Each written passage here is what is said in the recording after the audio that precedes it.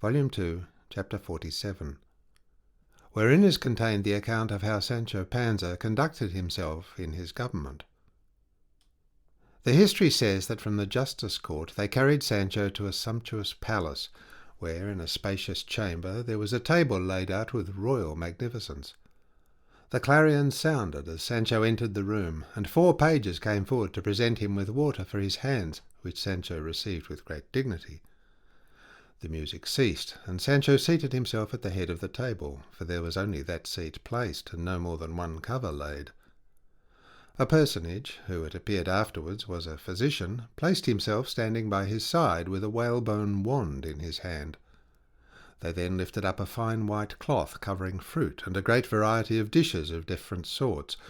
One who looked like a student said grace, and a page put a laced bib on Sancho, while another, who played the part of head carver, placed a dish of fruit before him. But hardly had he tasted a morsel, when the man with the wand touched the plate with it, and they took it away from before him with the utmost celerity. The carver, however, brought him another dish, and Sancho proceeded to try it, but before he could get at it, not to say taste it, already the wand had touched it, and a page had carried it off with the same promptitude as the fruit. Sancho, seeing this, was puzzled, and looking from one to another, asked if this dinner was to be eaten after the fashion of a jugglery trick. To this he with the wand replied, "It is not to be eaten, Señor Governor, except as is usual and customary in other islands where there are governors. I, Señor, am a physician, and I am paid a salary in this island to serve its governor as such, and I have a much greater regard for their health than for my own, studying day and night, and making myself acquainted with the governor's constitution, in order to be able to cure him when he falls sick. The chief thing I have to do is to attend at his dinners and suppers, and allow him to eat what appears to me to be fit for him, and keep from him what I think will do him harm and be injurious to his stomach. And therefore I ordered that plate of fruit to be removed as being too moist, and that other dish I ordered to be removed as being too hot, and containing many spices that stimulate thirst, for he who drinks much kills and consumes the radical moisture wherein life consists." "Well then," said Sancho, "that dish of roast partridges there that seems so savoury will not do me any harm?" To this the physician replied, "Of those, my lord, the governor shall not eat so long as I live." "Why so?" said Sancho. "Because," replied the doctor, "our master Hippocrates, the pole star and beacon of medicine, says in one of his aphorisms, Omnis saturatio mala, perdicis autem pessima, which means, all repletion is bad, but that of partridge is the worst of all." "In that case," said Sancho, "let Señor Doctor see among the dishes that are on the table what will do me most good and least harm, and let me eat it without tapping it with his stick, for by the life of the governor, and so may God suffer me to enjoy it, but I am dying of hunger, and in spite of the doctor and all he may say, to deny me food is the way to take my life instead of prolonging it." "Your worship is right, Señor Governor," said the physician, "and therefore your worship, I consider, should not eat of those stewed rabbits there, because it is a furry kind of food. If that veal were not roasted and served with pickles, you might try it, but it is out of the question." "That big dish that is smoking farther off," said Sancho, "seems to me to be an olla podrida, and out of the diversity of things in such ollas I can't fail to light upon something tasty and good for me." "Absit," said the doctor, "far from us to be any such base thought. There is nothing in the world less nourishing than an olla podrida. To canons or rectors of colleges, or peasants' weddings with your ollas podridas, but let us have none of them on the tables of governors, where everything that is present should be delicate and refined. And the reason is, that always, everywhere, and by everybody, simple medicines are more esteemed than compound ones, for we cannot go wrong in those that are simple, while in the compound we may, by merely altering the quantity of the things composing them. But what I am of opinion the governor should eat now, in order to preserve and fortify his health, is 100 or so of wafer cakes, and a few thin slices of conserve of quinces, which will settle his stomach and help his digestion." Sancho, on hearing this, threw himself back in his chair, and surveyed the doctor steadily, and in a solemn tone asked him what his name was, and where he had studied.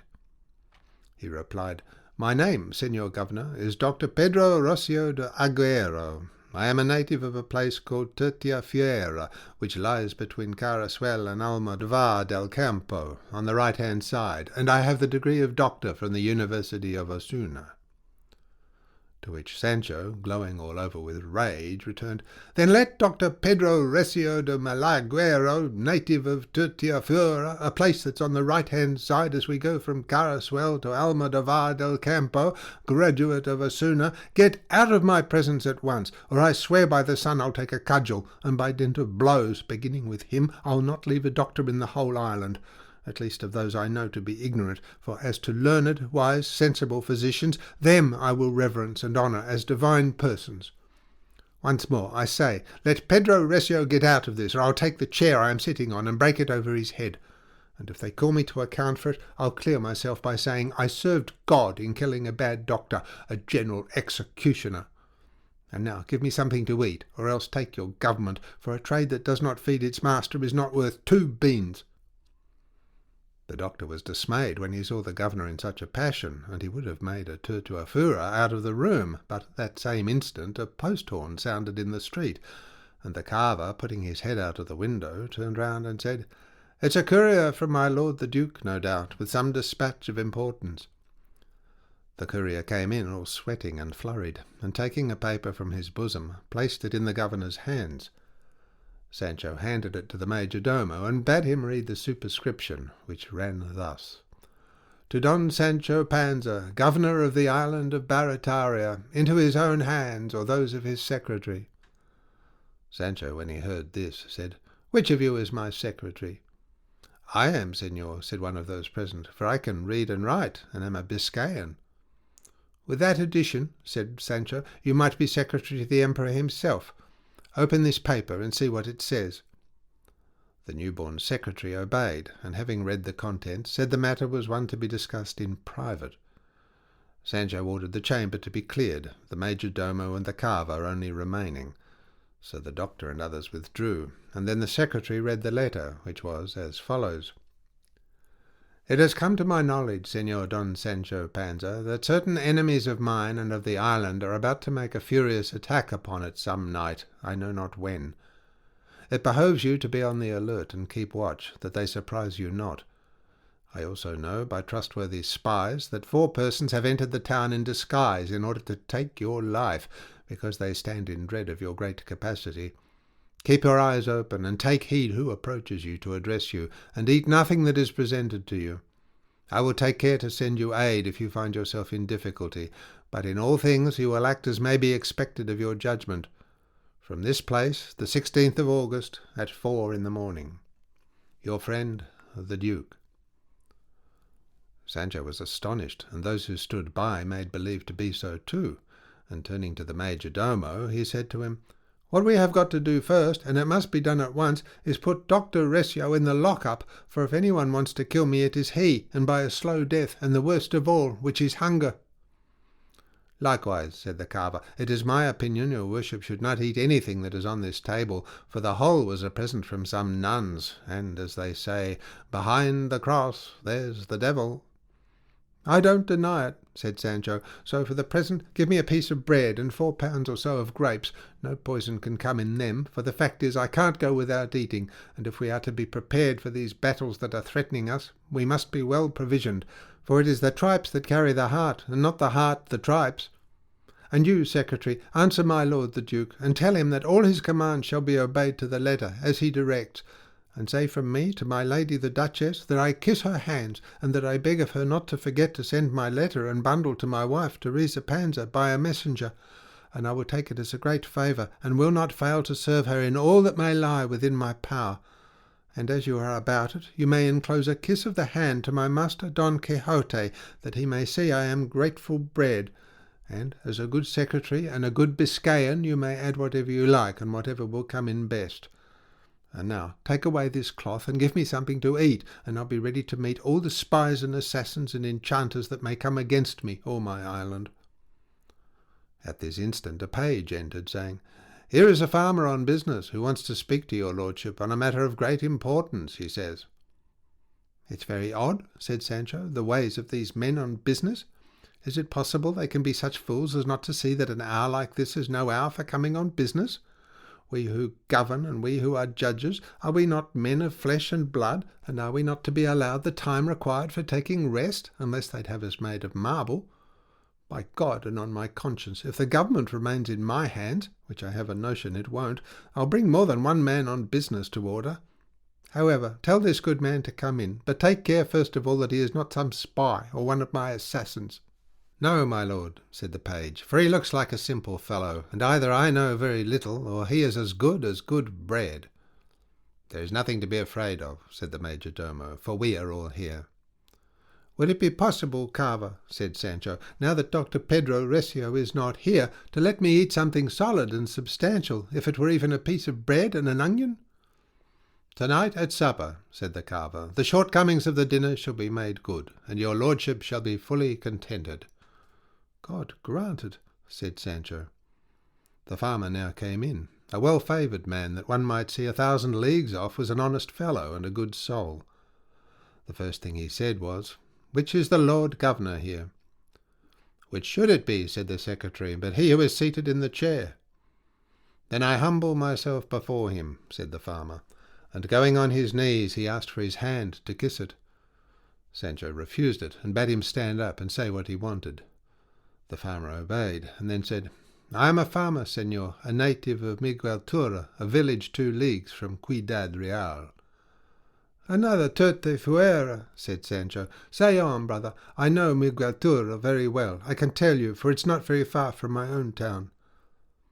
The case is this, senor, continued the farmer, that by God's mercy I am married with the leave and license of the Holy Roman Catholic Church.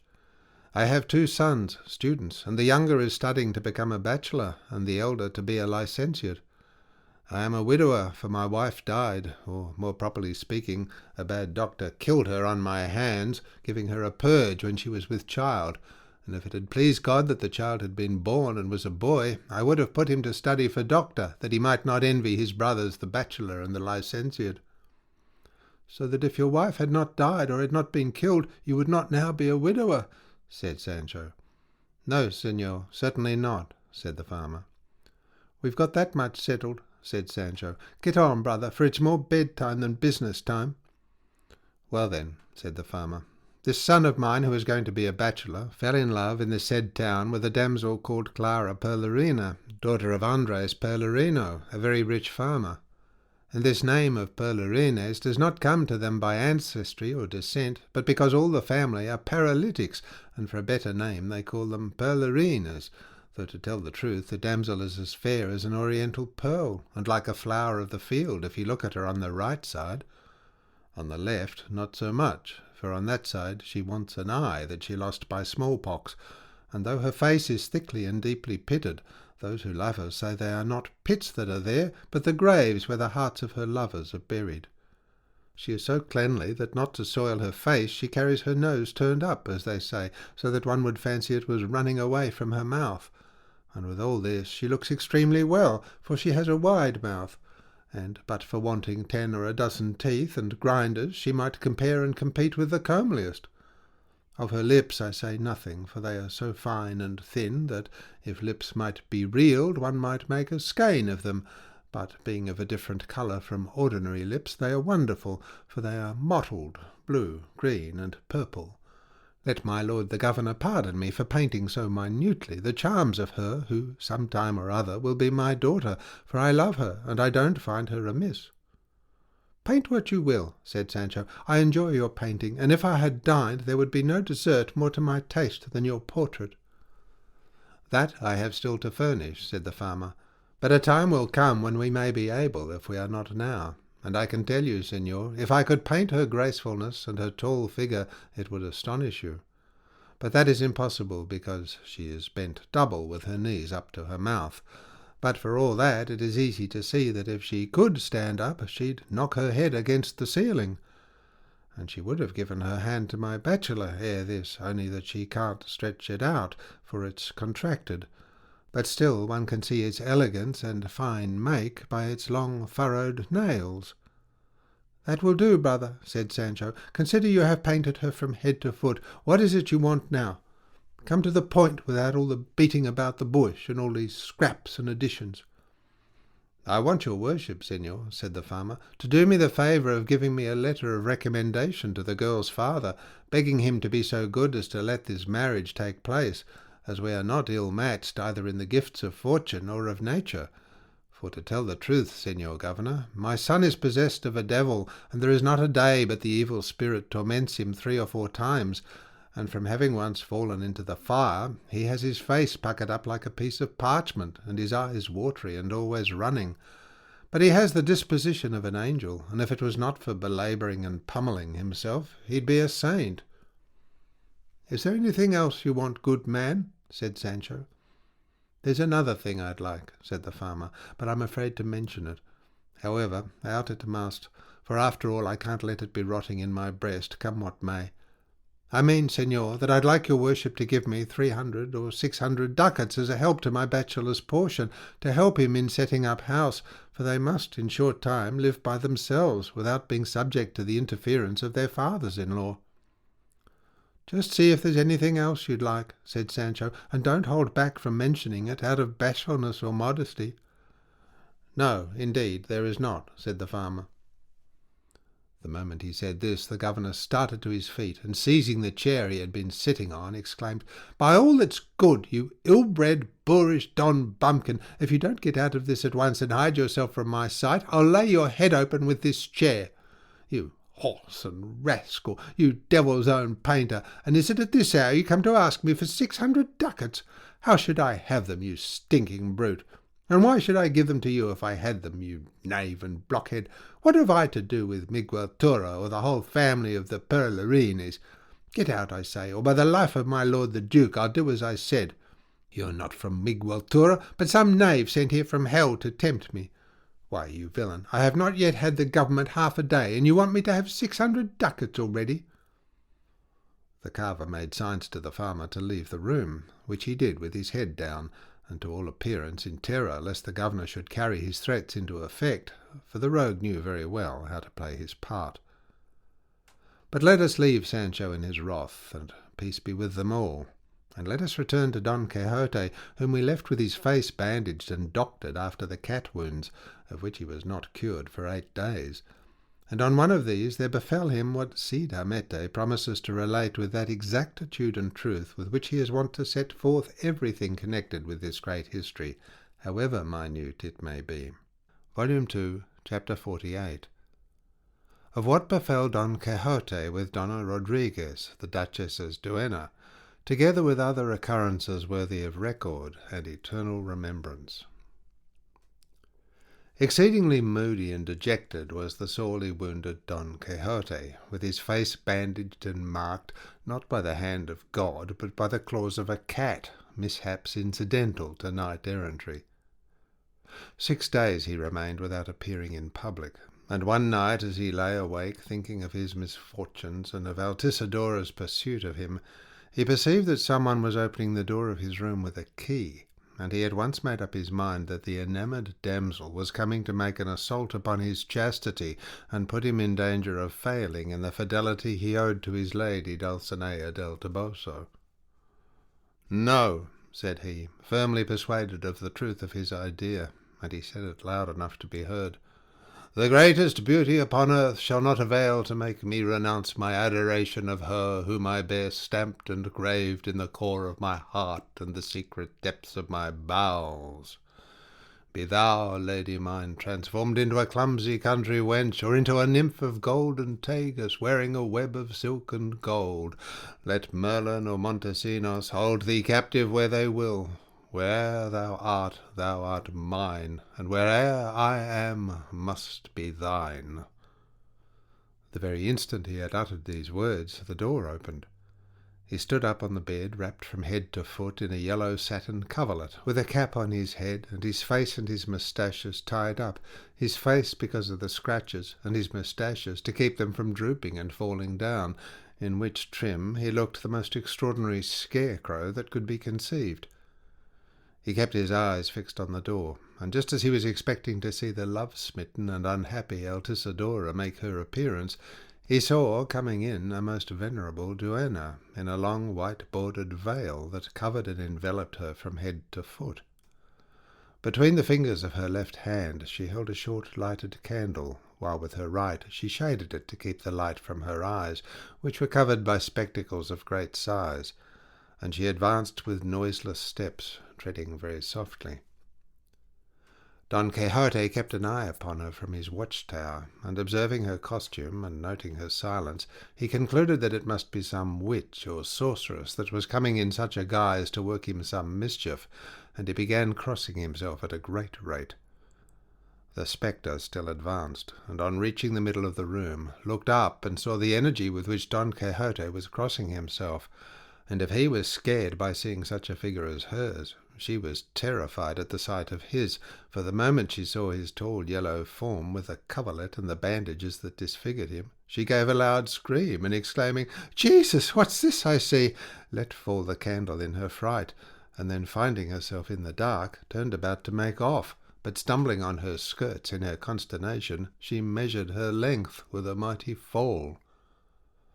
Don Quixote, in his trepidation, began saying, "I conjure thee, phantom, or whatever thou art, tell me what thou art, and what thou wouldst with me.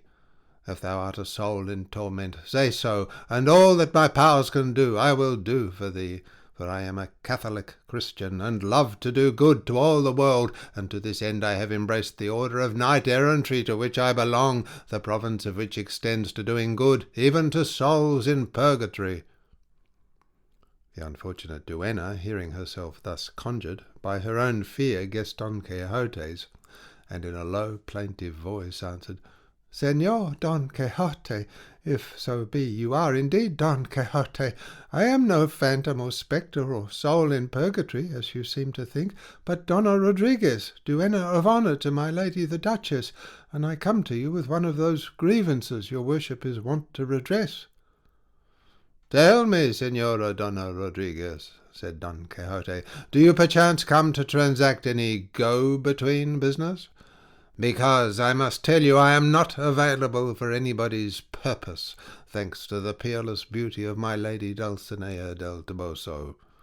In short, Señora Donna Rodriguez, if you will leave out and put aside all love messages, you may go and light your candle and come back, and we will discuss all the commands you have for me, and whatever you wish, saving only, as I said, all seductive communications."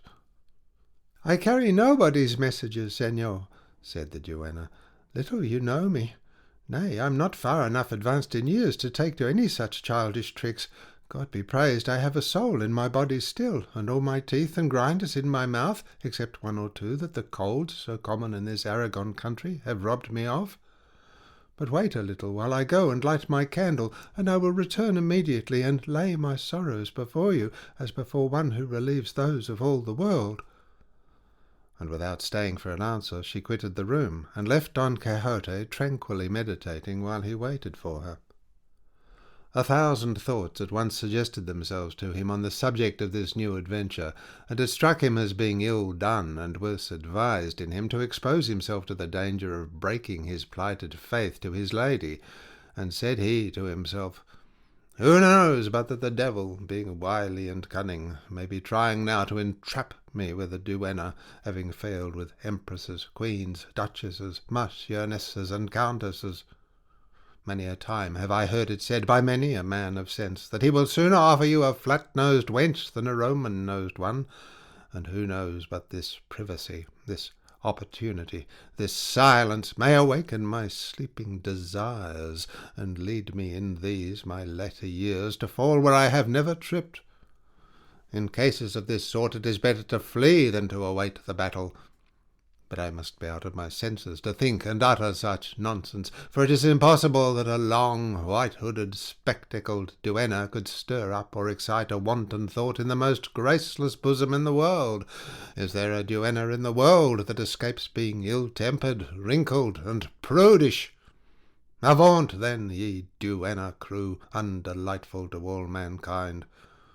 Oh, but that lady did well, who, they say, had at the end of her reception-room a couple of figures of duennas with spectacles and lace cushions, as if at work, and those statues served quite as well to give an air of propriety to the room as if they had been real duennas. So saying, he leapt off the bed, intending to close the door and not allow Señora Rodriguez to enter. But as he went to shut it, Señora Rodriguez returned with a wax candle lighted, and having a closer view of Don Quixote, with a coverlet round him, and his bandages and nightcap, she was alarmed afresh, and retreating a couple of paces, exclaimed, "Am I safe, sir knight? For I don't look upon it as a sign of very great virtue that your worship should have got up out of bed." "I may well ask the same, señora," said Don Quixote, "and I do ask whether I shall be safe from being assailed and forced." "Of whom and against whom do you demand that security, sir knight?" said the duenna. "Of you, and against you I ask it," said Don Quixote, "for I am not marble, nor are you brass, nor is it now 10 o'clock in the morning, but midnight, or a trifle past it, I fancy, and we are in a room more secluded and retired than the cave could have been, where the treacherous and daring Aeneas enjoyed the fair soft-hearted Dido. But give me your hand, señora. I require no better protection than my own countenance and my own sense of propriety, as well as that which is inspired by that venerable headdress." And so saying, he kissed her right hand, and took it in his own, she yielding it to him with equal ceremoniousness. And here Cide Hamete inserts a parenthesis, in which he says that to have seen the pair marching from the door to the bed, linked hand in this way, he would have given the best of the 2 tunics he had. Don Quixote finally got into bed, and Donna Rodriguez took her seat on a chair at some little distance from his couch, without taking off her spectacles or putting aside the candle. Don Quixote wrapped the bedclothes round him, and covered himself up completely, leaving nothing but his face visible, and as soon as they had both regained their composure, he broke silence, saying, "Now, Señora Donna Rodriguez, you may unbosom yourself, and out with everything you have in your sorrowful heart and afflicted bowels, and by me you shall be listened to with chaste ears, and aided by compassionate exertions." "I believe it," replied the duenna. "From your worship's gentle and winning presence only such a Christian answer could be expected.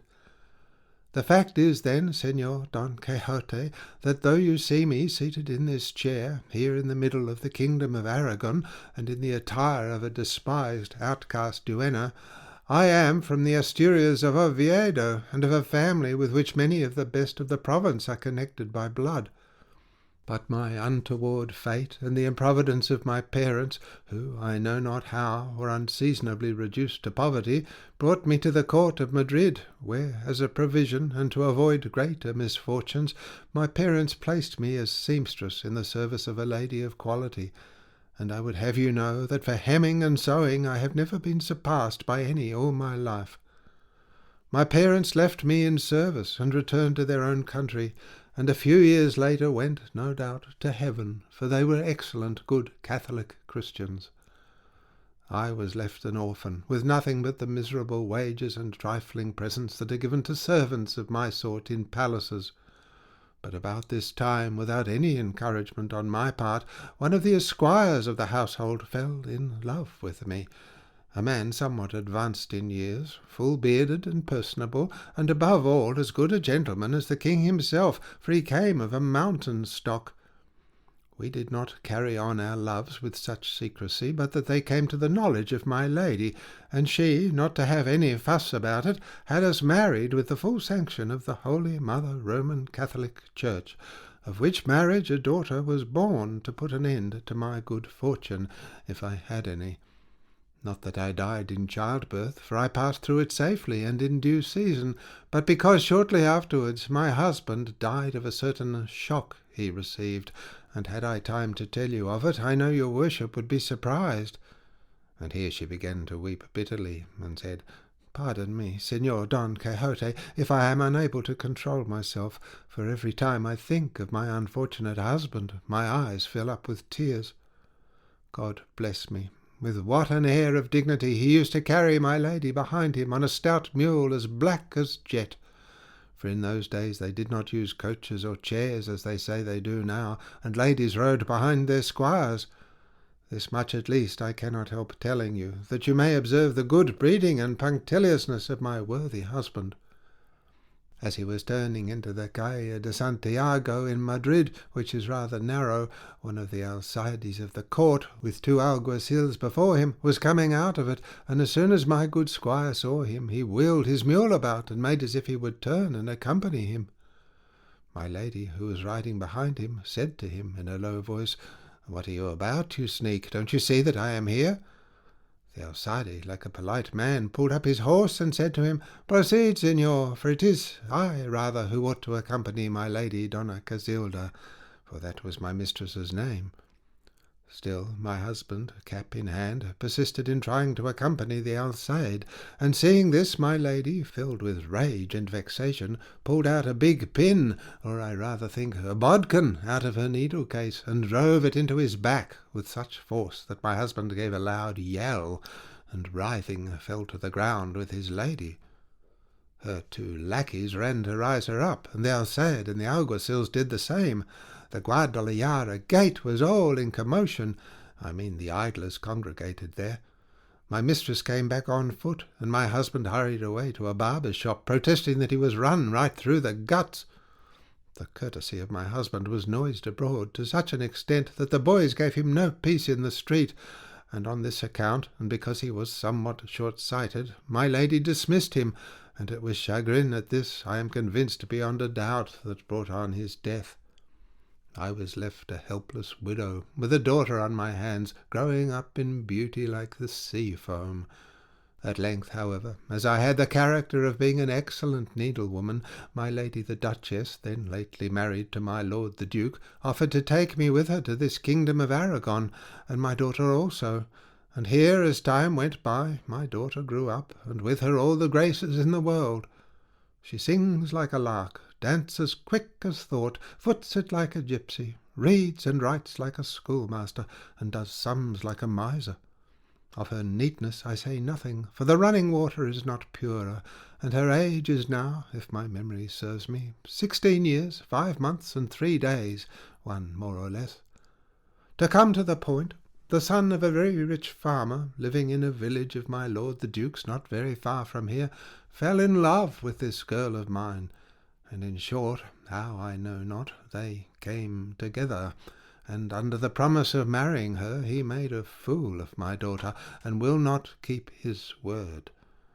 And though my lord the Duke is aware of it, for I have complained to him, not once but many and many a time, and entreated him to order the farmer to marry my daughter, he turns a deaf ear, and will scarcely listen to me, the reason being that as the deceiver's father is so rich, and lends him money, and is constantly going security for his debts, he does not like to offend or annoy him in any way. Now, señor, I want your worship to take it upon yourself to redress this wrong, either by entreaty or by arms, for by what all the world says, you came into it to redress grievances and right wrongs, and help the unfortunate. Let your worship put before you the unprotected condition of my daughter, her youth, and all the perfections I have said she possesses.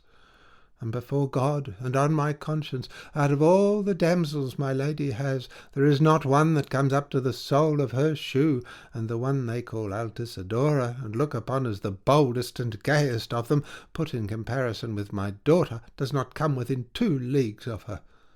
For I would have you know, señor, all is not gold that glitters, and that same little Altisidora has more forwardness than good looks, and more impudence than modesty, besides being not very sound, for she has such a disagreeable breath that one cannot bear to be near her for a moment, and even my lady the Duchess. But I'll hold my tongue, for they say that walls have ears. For heaven's sake, Donna Rodriguez, what ails my lady the Duchess? Asked Don Quixote. Adjured in that way, replied the duenna, I cannot help answering the question, and telling the whole truth. Señor Don Quixote, have you observed the comeliness of my lady the Duchess? that smooth complexion of hers like a burnished, polished sword, those 2 cheeks of milk and carmine, that gay, lively step with which she treads, or rather seems to spurn the earth, so that one would fancy she went radiating health wherever she passed. Well then, let me tell you, she may thank first of all God for this, and next 2 issues that she has, 1 in each leg, by which all the evil humours of which the doctors say she is full are discharged." "Blessed Virgin!" exclaimed Don Quixote, "and is it possible that my lady the Duchess has drains of that sort? I would not have believed it if the barefoot friars had told it me. But as the Lady Donna Rodriguez says so, it must be so. But surely such issues, and in such places, do not discharge humours, but liquid amber. Verily, I do believe now that this practice of opening issues is a very important matter for the health." Don Quixote had hardly said this when the chamber door flew open with a loud bang, and with a start the noise gave her, Donna Rodriguez let the candle fall from her hand, and the room was left as dark as a wolf's mouth, as the saying is. Suddenly the poor duenna felt 2 hands seize her by the throat so tightly that she could not croak, while someone else, without uttering a word, very briskly hoisted up her petticoats, and with what seemed to be a slipper began to lay on so heartily that anyone would have felt pity for her. But although Don Quixote felt it, he never stirred from his bed, but lay quiet and silent, nay, apprehensive that his turn for a drubbing might be coming. Nor was the apprehension an idle one, for, leaving the duenna, who did not dare to cry out, well basted, the silent executioners fell upon Don Quixote, and stripping him of the sheet and the coverlet, they pinched him so fast and so hard that he was driven to defend himself with his fists, and all this in marvellous silence. The battle lasted nearly half an hour, and then the phantoms fled. Donna Rodriguez gathered up her skirts, and bemoaning her fate, went out without saying a word to Don Quixote, and he, sorely pinched, puzzled, and dejected, remained alone. And there we will leave him, wondering who could have been the perverse enchanter who had reduced him to such a state. But that shall be told in due season, for Sancho claims our attention, and the methodical arrangement of the story demands it. Volume 2, Chapter 49. Of what happened to Sancho in making the round of his island. We left the great governor, angered and irritated by that portrait-painting rogue of a farmer, who, instructed by the major-domo, as the major-domo was by the duke, tried to practise upon him. He, however, fool, boor, and clown as he was, held his own against them all, saying to those round him, and to Dr. Pedro Recio, who, as soon as the private business of the duke's letter was disposed of, had returned to the room, "Now I see plainly enough that judges and governors ought to be and must be made of brass, not to feel the importunities of the applicants that at all times and at all seasons insist on being heard and having their business dispatched, and their own affairs and no doubt others attended to, come what may. And if the poor judge does not hear them and settle the matter, either because he cannot or because that is not the time set apart for hearing them, forthwith they abuse him and run him down and gnaw at his bones and even pick holes in his pedigree. You silly, stupid applicant, don't be in a hurry. Wait for the proper time and season for doing business. Don't come at dinner hour or at bedtime, for judges are only flesh and blood and must give to nature what she naturally demands of them. All except myself, for in my case I give her nothing to eat, thanks to Signor Dr. Pedro Recio Tertia Fuera here, who would have me die of hunger, and declares that death to be life, and the same sort of life may God give him and all his kind, I mean the bad doctors, for the good ones deserve palms and laurels." All who knew Sancho Panza were astonished to hear him speak so elegantly, and did not know what to attribute it to, unless it were that office and grave responsibility either smarten or stupefy men's wits. At last Dr. Pedro Recio Aguilera of Tertia Fuera promised to let him have supper that night, though it might be in contravention of all the aphorisms of Hippocrates. With this the governor was satisfied, and looked forward to the approach of night and supper-time with great anxiety. And though time to his mind stood still and made no progress, Nevertheless the hour he so longed for came, and they gave him a beef salad with onions and some boiled calves' feet, rather far gone.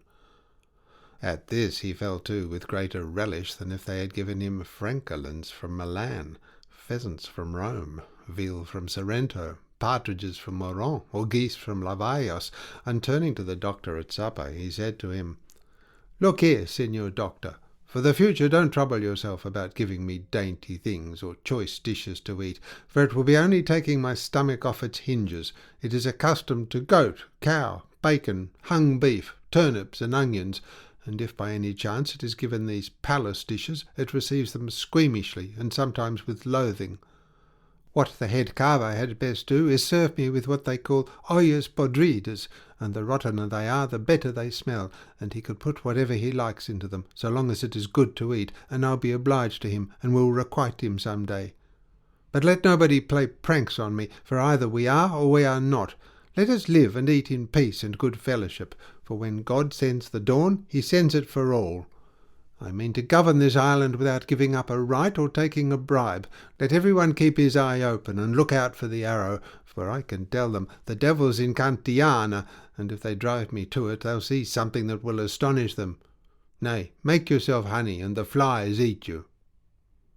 "Of a truth, Signor Governor," said the carver, "your worship is in the right of it in everything you have said, and I promise you in the name of all the inhabitants of this island that they will serve your worship with all zeal, affection, and good will, for the mild kind of government you have given a sample of to begin with leaves them no ground for doing or thinking anything to your worship's disadvantage." "That I believe," said Sancho, "and they would be great fools if they did or thought otherwise. Once more, I say, see to my feeding and my dapples, for that is the great point, and what is most to the purpose.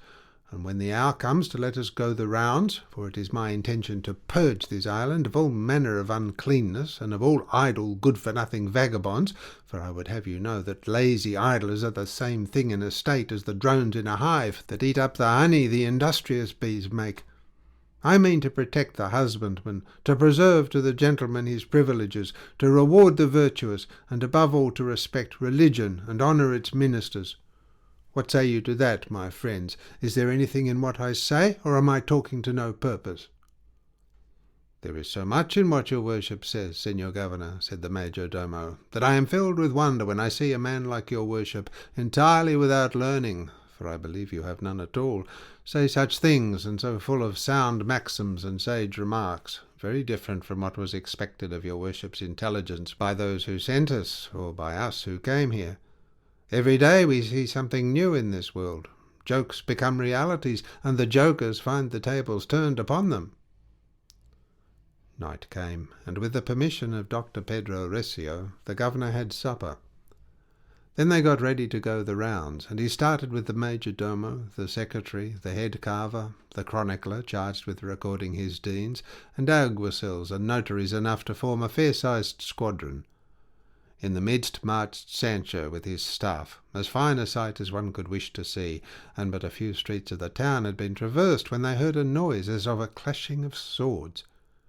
They hastened to the spot, and found that the combatants were but two, who, seeing the authorities approaching, stood still, and one of them exclaimed, "Help, in the name of God and the king!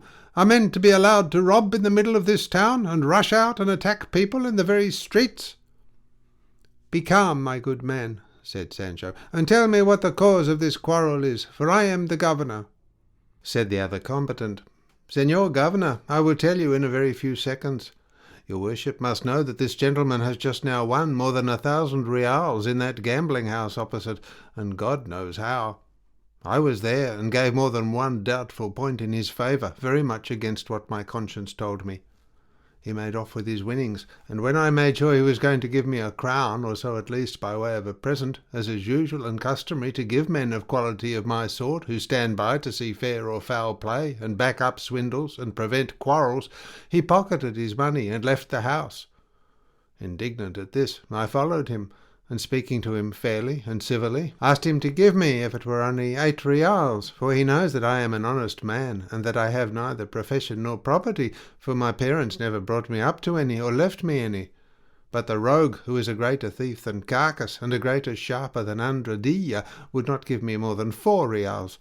so your worship may see how little shame and conscience he has. But by my faith, if you had not come up, I'd have made him disgorge his winnings, and he'd have learned what the range of the steelyard was." "What say you to this?" asked Sancho.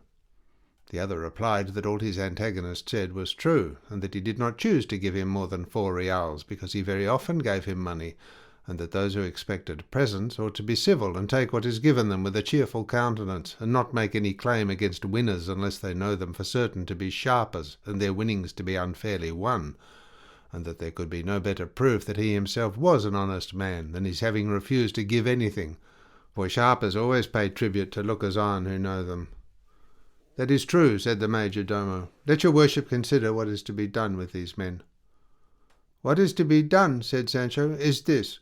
You, the winner, be you good, bad, or indifferent, give this assailant of yours 100 reals at once, and you must disburse 30 more for the poor prisoners. And you, who have neither profession nor property, and hang about the island in idleness, take these 100 reals now, and some time of the day tomorrow quit the island under sentence of banishment for 10 years, and under pain of completing it in another life if you violate the sentence, for I'll hang you on a gibbet, or at least the hangman will by my orders. Not a word from either of you, or I'll make him feel my hand." The one paid down the money, and the other took it, and the latter quitted the island, while the other went home. And then the governor said, "Either I am not good for much, or I'll get rid of these gambling houses, for it strikes me they are very mischievous." "This one at least," said one of the notaries, "your worship will not be able to get rid of, for a great man owns it, and what he loses every year is beyond all comparison more than what he makes by the cards. On the minor gambling houses your worship may exercise your power, and it is they that do most harm and shelter the most barefaced practices, for in the houses of lords and gentlemen of quality the notorious sharpers dare not attempt to play their tricks. And as the vice of gambling has become common, it is better that men should play in houses of repute than in some tradesmen's, where they catch an unlucky fellow in the small hours of the morning and skin him alive. I know already, notary, that there is a good deal to be said on that point," said Sancho. And now a tipstaff came up with a young man in his grasp, and said, "Señor Governor, this youth was coming towards us, and as soon as he saw the officers of justice, he turned about and ran like a deer, a sure proof that he must be some evil doer. I ran after him, and had it not been that he stumbled and fell, I should never have caught him." "What did you run for, fellow?" said Sancho. To which the young man replied, "Señor, it was to avoid answering all the questions officers of justice put." "What are you by trade?" "A weaver." "And what do you weave?" "Lanceheads, with your worship's good leave." "You're facetious with me. You plume yourself on being a wag. Very good. And where were you going just now?" "To take the air, señor." "And where does one take the air in this island?" "Where it blows." "Good. Your answers are very much to the point. You are a smart youth. But take notice that I am the air, and that I blow upon you astern, and send you to jail. Oh, there, lay hold of him and take him off. I'll make him sleep there tonight without air." "By God," said the young man, "your worship will make me sleep in jail just as soon as make me king." "Why shan't thee sleep in jail?" said Sancho. "Have I not the power to arrest thee and release thee whenever I like?" "All the power your worship has," said the young man, "won't be able to make me sleep in jail." "How, not able?" said Sancho. "Take him away at once, where he'll see his mistake with his own eyes, even if the jailer is willing to exert his interested generosity on his behalf, for I'll lay a penalty of 2,000 ducats on him if he allows him to stir a step from the prison." "That's ridiculous," said the young man. "The fact is, all the men on earth will not make me sleep in prison." "Tell me, you devil," said Sancho, "have you got any angel that will deliver you, and take off the irons I'm going to order them to put upon you?" "Now, Señor Governor," said the young man in a sprightly manner, "let us be reasonable and come to the point. Granted your worship may order me to be taken to prison, and to have irons and chains put on me, and to be shut up in a cell, and may lay heavy penalties on the jailer if he lets me out, and that he obeys your orders. Still, if I don't choose to sleep, and choose to remain awake all night without closing an eye, will your worship, with all your power, be able to make me sleep if I don't choose?" "No, truly," said the secretary, "and the fellow has made his point." "So then," said Sancho, "it would be entirely of your own choice you would keep from sleeping, not in opposition to my will?" "No, señor," said the youth, "certainly not." "Well then, go, and God be with you," said Sancho. "Be off home to sleep, and God give you sound sleep, for I don't want to rob you of it. But for the future, let me advise you, don't joke with the authorities, because you may come across someone who will bring down the joke on your own skull."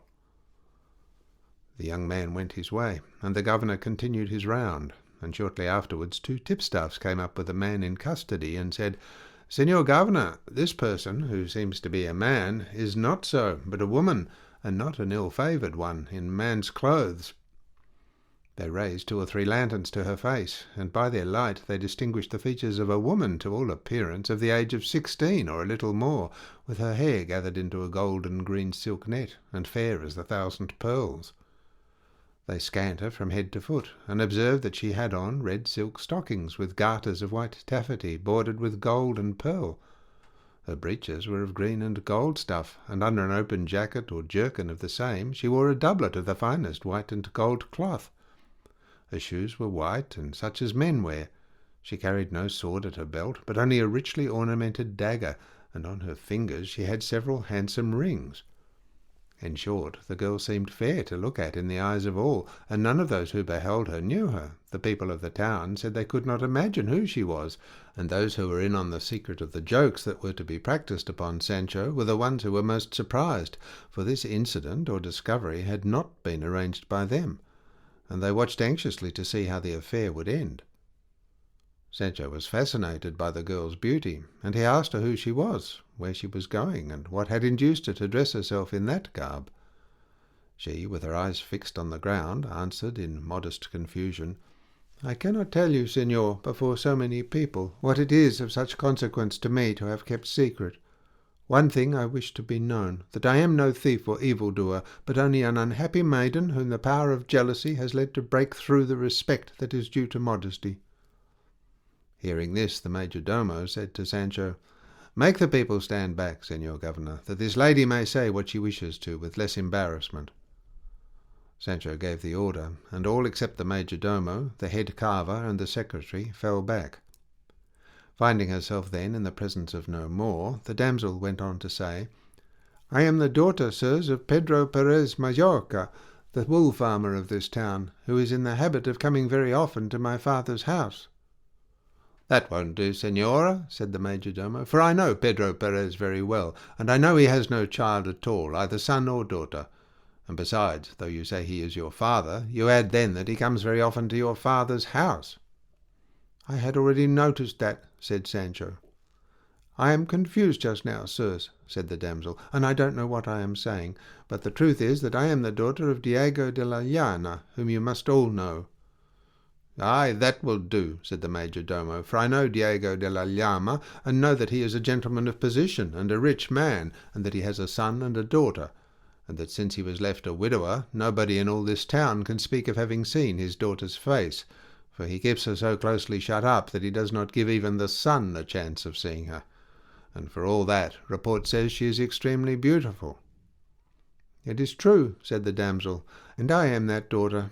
Whether report lies or not as to my beauty, you, sirs, will have decided by this time, as you have seen me." And with this she began to weep bitterly. On seeing this, the secretary leant over to the head carver's ear, and said to him in a low voice, "Something serious has no doubt happened this poor maiden, that she goes wandering from home in such a dress and at such an hour, and one of her rank too." "There can be no doubt about it," returned the carver, "and moreover her tears confirm your suspicion."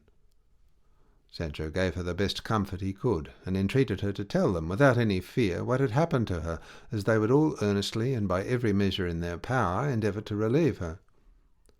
"The fact is, sirs," said she, "that my father has kept me shut up these 10 years, for so long is it since the earth received my mother. Mass is said at home in a sumptuous chapel, and all this time I have seen but the sun in the heaven by day, and the moon and the stars by night. Nor do I know what streets are like, or plazas, or churches, or even men, except my father and a brother I have, and Pedro Perez, the wool-farmer, whom, because he came frequently to our house, I took it into my head to call my father, to avoid naming my own.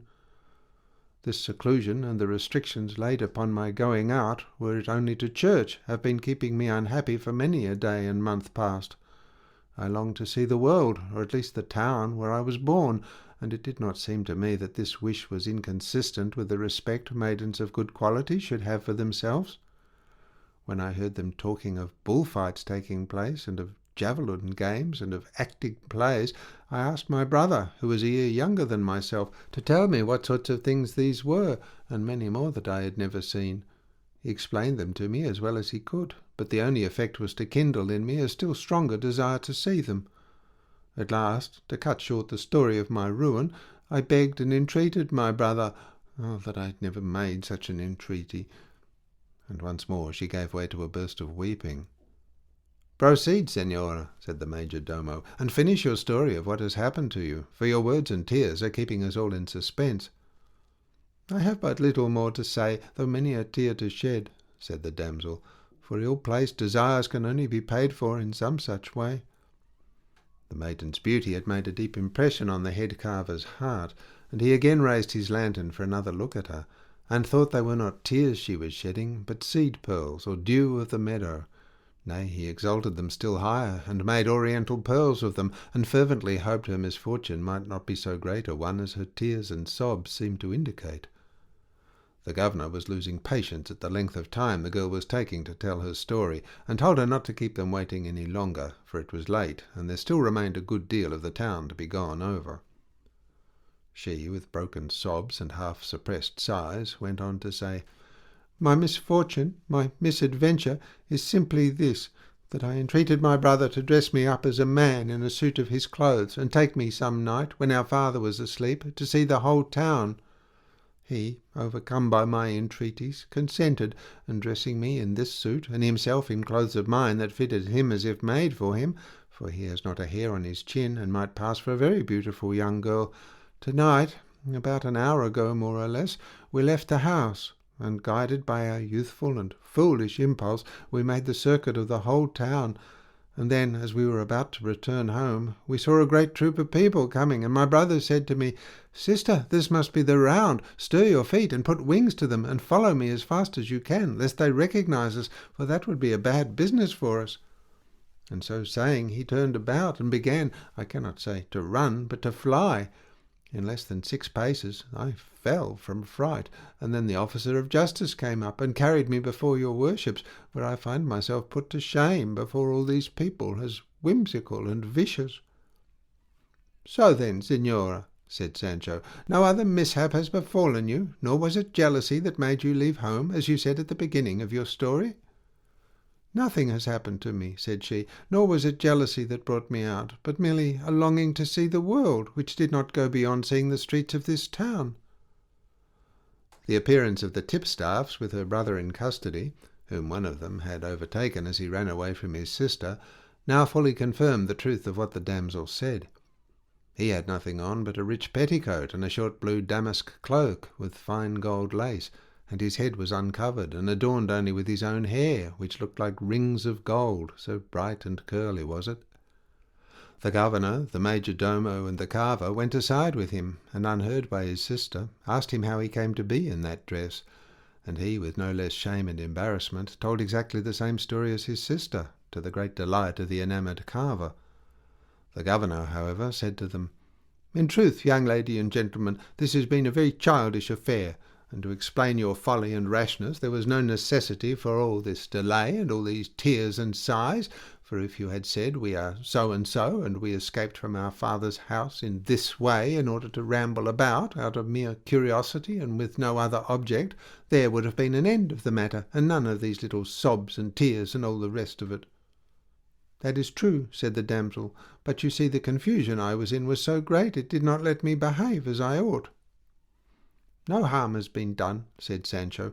"Come, we will leave you at your father's house. Perhaps they will not have missed you, and another time don't be so childish or eager to see the world, for a respectable damsel should have a broken leg and keep at home, and the woman and the hen by getting about are soon lost, and she who is eager to see is also eager to be seen. I say no more." The youth thanked the governor for his kind offer to take them home, and they directed their steps towards the house, which was not far off. On reaching it, the youth threw a pebble up at a grating, and immediately a woman servant who was waiting for them came down and opened the door to them, and they went in, leaving the party marvelling as much at their grace and beauty as at the fancy they had for seeing the world by night and without quitting the village, which, however, they set down to their youth. The head carver was left with a heart pierced through and through, and he made up his mind on the spot to demand the damsel in marriage of her father on the morrow, making sure she would not be refused him, as he was a servant of the Duke's. And even to Sancho, ideas and schemes of marrying the youth to his daughter Sanchica suggested themselves, and he resolved to open the negotiation at the proper season, persuading himself that no husband could be refused to a governor's daughter. And so the night's round came to an end, and a couple of days later the government, whereby all his plans were overthrown and swept away, as will be seen farther on. Volume 2, Chapter 50, wherein is set forth who the enchanters and executioners were who flogged the duenna and pinched Don Quixote, and also what befell the page who carried the letter to Teresa Panza, Sancho Panza's wife. Cide Hamete, the painstaking investigator of the minute points of this veracious history, says that when Donna Rodriguez left her own room to go to Don Quixote's, another duenna who slept with her observed her, and, as all duennas are fond of prying, listening, and sniffing, she followed her so silently that the good Rodriguez never perceived it. And as soon as the duenna saw her enter Don Quixote's room, not to fail in a duenna's invariable practice of tattling, she hurried off that instant to report to the Duchess how Donna Rodriguez was closeted with Don Quixote. The Duchess told the Duke, and asked him to let her and Altisidora go and see what the said duenna wanted with Don Quixote. The Duke gave them leave, and the pair cautiously and quietly crept to the door of the room, and posted themselves so closely to it that they could hear all that was said inside. But when the Duchess heard how the Rodriguez had made public the arranges of her issues, she could not restrain herself, nor Altisidora either, and so, filled with rage and thirsting for vengeance, they burst into the room and tormented Don Quixote, and flogged the duenna in the manner already described, for indignities offered to their charms and self-esteem mightily provoke the anger of women, and make them eager for revenge. The Duchess told the Duke what had happened, and he was much amused by it, and she, in pursuance of her design of making merry and diverting herself with Don Quixote, dispatched the page who had played the part of Dulcinea in the negotiations for her disenchantment, which Sancho Panza, in the cares of government, had forgotten all about, to Teresa Panza, his wife, with her husband's letter, and another from herself, and also a great string of fine coral beads as a present. Now the history says this page was very sharp and quick-witted, and eager to serve his lord and lady, he set off very willingly for Sancho's village. Before he entered it, he observed a number of women washing in a brook, and asked them if they could tell him whether there lived there a woman of the name of Teresa Panza, wife of one Sancho Panza, squire to a knight called Don Quixote of La Mancha. At the question, a young girl who was washing stood up and said, "Teresa Panza is my mother, and that Sancho is my father, and that knight is our master." "Well then, miss," said the page, "come and show me where your mother is, for I bring her a letter and a present from your father." "That I will, with all my heart, señor," said the girl, who seemed to be about 14, more or less. And leaving the clothes she was washing to one of her companions, and without putting anything on her head or feet, for she was bare-legged and had her hair hanging about her, away she skipped in front of the page's horse, saying, "Come, your worship, our house is at the entrance of the town, and my mother is there, sorrowful enough at not having had any news of my father this ever so long." "Well," said the page, "I am bringing her such good news that she will have reason to thank God." And then, skipping, running, and capering, the girl reached the town, but before going into the house she called out at the door, "Come out, Mother Teresa, come out, come out. Here's a gentleman with letters and other things from my good father." At these words her mother, Teresa Panza, came out, spinning a bundle of flax, in a grey petticoat. So short was it, one would have fancied they to her shame had cut it short, a great bodice of the same stuff, and a smock. She was not very old, though plainly past 40, strong, healthy, vigorous, and sun-dried, and seeing her daughter and the page on horseback, she exclaimed, "What's this, child? What gentleman is this?" "A servant of my lady, Donna Teresa Panza," replied the page, and suiting the action to the word, he flung himself off his horse, and with great humility advanced to kneel before the Lady Teresa, saying, "Let me kiss your hand, Señora Donna Teresa, as the lawful and only wife of Señor Don Sancho Panza, rightful governor of the island of Barataria." "Ah, señor, get up, do that," said Teresa, "for I'm not a bit of a court lady, but only a poor countrywoman, the daughter of a clod-crusher, and the wife of a squire-errant, and not of any governor at all." "You are," said the page, "the most worthy wife of a most arch-worthy governor, and as a proof of what I say, accept this letter and this present." And at the same time he took out of his pocket a string of coral beads with gold clasps, and placed it on her neck, and said, "This letter is from his lordship the governor, and the other as well as these coral beads from my lady the duchess, who sends me to your worship."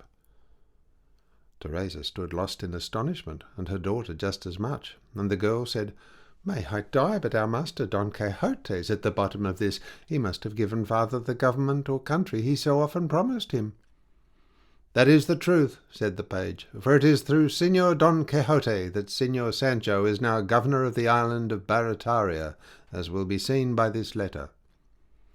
"Will your worship read it to me, noble sir?" said Teresa, "for though I can spin, I can't read, not a scrap." "Nor I either," said Sanchica, "but wait a bit, and I'll go and fetch someone who can read it, either the curate himself or the bachelor Samson Carrasco, and they'll come gladly to hear any news of my father." "There is no need to fetch anybody," said the page, "for though I can't spin, I can read, and I'll read it." And so he read it through, but as it has been already given, it is not inserted here. And then he took out the other one from the Duchess, which ran as follows. "Friend Teresa, your husband Sancho's good qualities of heart as well as of head induced and compelled me to request my husband the Duke to give him the government of one of his many islands. I am told he governs like a gerfalcon, of which I am very glad, and my lord the Duke of course also, and I am very thankful to heaven that I have not made a mistake in choosing him for that same government, for I would have Señora Teresa know that a good governor is hard to find in this world, and may God make me as good as Sancho's way of governing. Herewith I send you, my dear, a string of coral beads with gold clasps. I wish they were oriental pearls, but he who gives thee a bone does not wish to see thee dead. A time will come when we shall become acquainted and meet one another, but God knows the future. Commend me to your daughter Sanchica, and tell her from me to hold herself in readiness, for I mean to make a high match for her when she least expects it. They tell me there are big acorns in your village. Send me a couple of dozen or so, and I shall value them greatly as coming from your hand. And write to me at length to assure me of your health and well-being. And if there be anything you stand in need of, it is but to open your mouth, and that shall be the measure, and so God keep you. From this place, your loving friend, the Duchess." "Ah, what a good, plain, lowly lady," said Teresa, when she heard the letter, "that I may be buried with ladies of that sort, and not the gentlewomen we have in this town, that fancy because they are gentlewomen the wind must not touch them, and go to church with as much airs as if they were queens, no less, and seem to think they are disgraced if they look at a farmer's wife. And see here how this good lady, for all she's a duchess, calls me friend, and treats me as if I were her equal, and equal may I see her with the tallest church tower in La Mancha. And as for the acorns, señor, I'll send her ladyship a peck, and such big ones that one might come to see them as a show and a wonder. And now, Sanchica, see that the gentleman is comfortable. Put up his horse, and get some eggs out of the stable, and cut plenty of bacon, and let's give him his dinner like a prince, for the good news he has brought, and his own bonny face, deserve it all. And meanwhile I'll run out and give the neighbours the news of our good luck, and Father Curate and Master Nicholas the Barber, who are and always have been such friends of thy father's." "That I will, mother," said Sanchica, "but mind, you must give me half of that string, for I don't think my lady the Duchess could have been so stupid as to send it all to you." "It is all for thee, my child," said Teresa, "but let me wear it round my neck for a few days, for verily it seems to make my heart glad." "You will be glad too," said the page, "when you see the bundle there is in this portmanteau, for it is a suit of the finest cloth that the governor only wore one day out hunting, and now sends, all for Señora Sanchica." "May he live 1,000 years," said Sanchica, "and the bearer as many, nay, 2,000, if needful." With this Teresa hurried out of the house with the letters, and with a string of beads round her neck, and went along thrumming the letters as if they were a tambourine, and by chance coming across the curate and Samson Carrasco, she began capering and saying, "None of us poor now, faith, we've got a little government. Ay, let the finest fine lady tackle me, and I'll give her a setting down." "What's all this, Teresa Panza?" said they. "What madness is this, and what papers are those?" "The madness is only this," said she, "that these are the letters of duchesses and governors, and these I have on my neck of fine coral beads, with Ave Marias and Paternosters of beaten gold, and I am a governess." "God help us," said the curate. "We don't understand you, Teresa, or know what you are talking about." "There, you may see it yourselves," said Teresa, and she handed them the letters. The curate read them out for Samson Carrasco to hear, and Samson and he regarded one another with looks of astonishment at what they had read, and the bachelor asked who had brought the letters. Teresa in reply bade them come with her to her house, and they would see the messenger, a most elegant youth, who had brought another present which was worth as much more. The curate took the coral beads from her neck, and examined them again and again, and having satisfied himself as to their fineness, he fell to wondering afresh, and said, "By the gown I wear, I don't know what to say or think of these letters and presents. On the one hand, I can see and feel the fineness of these coral beads, and on the other I read how a duchess sends to beg for a couple of dozen of acorns." "Square that if you can," said Carrasco. "Well, let's go and see the messenger, and from him we'll learn something about this mystery that has turned up." They did so, and Teresa returned with them. They found the page sifting a little barley for his horse, and Sanchica cutting a ration of bacon to be paved with eggs for his dinner. His looks and his handsome apparel pleased them both greatly, and after they had saluted him courteously, and he them, Samson begged him to give them his news, as well as of Don Quixote as of Sancho Panza, for, he said, though they had read the letters from Sancho and her ladyship the Duchess, they were still puzzled and could not make out what was meant by Sancho's government, and above all of an island, when all or most of those in the Mediterranean belong to his Majesty. To this the page replied, "As to Señor Sancho Panza's being a governor, there is no doubt whatever, but whether it is an island or not that he governs, with that I have nothing to do. Suffice it that it is a town of more than 1,000 inhabitants. With regard to the acorns, I may tell you my lady the Duchess is so unpretending and unassuming that, not to speak of sending to beg for acorns from a peasant woman, she has been known to send to ask for the loan of a comb from one of her neighbours. For I would have your worships know that the ladies of Aragon, though they are just as illustrious, are not so punctilious and haughty as the Castilian ladies. They treat people with greater familiarity." In the middle of this conversation, Sanchica came in with her skirt full of eggs, and said she to the page, "Tell me, señor, does my father wear trunk hose since he has been governor?" "I have not noticed," said the page, "but no doubt he wears them." "Ah, my God," said Sanchica, "what a sight it must be to see my father in tights! Isn't it odd that ever since I was born I have had a longing to see my father in trunk hose?" "As things go, you will see that if you live," said the page. "By God, he is in the way to take the road with a sunshade, if the government only lasts him 2 months more." The curate and the bachelor could see plainly enough that the page spoke in a waggish vein, but the fineness of the coral beads and the hunting suit that Sancho sent, for Teresa had already shown it to them, did away with the impression, and they could not help laughing at Sanchica's wish, and still more when Teresa said, "Señor curate, look about if there's anybody here going to Madrid or Toledo to buy me a hooped petticoat, a proper fashionable one of the best quality. For indeed and indeed I must do honour to my husband's government as well as I can.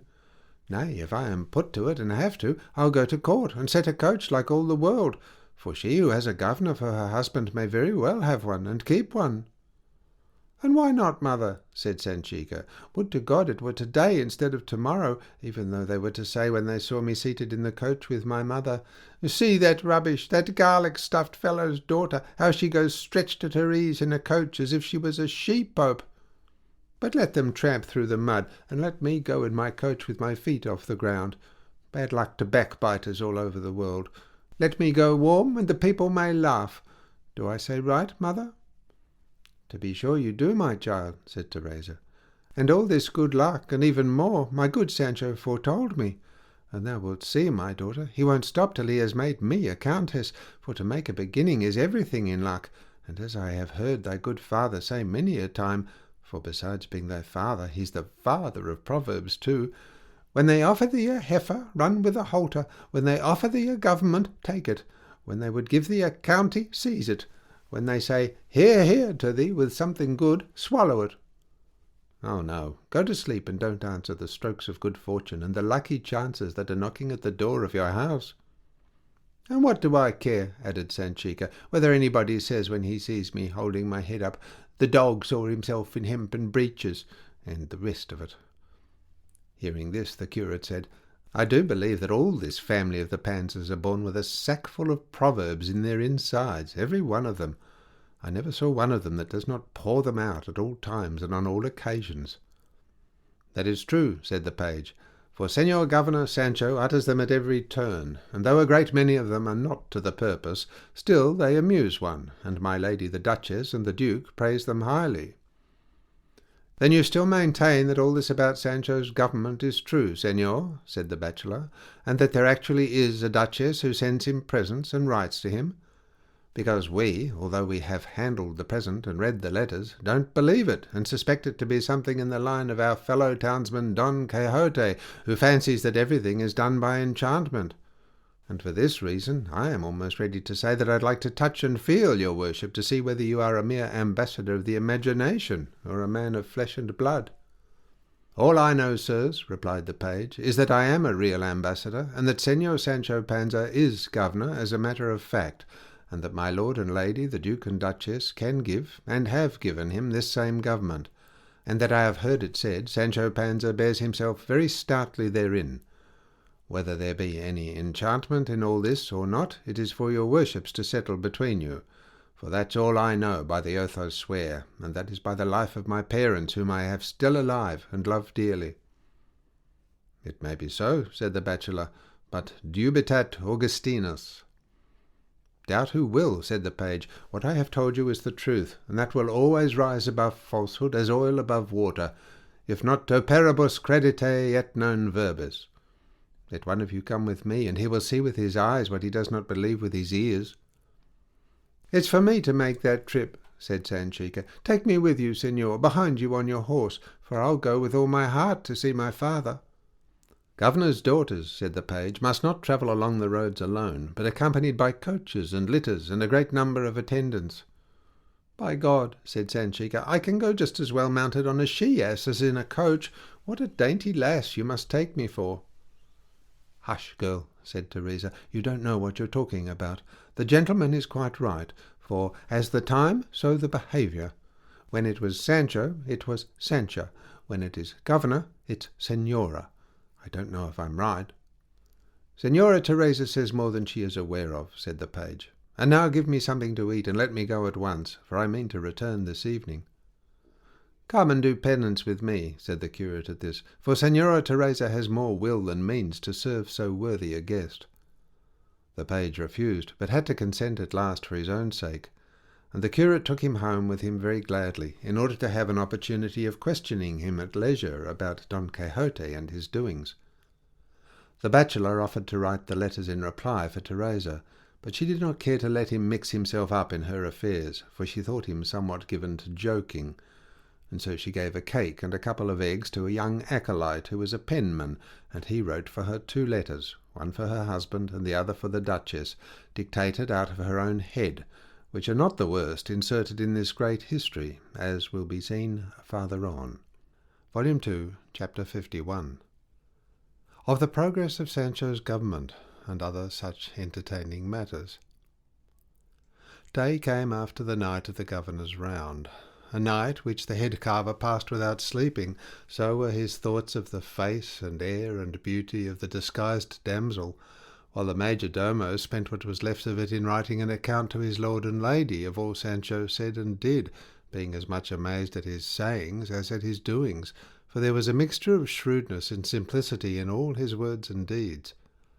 The Señor Governor got up, and by Dr. Pedro Recio's directions they made him break his fast on a little conserve and 4 sups of cold water, which Sancho would have readily exchanged for a piece of bread and a bunch of grapes, but seeing there was no help for it, he submitted with no little sorrow of heart and discomfort of stomach, Pedro Recio having persuaded him that light and delicate diet enlivened the wits, and that was what was most essential for persons placed in command and in responsible situations, where they have to employ not only the bodily powers, but those of the mind also.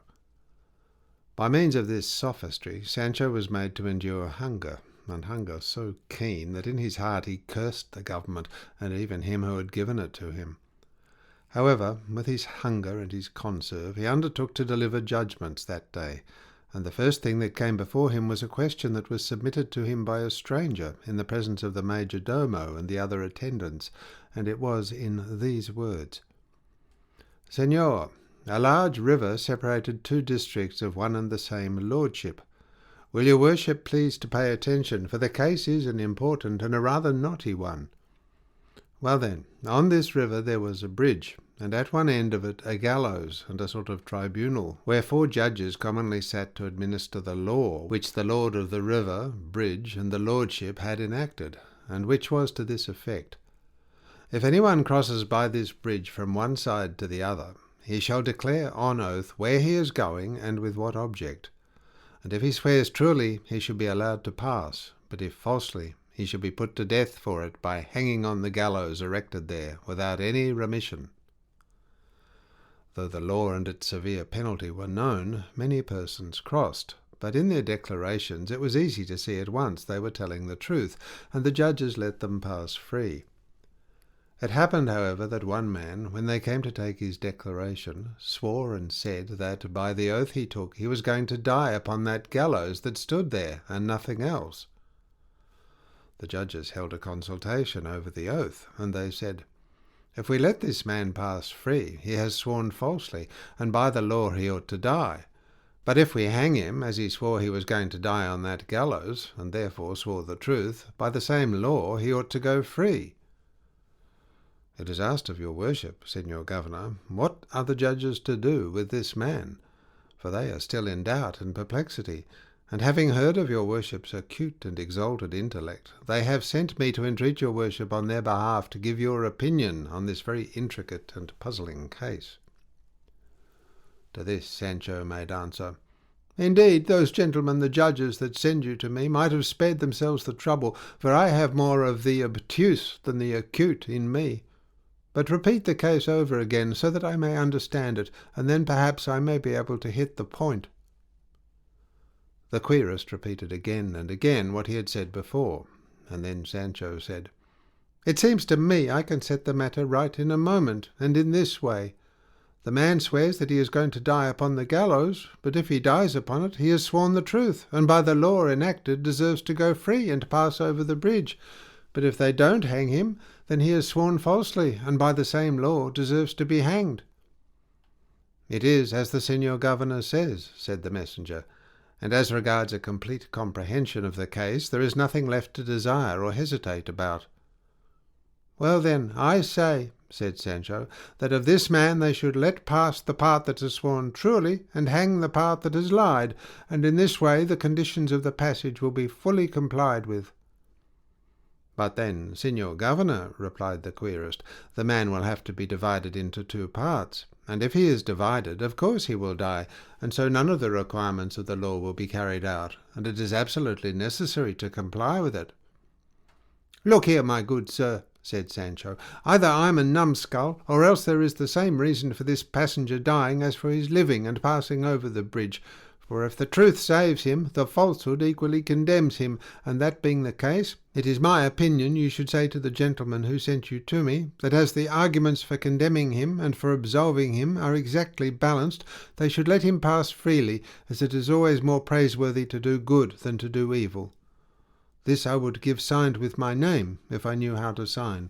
And what I have said in the case is not out of my own head, but one of the many precepts my master Don Quixote gave me the night before I left to become governor of this island, that came into my mind. And it was this, that when there was any doubt about the justice of a case, I should lean to mercy. And it is God's will that I should recollect it now, for it fits this case as if it was made for it. That is true, said the major-domo, and I maintain that Lycurgus himself, who gave laws to the Lacedaemonians, could not have pronounced a better decision than the great Panza has given. Let the morning's audience close with this, and I will see that the Senor Governor has dinner entirely to his liking. That's all I ask for, fair play, said Sancho. Give me my dinner, and then let it rain cases and questions on me, and I'll dispatch them in a twinkling. The major-domo kept his word, for he felt it against his conscience to kill so wise a governor by hunger, particularly as he intended to have done with him that same night, playing off the last joke he was commissioned to practise upon him. It came to pass then that after he had dined that day, in opposition to the rules and aphorisms of Dr. Tertiafuera, as they were taking away the cloth, there came a courier with a letter from Don Quixote for the governor. Sancho ordered the secretary to read it to himself, and if there was nothing in it that demanded secrecy, to read it aloud. The secretary did so, and after he had skimmed the contents, he said, "It may well be read aloud, for what Senor Don Quixote writes to your worship deserves to be printed or written in letters of gold, and it is as follows. Don Quixote of La Mancha, letter to Sancho Panza, governor of the island of Barataria. When I was expecting to hear of thy stupidities and blunders, friend Sancho, I have received intelligence of thy displays of good sense, for which I give special thanks to heaven, that can raise the poor from the dunghill, and of fools to make wise men. They tell me thou dost govern as if thou wert a man, and art a man as if thou wert a beast, so great is the humility wherewith thou dost comport thyself. But I would have thee bear in mind, Sancho, that very often it is fitting and necessary for the authority of office to resist the humility of the heart, for the seemly array of one who is invested with grave duties should be such as they require, and not measured by what his own humble taste may lead him to prefer. Dress well. A stick dressed up does not look like a stick.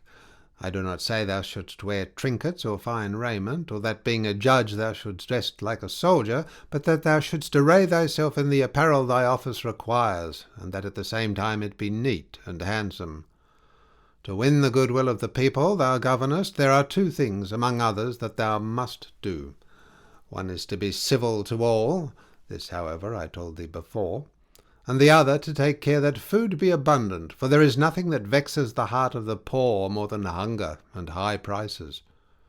Make not many proclamations, but those thou makest, take care that they be good ones, and above all that they be observed and carried out, for proclamations that are not observed are the same as if they did not exist.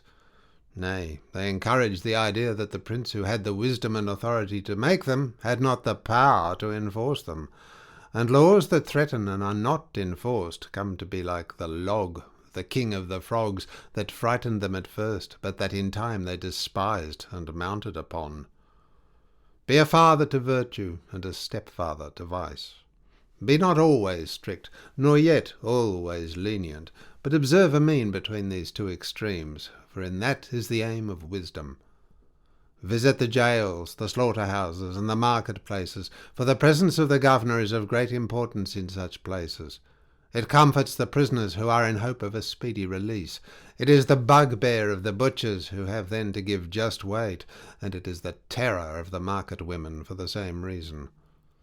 Let it not be seen that thou art, even if perchance thou art, which I do not believe, covetous, a follower of women, or a glutton, for when the people and those that have dealings with thee become aware of thy special weakness, they will bring their batteries to bear upon thee in that quarter, till they have brought thee down to the depths of perdition.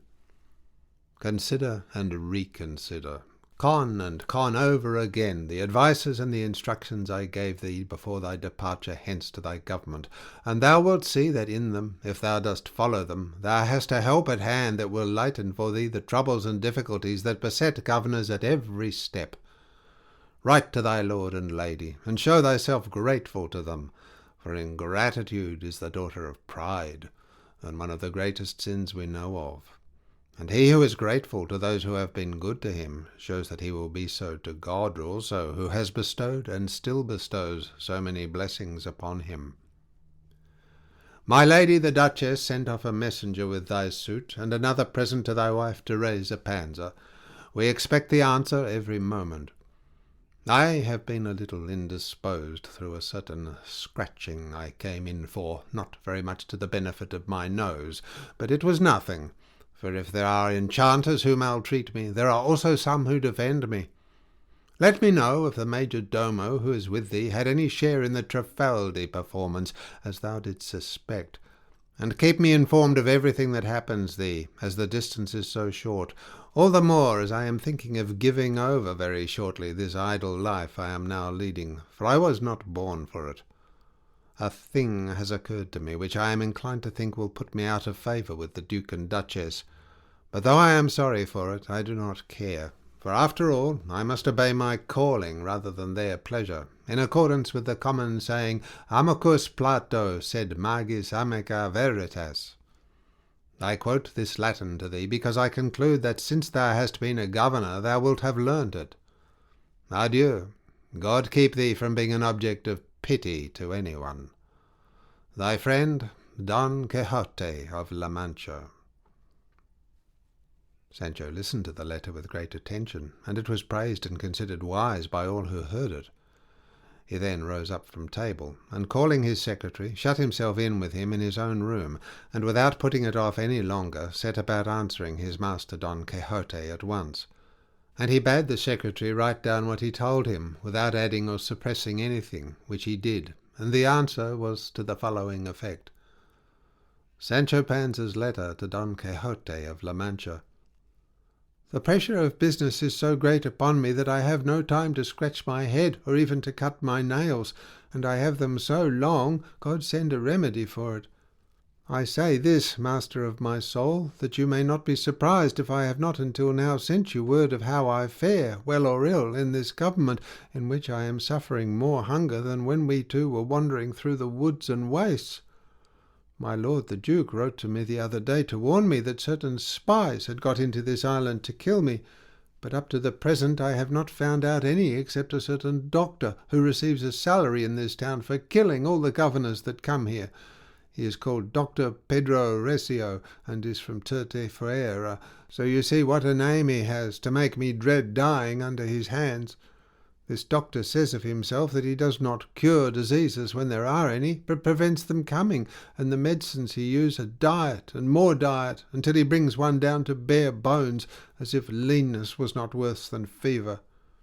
In short, he is killing me with hunger, and I am dying myself of vexation, for when I thought I was coming to this government to get my meat hot and my drink cool, and take my ease between holland sheets on feather beds, I find I have come to do penance as if I was a hermit, and as I don't do it willingly, I suspect that in the end the devil will carry me off. So far I have not handled any dues or taken any bribes, and I don't know what to think of it.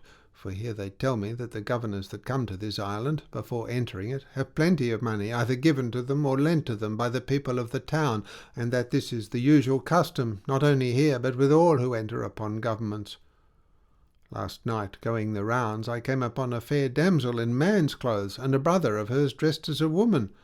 My head carver has fallen in love with the girl, and has in his own mind chosen her for a wife, so he says, and I have chosen the youth for a son-in-law.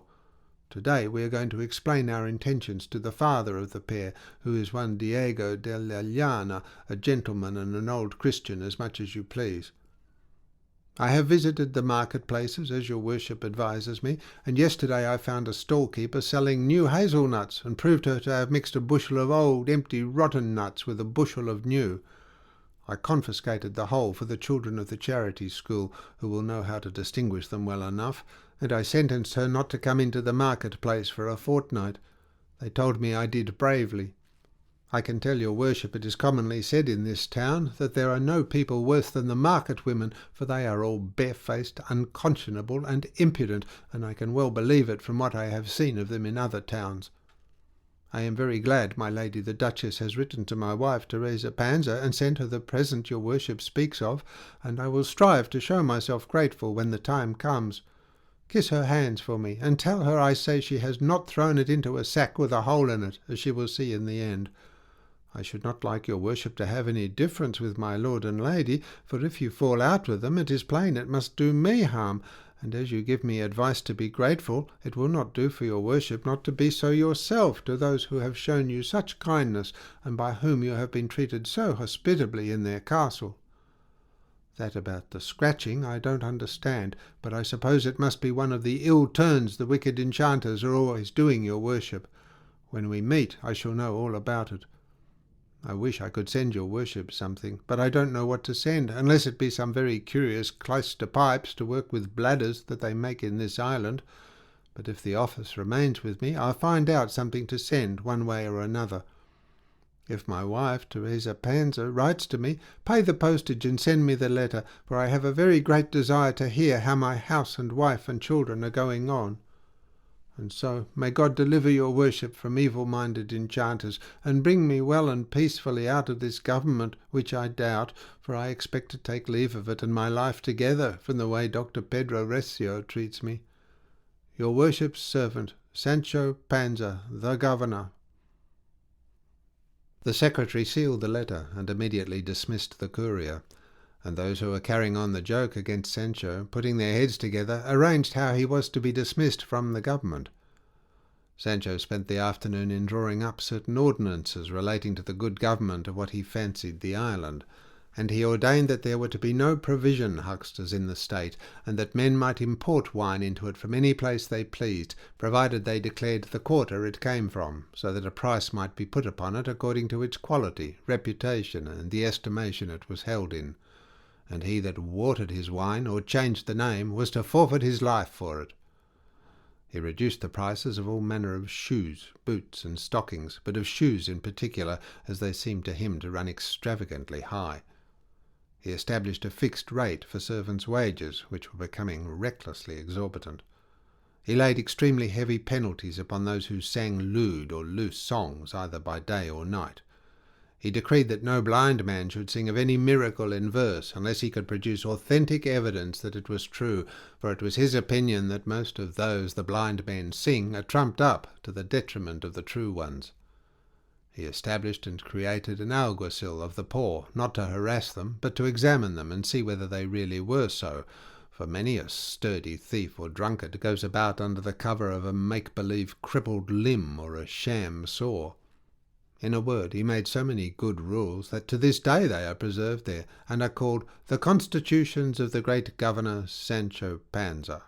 Volume 2, Chapter 52, wherein is related the adventure of the second distressed or afflicted duenna, otherwise called Donna Rodriguez.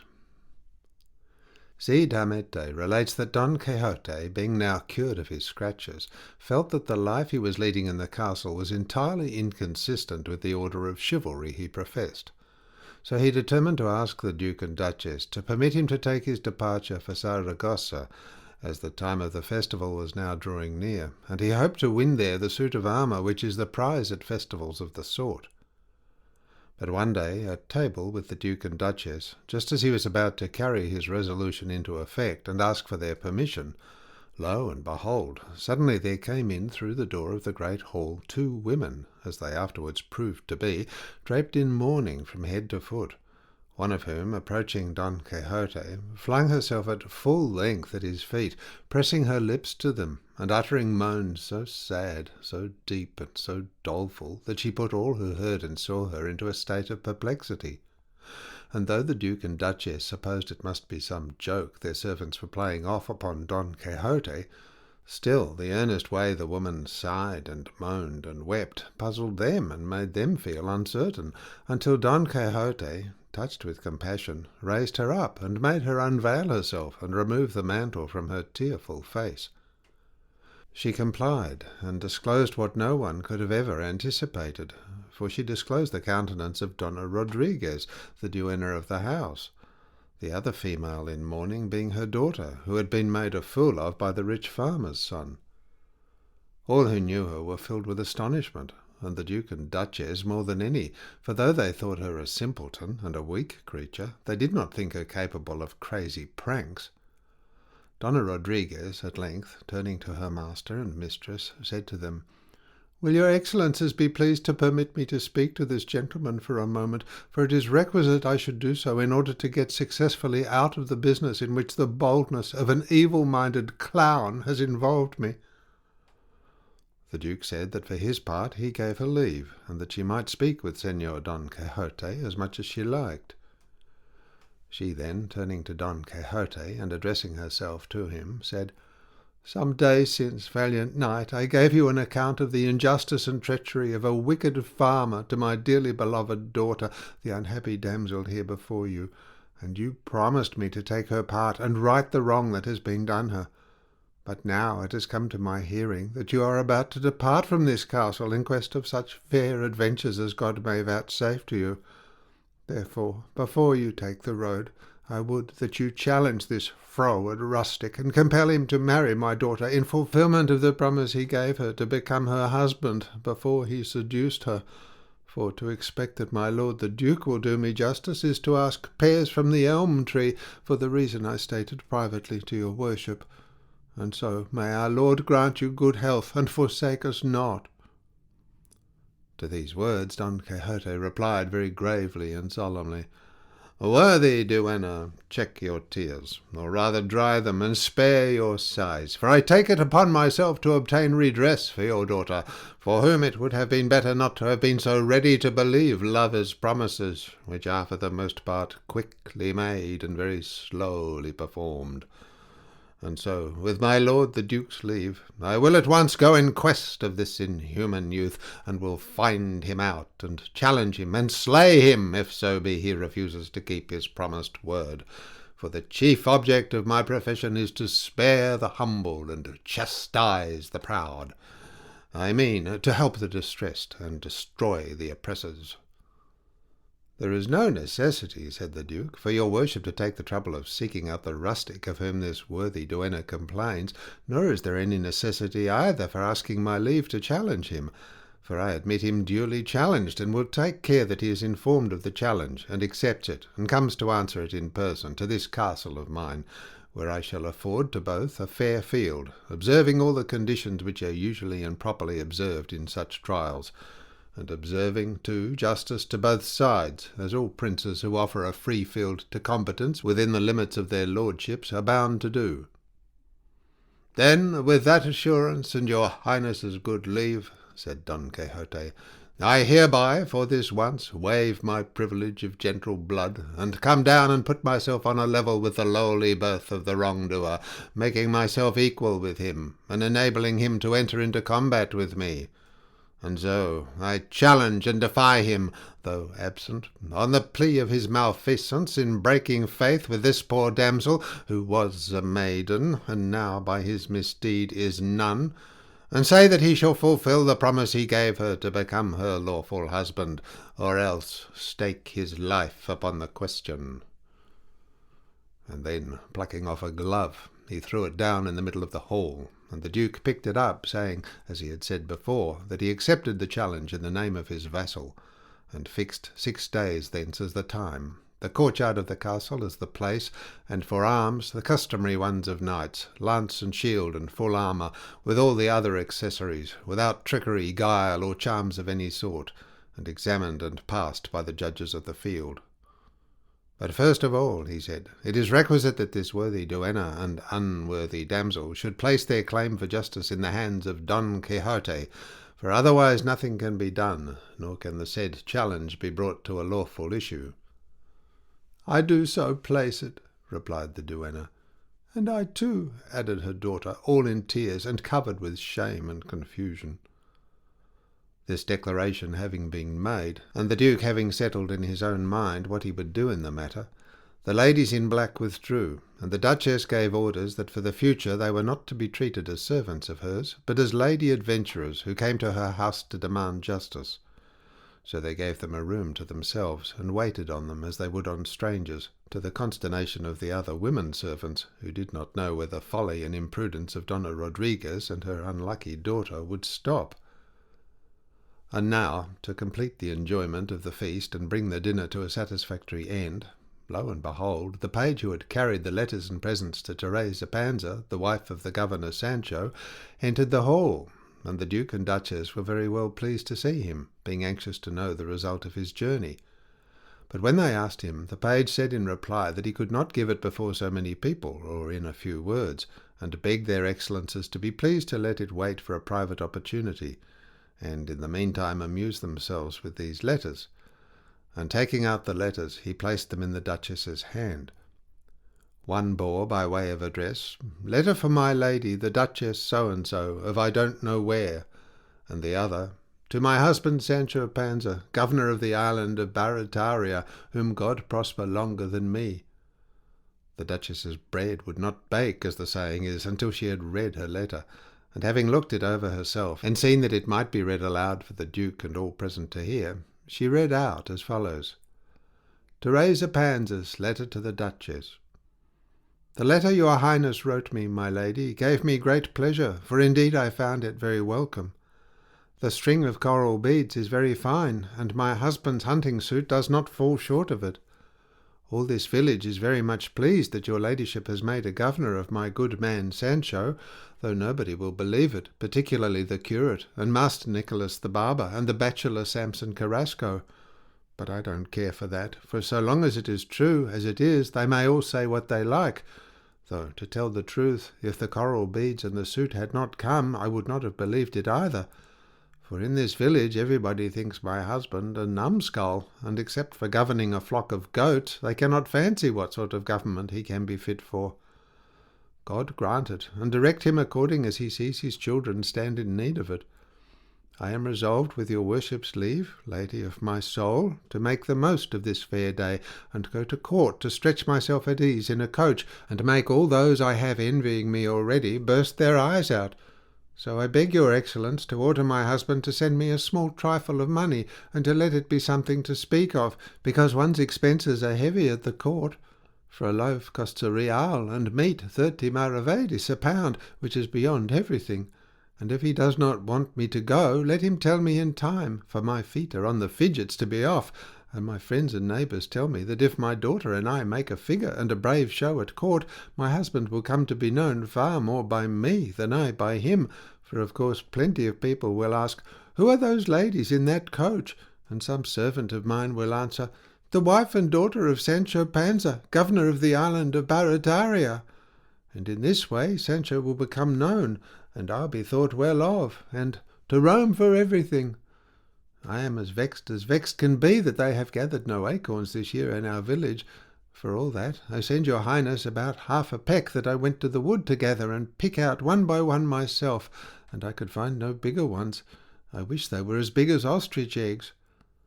Let not your high mightiness forget to write to me, and I will take care to answer, and let you know how I am, and whatever news there may be in this place where I remain, praying our Lord to have your Highness in his keeping, and not to forget me. Sancho, my daughter, and my son, kiss your worship's hands. She who would rather see your ladyship than write to you, your servant, Teresa Panza." All were greatly amused by Teresa Panza's letter, but particularly the Duke and Duchess, and the Duchess asked Don Quixote's opinion whether they might open the letter that had come for the governor, which she suspected must be very good. Don Quixote said that to gratify them he would open it, and did so, and found that it ran as follows: Teresa Panza's letter to her husband, Sancho Panza. "I got thy letter, Sancho of my soul, and I promise thee and swear as a Catholic Christian that I was within 2 fingers' breadth of going mad, I was so happy. I can tell thee, brother, when I came to hear that thou wert a governor, I thought I should have dropped dead with pure joy, and thou knowest they say sudden joy kills as well as great sorrow. And as for Sanchica, thy daughter, she leaked from sheer happiness. I had before me the suit thou didst send me, and the coral beads my lady the Duchess sent me round my neck, and the letters in my hands, and there was the bearer of them standing by. And in spite of all this, I verily believed and thought that what I saw and handled was all a dream. For who could have thought that a goatherd would come to be a governor of islands? Thou knowest, my friend, what my mother used to say, that one must live long to see much. I say it because I expect to see more if I live longer, for I don't expect to stop until I see thee a farmer of taxes or a collector of revenue, which are offices where, though the devil carries off those who make a bad use of them, still they make and handle money. My lady the Duchess will tell thee the desire I have to go to the court. Consider the matter, and let me know thy pleasure. I will try to do honour to thee by going in a coach. Neither the curate, nor the barber, nor the bachelor, nor even the sacristan can believe that thou art a governor, and they say the whole thing is a delusion or an enchantment affair, like everything else belonging to thy master Don Quixote. And Samson says he must go in search of thee and drive the government out of thy head and the madness out of Don Quixote's skull. I only laugh and look at my string of beads and plan out the dress I am going to make for our daughter out of thy suit. I sent some acorns to my lady the Duchess. I wish they had been gold. Send me some strings of pearls if they are in fashion in that island. Here is the news of the village. La Berrueca has married her daughter to a good-for-nothing painter who came here to paint anything that might turn up. The council gave him an order to paint His Majesty's arms over the door of the town hall. He asked 2 ducats, which they paid him in advance. He worked for 8 days, and at the end of them had nothing painted, and then said he had no turn for painting such trifling things. He returned the money, and for all that he is married on the pretence of being a good workman. To be sure, he has now laid aside his paintbrush and taken a spade in hand, and goes to the field like a gentleman. Pedro Lobo's son has received the first orders in tonsure, with the intention of becoming a priest. Guía, Mingo Silvato's granddaughter, found it out, and has gone to law with him on the score of having given her promise of marriage. Evil tongues say she is with child by him, but he denies it stoutly. There are no olives this year, and there is not a drop of vinegar to be had in the whole village. A company of soldiers passed through here. When they left, they took away with them 3 of the girls of the village. I will not tell thee who they are. Perhaps they will come back, and they will be sure to find those who will take them for wives with all their blemishes, good or bad. Sanchica is making bone lace. She earns 8 maravedis a day clear, which she puts into a money box as a help towards house furnishing. But now that she is a governor's daughter, thou wilt give her a portion without her working for it. The fountain in the plaza has run dry. A flash of lightning struck the gibbet, and I wish they all lit there. I look for an answer to this, and to know thy mind about my going to the court. And so God keep thee longer than me, or as long, for I would not leave thee in this world without me. Thy wife, Teresa Panza. The letters were applauded, laughed over, relished, and admired, and then, as if to put the seal to the business, the courier arrived bringing the one Sancho sent to Don Quixote, and this too was read out, and it raised some doubts as to the governor's simplicity. The Duchess withdrew to hear from the page about his adventures in Sancho's village, which he narrated at full length, without leaving a single circumstance unmentioned. He gave her the acorns, and also a cheese which Teresa had given him as being particularly good and superior to those of Tronchon.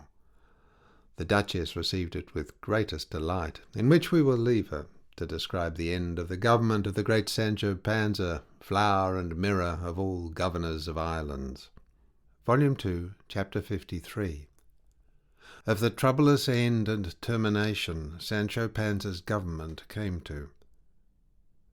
To fancy that in this life anything belonging to it will remain forever in the same state is an idle fancy. On the contrary, in it everything seems to go in a circle, I mean round and round. The spring succeeds the summer the fall the autumn the winter, and the winter the spring. And so time rolls with never-ceasing wheel. Man's life alone, swifter than time, speeds onward to its end without any hope of renewal, save it be in that other life which is endless and boundless. Thus saith Cid Hamete, the Mahometan philosopher, for there are many that by the light of nature alone, without the light of faith, have a comprehension of the fleeting nature and instability of this present life, and the endless duration of that eternal life we hope for. But our author is here speaking of the rapidity with which Sancho's government came to an end, melted away, disappeared, vanished as it were in smoke and shadow. For as he lay in bed on the night of the 7th day of his government, sated, not with bread and wine, but with delivering judgments and giving opinions and making laws and proclamations, just as sleep, in spite of hunger, was beginning to close his eyelids, he heard such a noise of bell-ringing and shouting that one would have fancied the whole island was going to the bottom. He sat up in bed and remained listening intently to try if he could make out what could be the cause of so great an uproar. Not only, however, was he unable to discover what it was, but as countless drums and trumpets now helped to swell the din of the bells and shouts, he was more puzzled than ever, and filled with fear and terror. And getting up, he put on a pair of slippers, because of the dampness of the floor, and without throwing a dressing-gown or anything of the kind over him, he rushed out of the door of his room, just in time to see approaching along a corridor a band of more than 20 persons, with lighted torches and naked swords in their hands, all shouting out, to arms, Signor Governor, to arms! The enemy is in the island in countless numbers, and we are lost unless your skill and valour come to our support." Keeping up this noise, tumult, and uproar, they came to where Sancho stood, dazed and bewildered by what he saw and heard, and as they approached, one of them called out to him, "Arm at once, your lordship, if you would not have yourself destroyed and the whole island lost." "What have I to do with arming?" said Sancho. "What do I know about arms or supports? Better leave all that to my master Don Quixote, who will settle it and make all safe in a trice, for I, sinner that I am, God help me, don't understand these scuffles." "Ah, Signor Governor," said another, "what slackness of metal this is! Arm yourself. Here are arms for you, offensive and defensive. Come out to the plaza and be our leader and captain. It falls upon you by right, for you are our governor." "Arm me then, in God's name," said Sancho, and they at once produced 2 large shields they had come provided with, and placed them upon him over his shirt, without letting him put on anything else, one shield in front and the other behind. And passing his arms through openings they had made, they bound him tight with ropes, so that there he was, walled and boarded up as straight as a spindle, and unable to bend his knees or stir a single step. In his hand they placed a lance, on which he leant to keep himself from falling, and as soon as they had him thus fixed, they bade him march forward and lead them on, and give them all courage, for with him for their guide and lamp and morning star, they were sure to bring their business to a successful issue.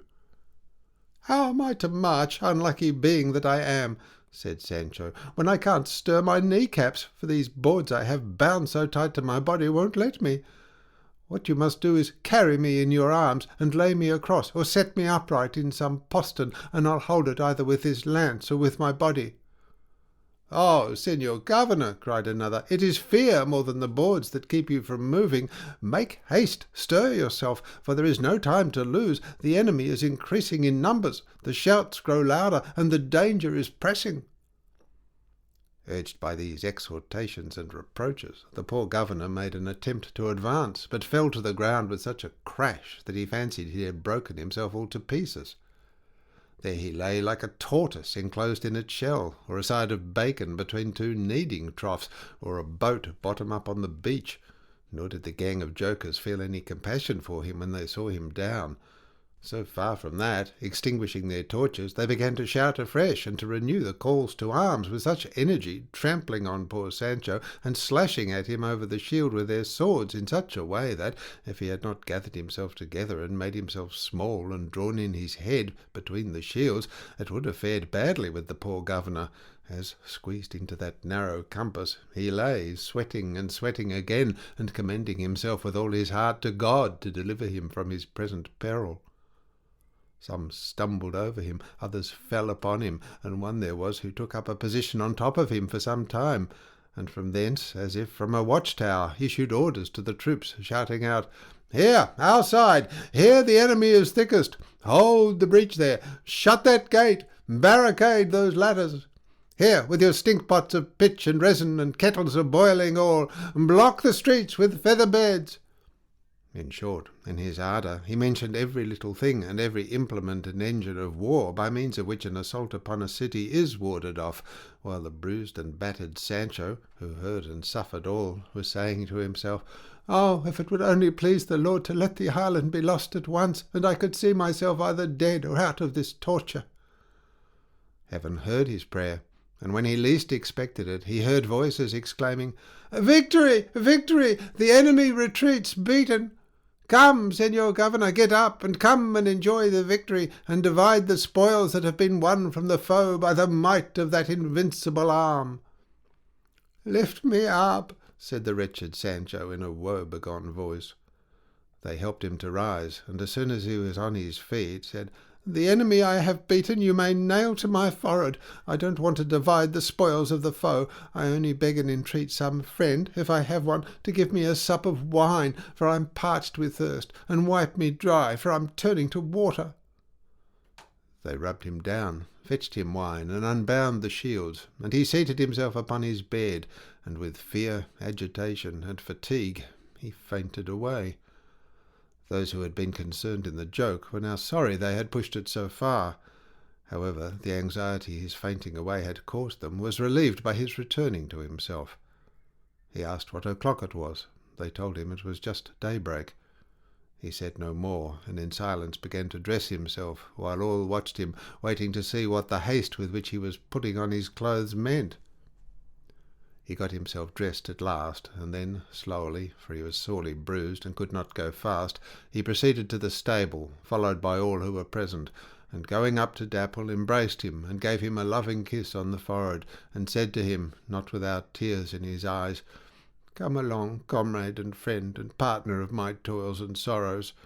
When I was with you, and had no cares to trouble me except mending your harness and feeding your little carcass, happy were my hours, my days, and my years. But since I left you, and mounted the towers of ambition and pride, 1,000 miseries, 1,000 troubles, and 4,000 anxieties have entered into my soul." And all the while he was speaking in this strain, he was fixing the pack-saddle on the ass, without a word from anyone. Then, having Dapple saddled, he, with great pain and difficulty, got up on him, and addressing himself to the major domo, the secretary, the head carver, and Pedro Recio the doctor, and several others who stood by, he said, "Make way, gentlemen, and let me go back to my old freedom. Let me go look for my past life, and raise myself up from this present death. I was not born to be a governor, or protect islands or cities from the enemies that choose to attack them. Ploughing and digging, vine-dressing and pruning are more in my way than defending provinces or kingdoms. St. Peter is very well at Rome. I mean, each of us is best following the trade he was born to. A reaping hook fits my hand better than a governor's sceptre. I'd rather have my fill of gazpacho than be subject to the misery of a meddling doctor who kills me with hunger, and I'd rather lie in summer under the shade of an oak, and in winter wrap myself in a double sheepskin jacket in freedom, than go to bed between holland sheets and dress in sables under the restraint of a government. God be with your worships, and tell my lord the Duke that naked I was born, naked I find myself, I neither lose nor gain. I mean that without a farthing I came into this government, and without a farthing I go out of it, very different from the way governors commonly leave other islands. Stand aside and let me go. I have to plaster myself, for I believe every one of my ribs is crushed, thanks to the enemies that have been trampling over me tonight." "That is unnecessary, Signor Governor," said Dr. Recio, "for I will give your worship a draught against falls and bruises that will soon make you as sound and strong as ever. And as for your diet, I promise your worship to behave better, and let you eat plentifully of whatever you like." "You spoke late," said Sancho. "I'd as soon turn Turk as stay any longer. Those jokes won't pass the second time. By God, I'd as soon remain in this government, or take another, even if it was offered me between two plates, as fly to heaven without wings. I am of the breed of the Panzas, and they are every one of them obstinate, and if they once say odds, odds it must be, no matter if it is evens, in spite of all the world." Here in this stable I leave the ant's wings that lifted me up into the air for the swifts and other birds to eat me, and let's take to level ground and our feet once more, and if they're not shod in pinked shoes of cordovan, they won't want for rough sandals of hemp. Every ewe to her like, and let no one stretch his leg beyond the length of the sheet. And now let me pass, for it's growing late with me."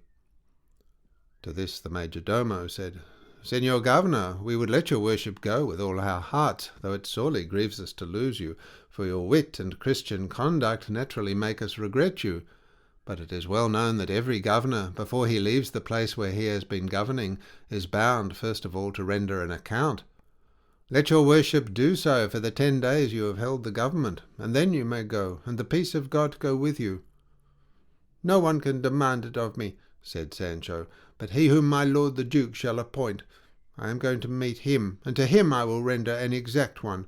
Besides, when I go forth naked, as I do, there is no other proof needed to show that I have governed like an angel." "By God, the great Sancho is right," said Dr. Recio, "and we should let him go, for the duke will be beyond measure glad to see him." They all agreed to this, and allowed him to go, first offering to bear him company and furnish him with all he wanted for his own comfort or for the journey. Sancho said he did not want anything more than a little barley for Dapple, and half a cheese and half a loaf for himself, for the distance being so short there was no occasion for any better or bulkier provant. They all embraced him, and he with tears embraced all of them, and left them filled with admiration, not only at his remarks, but at his firm and sensible resolution. Volume 2, Chapter 54, which deals with matters relating to this history, and no other.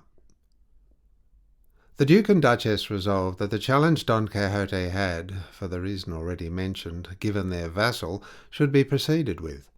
And as the young man was in Flanders, whither he had fled to escape, having Donna Rodriguez for a mother-in-law, they arranged to substitute for him a Gascon lackey named Tosilos, first of all carefully instructing him in all he had to do.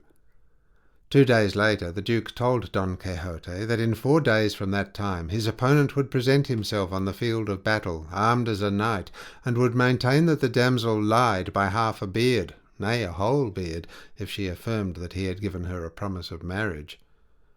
Don Quixote was greatly pleased at the news, and promised himself to do wonders in the lists, and reckoned it rare good fortune that an opportunity should have offered for letting his noble host see what the might of his strong arm was capable of. And so, in high spirits and satisfaction, he awaited the expiration of the 4 days, which, measured by his impatience, seemed spinning themselves out into 400 ages. Let us leave them then to pass as we do other things, and go and bear Sancho company, as, mounted on Dapple, half glad, half sad, he paced along on his road to join his master, in whose society he was happier than in being governor of all the islands in the world. Well then, it so happened that before he had gone a great way from the island of his government, and whether it was island, city, town, or village that he governed, he never troubled himself to inquire, he saw coming along the road he was travelling 6 pilgrims with staves, foreigners of that sort that beg for alms, singing, who, as they drew near, arranged themselves in a line, and lifting up their voices all together, began to sing in their own language something that Sancho could not understand, with the exception of one word, which sounded plainly alms, from which he gathered that it was alms they asked for in their song. And being, as Cid Hamete says, remarkably charitable, he took out of his alforges the half-loaf and half-cheese he had been provided with, and gave them to them, explaining to them by signs that he had nothing else to give them. They received them very gladly, but exclaimed, "Geld! Geld!" "I don't understand what you want of me, good people," said Sancho. On this one of them took a purse out of his bosom and showed it to Sancho, by which he comprehended they were asking for money, and putting his thumb to his throat and spreading his hand upward, he gave them to understand that he had not the sign of a coin about him, and urging Dapple forward, he broke through them.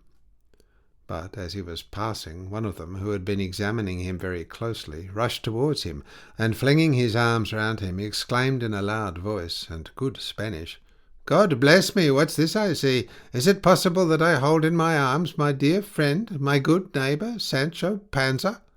But there's no doubt about it, for I'm not asleep, nor am I drunk just now." Sancho was surprised to hear himself called by his name, and find himself embraced by a foreign pilgrim, and after regarding him steadily without speaking, he was still unable to recognize him. But the pilgrim, perceiving his perplexity, cried, "What, and is it possible, Sancho Panza, that thou dost not know thy neighbour Quixote, the Morisco shopkeeper of thy village?" Sancho, upon this, looking at him more carefully, began to recall his features, and at last recognized him perfectly, and without getting off the ass, threw his arms round his neck, saying, "Who the devil could have known thee, Quixote, in this mummer's dress thou art in? Tell me, who has Frenchified thee, and how dost thou dare to return to Spain, where if they catch thee and recognize thee, it will go hard enough with thee?"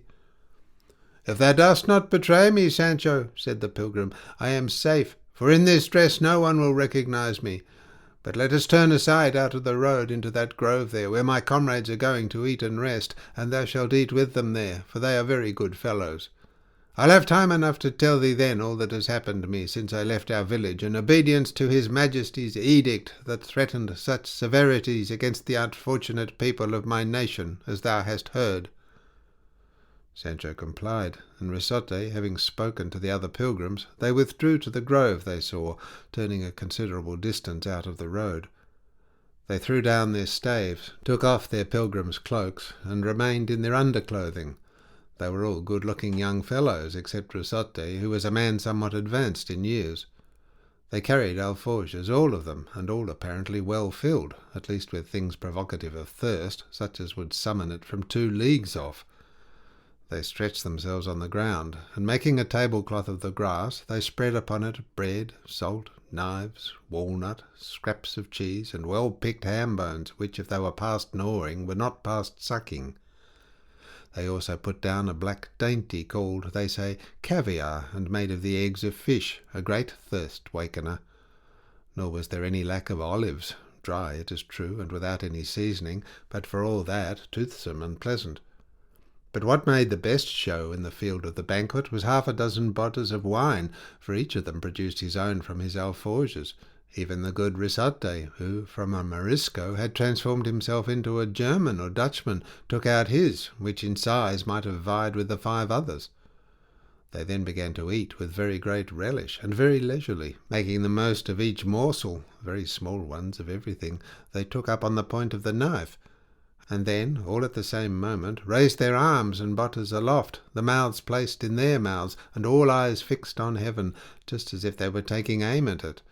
And in this attitude they remained ever so long, wagging their heads from side to side, as if in acknowledgment of the pleasure they were enjoying, while they decanted the bowels of the bottles into their own stomachs. Sancho beheld all, and nothing gave him pain. So far from that, acting on the proverb he knew so well, "When thou art in Rome, do as thou seest," he asked Quixote for his botter, and took aim like the rest of them, and with not less enjoyment. 4 times did the bottles bear being uplifted, but the 5th it was all in vain, for they were drier and more sapless than a rush by that time, which made the jollity that had been kept up so far begin to flag. Every now and then some one of them would grasp Sancho's right hand in his own, saying, "Espagnoli y Tudeschi tutto uno, bon compano," and Sancho would answer, "Bon compano, hurrah di," and then go off into a fit of laughter that lasted an hour, without a thought for the moment of anything that had befallen him in his government, for cares have very little sway over us while we are eating and drinking. At length, the wine having come to an end with them, drowsiness began to come over them, and they dropped asleep on their very table and tablecloth. Quixote and Sancho alone remained awake, for they had eaten more and drunk less, and Quixote, drawing Sancho aside, they seated themselves at the foot of a beech, leaving the pilgrims buried in sweet sleep. And without once falling into his own Morisco tongue, Quixote spoke as follows, in pure Castilian: "Thou knowest well, neighbour and friend Sancho Panza, how the proclamation or edict his Majesty commanded to be issued against those of my nation filled us all with terror and dismay. Me, at least, it did, insomuch that I think before the time granted us for quitting Spain was out, the full force of the penalty had already fallen upon me and upon my children. I decided then, and I think wisely, just like one who knows that at a certain date the house he lives in will be taken from him, and looks out beforehand for another to change into. I decided, I say, to leave the town myself, alone and without my family, and to go to seek out some place to remove them to comfortably, and not in the hurried way in which the others took their departure.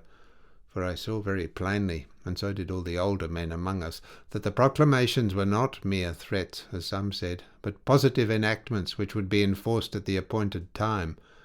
And what made me believe this was what I knew of the base and extravagant designs which our people harboured, designs of such a nature that I think it was a divine inspiration that moved His Majesty to carry out a resolution so spirited. Not that we were all guilty, for some there were, true and steadfast Christians, but they were so few that they could make no head against those who were not. And it was not prudent to cherish a viper in the bosom by having enemies in the house. In short, it was with just cause that we were visited with the penalty of banishment, a mild and lenient one in the eyes of some, but to us the most terrible that could be inflicted upon us.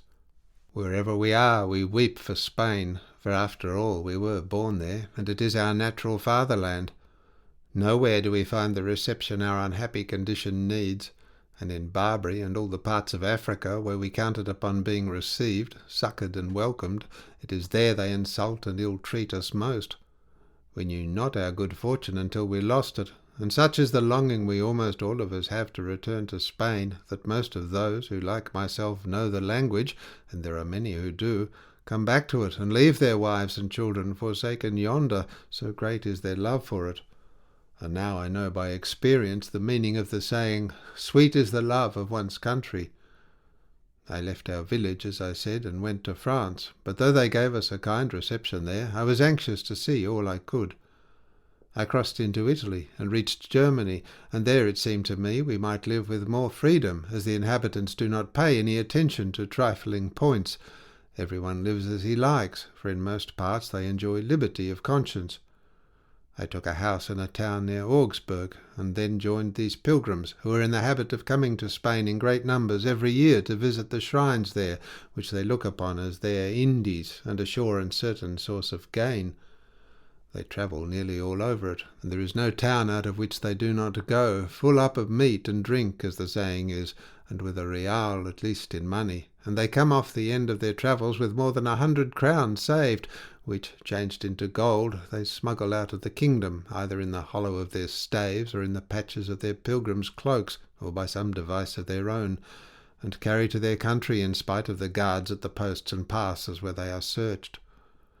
Now, my purpose is, Sancho, to carry away the treasure that I left buried, which, as it is outside the town, I shall be able to do without risk, and to write or cross over from Valencia to my daughter and wife, who I know are at Algiers, and find some means of bringing them to some French port, and thence to Germany, there to await what it may be God's will to do for us. For, after all, Sancho, I know well that Risotta, my daughter, and Francisca Risotta, my wife, are Catholic Christians, and though I am not so much so, still I am more of a Christian than a Moor, and it is always my prayer to God that he will open the eyes of my understanding, and show me how I am to serve him. But what amazes me, and I cannot understand, is why my wife and daughter should have gone to Barbary rather than to France, where they could live as Christians. To this Sancho replied, "Remember, Risotte, that may not have been open to them, for one Tiopiello, thy wife's brother, took them, and being a true Moor, he went where he could go most easily. And another thing I can tell thee, it is my belief thou art going in vain to look for what thou hast left buried, for we heard they took from thy brother-in-law and thy wife a great quantity of pearls and money in gold, which they brought to be passed."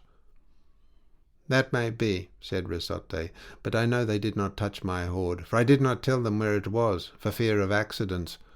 And so, if thou wilt come with me, Sancho, and help me to take it away and conceal it, I will give thee 200 crowns, wherewith thou mayest relieve thy necessities, and as thou knowest, I know they are many."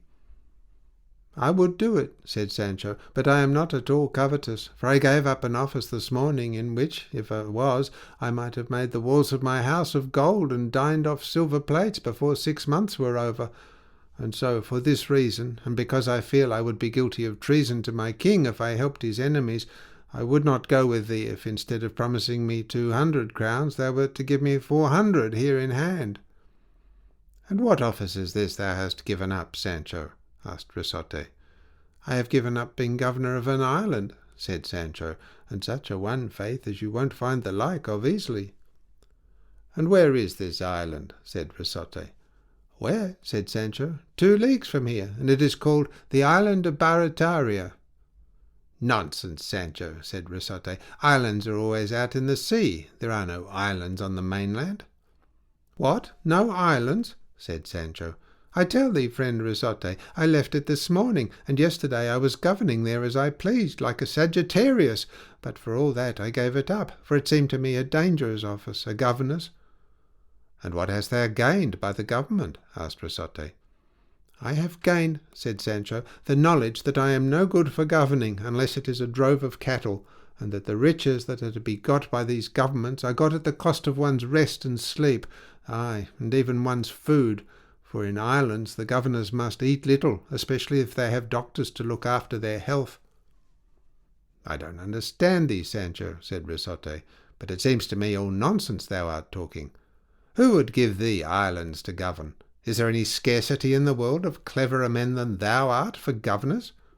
Hold thy peace, Sancho, and come back to thy senses, and consider whether thou wilt come with me, as I said, to help me to take away treasure I left buried, for indeed it may be called a treasure, it is so large, and I will give thee wherewithal to keep thee, as I told thee." "And I have told thee already, Quixote, that I will not," said Sancho. "Let it content thee that by me thou shalt not be betrayed, and go thy way in God's name, and let me go mine, for I know that well-gotten gain may be lost, but ill-gotten gain is lost itself, and its owner likewise." "I will not press thee, Sancho," said Quixote, "but tell me, wert thou in our village when my wife and daughter and brother-in-law left it?" "I was so," said Sancho, "and I can tell thee thy daughter left it looking so lovely that all the village turned out to see her, and everybody said she was the fairest creature in the world. She wept as she went, and embraced all her friends and acquaintances and those who came out to see her, and she begged them all to commend her to God and our Lady his mother, and this in such a touching way that it made me weep myself, though I'm not much given to tears commonly. And faith, many a one would have liked to hide her, or go out and carry her off on the road, but the fear of going against the king's command kept them back. The one who showed himself most moved was Don Pedro Gregorio, the rich young heir thou knowest of, and they say he was deep in love with her, and since she left he has not been seen in our village again, and we all suspect he has gone after her to steal her away, but so far nothing has been heard of it." "I always had a suspicion that gentleman had a passion for my daughter," said Quixote, "but as I felt sure of my risotto's virtue, it gave me no uneasiness to know that he loved her, for thou must have heard it said, Sancho, that the Morisco women seldom or never engage in amours with the old Christians, and my daughter, who I fancy thought more of being a Christian than of love-making, would not trouble herself about the attentions of this heir." "God grant it," said Sancho, "for it would be a bad business for both of them. But now let me be off, friend Quixote, for I want to reach where my master Don Quixote is tonight." "God be with thee, brother Sancho," said Quixote. "My comrades are beginning to stir, and it is time, too, for us to continue our journey." And then they both embraced, and Sancho mounted Dapple, and Quixote leant upon his staff, and so they parted. Volume 2, Chapter 55. Of what befell Sancho on the road, and other things that cannot be surpassed. The length of time he delayed with Quixote prevented Sancho from reaching the Duke's castle that day, though he was within half a league of it when night, somewhat dark and cloudy, overtook him. This, however, as it was summer-time, did not give him much uneasiness, and he turned aside out of the road, intending to wait for morning. But his ill luck and hard fate so willed it that, as he was searching about for a place to make himself as comfortable as possible, he and Dapple fell into a deep, dark hole that lay among some very old buildings. As he fell, he commended himself with all his heart to God, fancying he was not going to stop until he reached the depths of the bottomless pit. But it did not turn out so, for at little more than thrice a man's height Dapple touched bottom, and he found himself sitting on him without having received any hurt or damage whatever. He felt himself all over, and held his breath to try whether he was quite sound, or had a hole made in him anywhere, and finding himself all right and whole and in perfect health, he was profuse in his thanks to God our Lord for the mercy that had been shown him, for he made sure he had been broken into 1,000 pieces. He also felt along the sides of the pit with his hands to see if it were possible to get out of it without help, but he found they were quite smooth and afforded no hold anywhere, at which he was greatly distressed, especially when he heard how pathetically and dolefully Dapple was bemoaning himself, and no wonder he complained, nor was it from ill temper, for in truth he was not in a very good case. "Alas," said Sancho, "what unexpected accidents happen at every step to those who live in this miserable world! Who would have said that one who saw himself yesterday sitting on a throne, governor of an island, giving orders to his servants and his vassals, would see himself today buried in a pit without a soul to help him, or servant or vassal to come to his relief? Here must we perish with hunger, my ass and myself, if indeed we don't die first, he of his bruises and injuries, and I of grief and sorrow.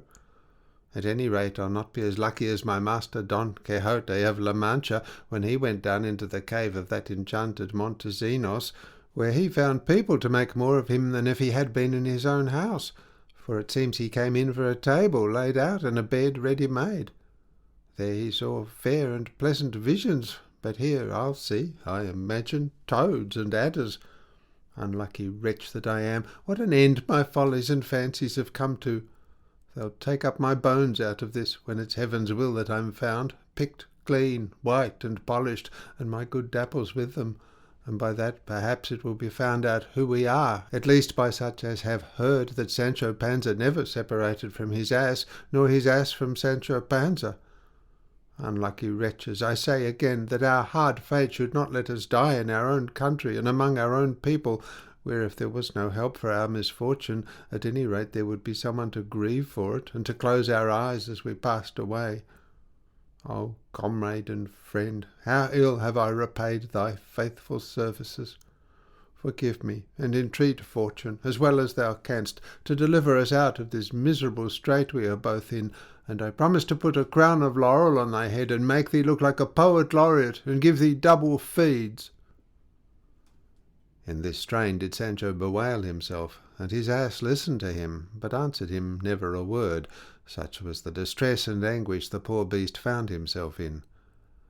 At length, after a night spent in bitter moanings and lamentations, day came, and by its light Sancho perceived that it was wholly impossible to escape out of that pit without help, and he fell to bemoaning his fate, and uttering loud shouts to find out if there was anyone within hearing. But all his shouting was only crying in the wilderness, for there was not a soul anywhere in the neighbourhood to hear him, and then at last he gave himself up for dead. Dapple was lying on his back, and Sancho helped him to his feet, which he was scarcely able to keep, and then, taking a piece of bread out of his alforges, which had shared their fortunes in the fall, he gave it to the ass, to whom it was not unwelcome, saying to him, as if he understood him, "With bread all sorrows are less." And now he perceived on one side of the pit a hole large enough to admit a person if he stooped and squeezed himself into a small compass. Sancho made for it, and entered it by creeping, and found it wide and spacious on the inside, which he was able to see, as a ray of sunlight that penetrated what might be called the roof showed it all plainly. He observed too that it opened and widened out into another spacious cavity, seeing which he made his way back to where the ass was, and with a stone began to pick away the clay from the hole, until in a short time he had made room for the beast to pass easily, and this accomplished, taking him by the halter, he proceeded to traverse the cavern to see if there was any outlet at the other end. He advanced, sometimes in the dark, sometimes without light, but never without fear. "God Almighty help me," said he to himself. "This that is a misadventure to me would make a good adventure for my master Don Quixote. He would have been sure to take these depths and dungeons for flowery gardens or the palaces of Galiana, and would have counted upon issuing out of this darkness and imprisonment into some blooming meadow. But I, unlucky that I am, hopeless and spiritless, expected every step another pit deeper than the first to open under my feet, and swallow me up for good. welcome evil if thou comest alone." In this way, and with these reflections, he seemed to himself to have travelled rather more than half a league, when at last he perceived a dim light that looked like daylight, and found its way in on one side, showing that this road, which appeared to him the road to the other world, led to some opening. Here Cide Hamete leaves him, and returns to Don Quixote, who, in high spirits and satisfaction, was looking forward to the day fixed for the battle he was to fight with him who had robbed Dona Rodriguez's daughter of her honour, for whom he hoped to obtain satisfaction for the wrong and injury shamefully done to her. It came to pass, then, that having sallied forth one morning to practise and exercise himself in what he would have to do in the encounter he expected to find himself engaged in the next day, as he was putting Rocinante through his paces, or pressing him to the charge, he brought his feet so close to a pit that, but for reining him in tightly, it would have been impossible for him to avoid falling into it. He pulled him up, however, without a fall, and coming a little closer, examined the hole without dismounting. But as he was looking at it, he heard loud cries proceeding from it, and by listening attentively was able to make out that he who uttered them was saying, "Oh, above there, is there any Christian that hears me, or any charitable gentleman that will take pity on a sinner buried alive, on an unfortunate disgoverned governor?" It struck Don Quixote that it was the voice of Sancho Panza he heard, whereat he was taken aback and amazed, and raising his own voice as much as he could, he cried out, "Who is below there? Who is that complaining?" "Who should be here, or who should complain?" was the answer, "but the forlorn Sancho Panza, for his sins and for his ill luck, governor of the island of Barataria, squire that was to the famous knight Don Quixote of La Mancha." When Don Quixote heard this, his amazement was redoubled, and his perturbation grew greater than ever, for it suggested itself to his mind that Sancho must be dead, and that his soul was in torment down there.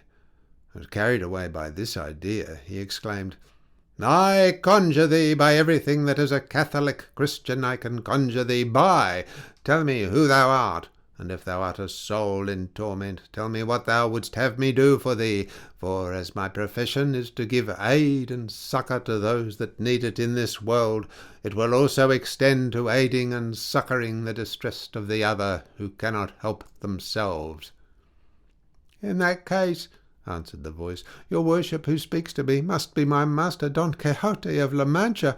Nay, from the tone of the voice it is plain it can be nobody else." "Don Quixote I am," replied Don Quixote, "he whose profession it is to aid and succour the living and the dead in their necessities. Wherefore tell me who thou art, for thou art keeping me in suspense. Because if thou art my squire, Sancho Panza, and art dead, since the devils have not carried thee off, and thou art by God's mercy in purgatory, our Holy Mother, the Roman Catholic Church, has intercessory means sufficient to release thee from the pains thou art in, and I, for my part, will plead with her to that end, so far as my substance will go. Without further delay, therefore, declare thyself, and tell me who thou art." "By all that's good," was the answer, "and by the birth of whomsoever your worship chooses, I swear, Señor Don Quixote of La Mancha, that I am your squire Sancho Panza, and that I have never died all my life, but that, having given up my government for reasons that would require more time to explain, I fell last night into this pit where I am now, and Dapple is witness and won't let me lie, for more by token he is here with me." Nor was this all. One would have fancied the ass understood what Sancho said, because that moment he began to bray so loudly that the whole cave rang again. "Famous testimony!" exclaimed Don Quixote. "I know that bray as well as if I was its mother, and thy voice too, my Sancho. Wait while I go to the Duke's castle, which is close by, and I will bring someone to take thee out of this pit, into which thy sins no doubt have brought thee." "Go, your worship," said Sancho, "and come back quick, for God's sake, for I cannot bear being buried alive any longer, and am dying of fear." Don Quixote left him, and hastened to the castle to tell the Duke and Duchess what had happened Sancho, and they were not a little astonished at it. They could easily understand his having fallen from the confirmatory circumstance of the cave, which had been in existence there from time immemorial, but they could not imagine how he had quitted the government without their receiving any intimation of his coming. To be brief, they fetched ropes and tackle, as the saying is, and by dint of many hands and much labour, they drew up Dapple and Sancho Panza out of the darkness into the light of day. A student who saw him remarked, "That's the way all bad governors should come out of their governments, as this sinner comes out of the depths of the pit, dead with hunger, pale, and, I suppose, without a farthing." Sancho overheard him, and said, "It is 8 or 10 days, brother Growler, since I entered upon the government of the island they gave me, and all that time I never had a bellyful of victuals, no, not for an hour. Doctors persecuted me, and enemies crushed my bones, nor had I any opportunity of taking bribes or levying taxes, and if that be the case, as it is, I don't deserve, I think, to come out in this fashion. But man proposes and God disposes, and God knows what is best and what suits each one best, and as the occasion, so the behaviour, and let nobody say I won't drink of this water, and where one thinks there are flitches there are no pegs. God knows my meaning, and that's enough. I say no more, though I could." "Be not angry or annoyed at what thou hearest, Sancho," said Don Quixote, "or there will never be an end of it. Keep a safe conscience, and let them say what they like, for trying to stop slanderers' tongues is like trying to put gates to the open plain. If a governor comes out of his government rich, they say he has been a thief, and if he comes out poor, that he has been a noodle and a blockhead." "They'll be pretty sure this time," said Sancho, "to set me down for a fool rather than a thief." Thus talking, and surrounded by boys and a crowd of people, they reached the castle, where in one of the corridors the Duke and Duchess stood waiting for them. But Sancho would not go up to see the Duke until he had first put up Dapple in the stable, for he said he had passed a very bad night in his last quarters. Then he went upstairs to see his lord and lady, and kneeling before them he said, "Because it was your highness's pleasure, not because of any desert of my own, I went to govern your island of Barataria, which I entered naked, and naked I find myself. I neither lose nor gain. Whether I have governed well or ill, I have had witnesses who will say what they think fit. I have answered questions, I have decided causes, and always dying of hunger, for Dr. Pedro Recio of Tertiafuera, the island and governor doctor, would have it so. Enemies attacked us by night and put us in a great quandary, but the people of the island say they came off safe and victorious by the might of my arm, and may God give them as much health as there's truth in what they say. In short, during that time I have weighed the cares and responsibilities governing brings with it, and by my reckoning I find my shoulders can't bear them, nor are they a load for my loins or arrows for my quiver, and so, before the government threw me over, I preferred to throw the government over, and yesterday morning I left the island as I found it, with the same streets, houses, and roofs it had when I entered it. I asked no loan of anybody, nor did I try to fill my pocket, and though I meant to make some useful laws, I made hardly any, as I was afraid they would not be kept, for in that case it comes to the same thing to make them as not to make them. I quitted the island, as I said, without any escort except my ass. I fell into a pit. I pushed on through it, until this morning, by the light of the sun, I saw an outlet, but not so easy a one but that, had not heaven sent me my master Don Quixote, I'd have stayed there till the end of the world. So now, my lord and lady, Duke and Duchess, here is your governor, Sancho Panza, who in the bare 10 days he has held the government has come by the knowledge that he would not give anything to be a governor, not to say of an island, but of the whole world, and that point being settled, kissing your worship's feet, and imitating the game of the boys when they say, "Leap thou and give me one," I take a leap out of the government and pass on into the service of my master Don Quixote. For after all, though in it I eat my bread in fear and trembling, at any rate I take my fill. And for my part, so long as I am full, it's all alike to me whether it's with carrots or with partridges. Here Sancho brought his long speech to an end, Don Quixote having been the whole time in dread of his uttering a host of absurdities, and when he found him leave off with so few, he thanked heaven in his heart.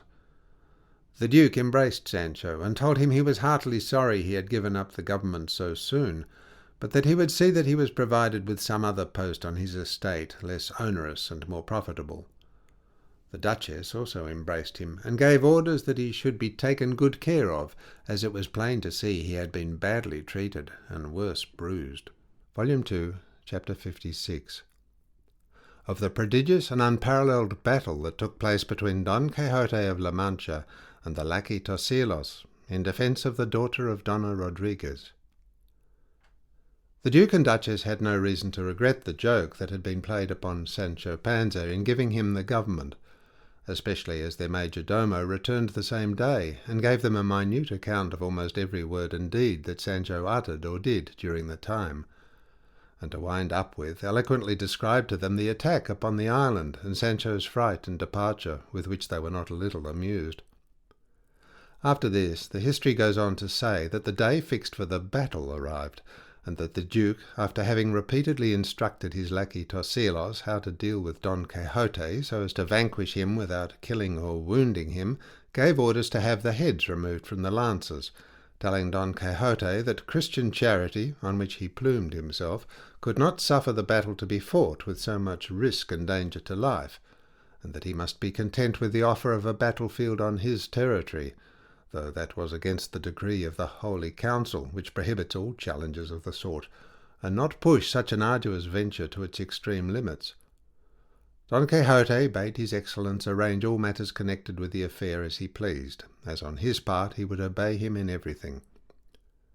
The dread day then having arrived, and the Duke having ordered a spacious stand to be erected facing the court of the castle for the judges of the field and the appellant duennas, mother and daughter, vast crowds flocked from all the villages and hamlets of the neighbourhood to see the novel spectacle of the battle, nobody, dead or alive in those parts, having ever seen or heard of such a one. The first person to enter the field and the lists was the master of the ceremonies, who surveyed and paced the whole ground to see that there was nothing unfair and nothing concealed to make the combatants stumble or fall. Then the duennas entered and seated themselves, enveloped in mantles covering their eyes, nay, even their bosoms, and displaying no slight emotion, as Don Quixote appeared in the lists.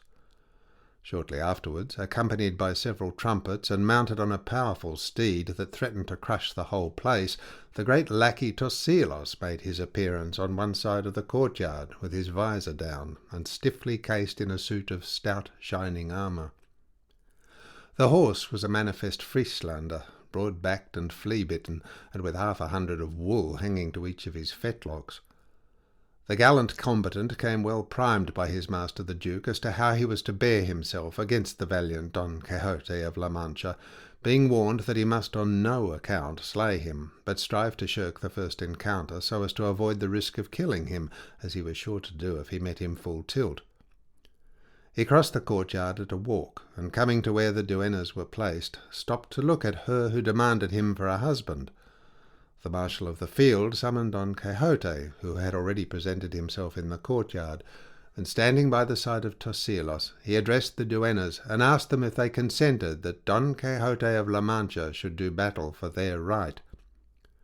They said they did, and that whatever he should do in that behalf they declared rightly done, final and valid. By this time the Duke and Duchess had taken their places in the gallery commanding the enclosure, which was filled to overflowing with a multitude of people eager to see this perilous and unparalleled encounter. The conditions of the combat were that if Don Quixote proved the victor, his antagonist was to marry the daughter of Donna Rodriguez, but if he should be vanquished, his opponent was released from the promise that was claimed against him and from all obligations to give satisfaction. The master of the ceremonies apportioned the sun to them, and stationed them, each on the spot where he was to stand.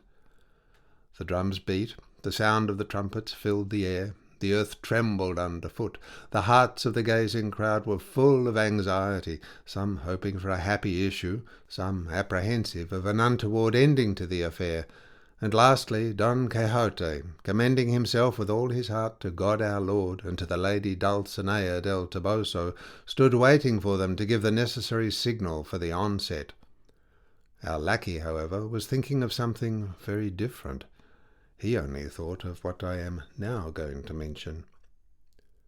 It seems that as he stood contemplating his enemy, she struck him as the most beautiful woman he had ever seen in all his life, and the little blind boy, whom in our streets they commonly call Love, had no mind to let slip the chance of triumphing over a lackey heart and adding it to the list of his trophies.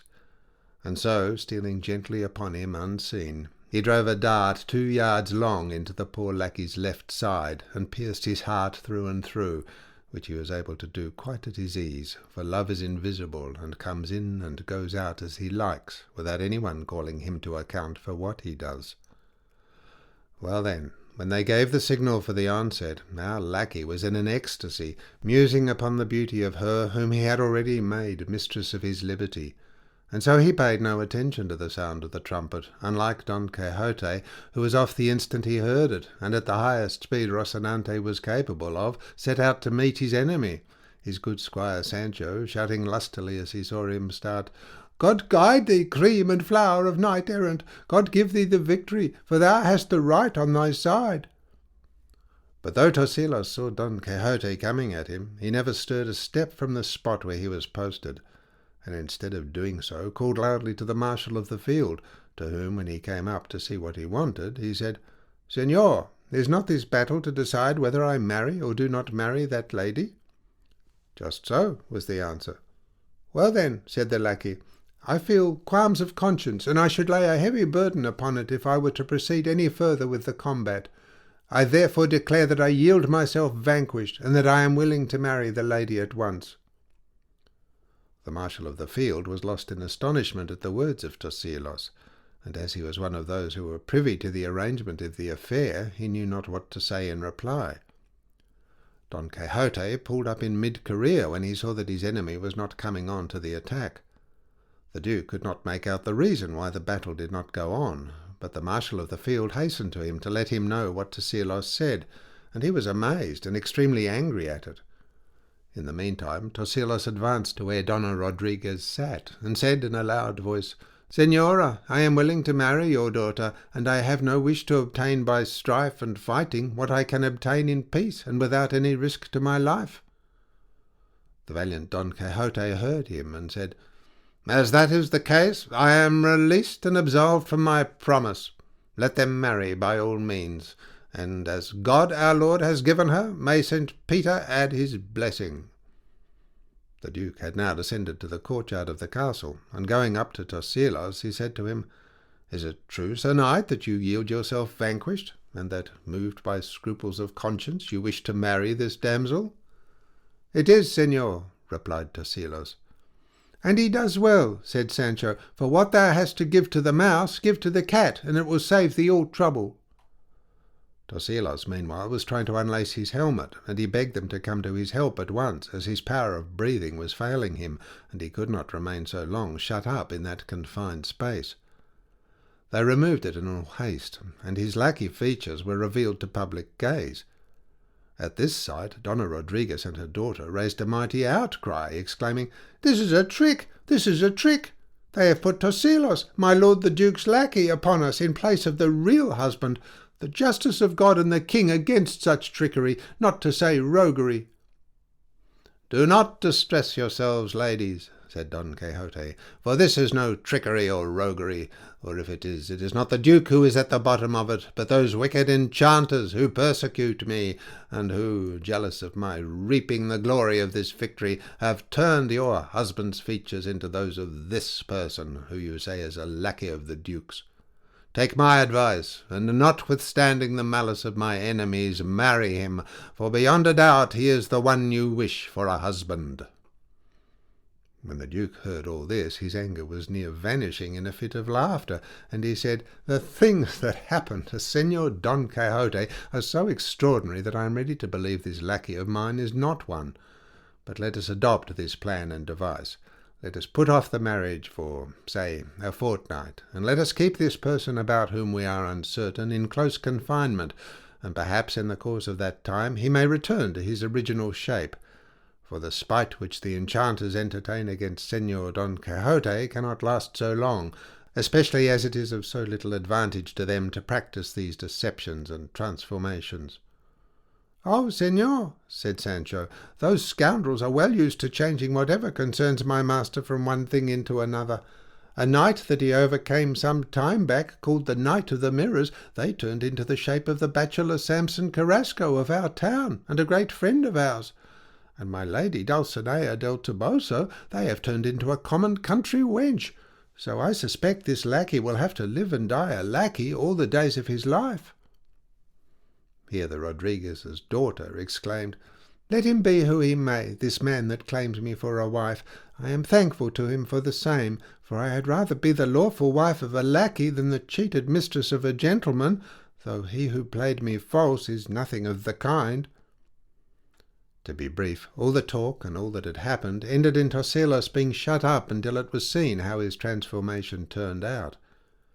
All hailed Don Quixote as victor, but the greater number were vexed and disappointed at finding that the combatants they had been so anxiously waiting for had not battered one another to pieces, just as the boys are disappointed when the man they are waiting to see hanged does not come out because the prosecution or the court has pardoned him. The people dispersed, the court and Don Quixote returned to the castle. They locked up Tosilos. Donna Rodriguez and her daughter remained perfectly contented when they saw that any way the affair must end in marriage, and Tosilos wanted nothing else. Volume 2, Chapter 57, which treats of how Don Quixote took leave of the Duke, and of what followed with the witty and impudent Altisidora, one of the Duchess's damsels. Don Quixote now felt it right to quit a life of such idleness as he was leading in the castle, for he fancied that he was making himself sorely missed by suffering himself to remain shut up and inactive amid the countless luxuries and enjoyments his hosts lavished upon him as a knight, and he felt too that he would have to render a strict account to heaven of that indolence and seclusion. And so one day he asked the Duke and Duchess to grant him permission to take his departure. They gave it, showing at the same time that they were very sorry he was leaving them. The Duchess gave his wife's letters to Sancho Panza, who shed tears over them, saying, "Who would have thought that such grand hopes as the news of my government bred in my wife Teresa Panza's breast would end in my going back now to the vagabond adventures of my master Don Quixote of La Mancha? Still, I'm glad to see my Teresa behaved as she ought in sending the acorns, for if she had not sent them I'd have been sorry, and she'd have shown herself ungrateful. It is a comfort to me that they can't call that present a bribe, for I had got the government already when she sent them, and it's but reasonable that those who have had a good turn done to them should show their gratitude, if it's only with a trifle.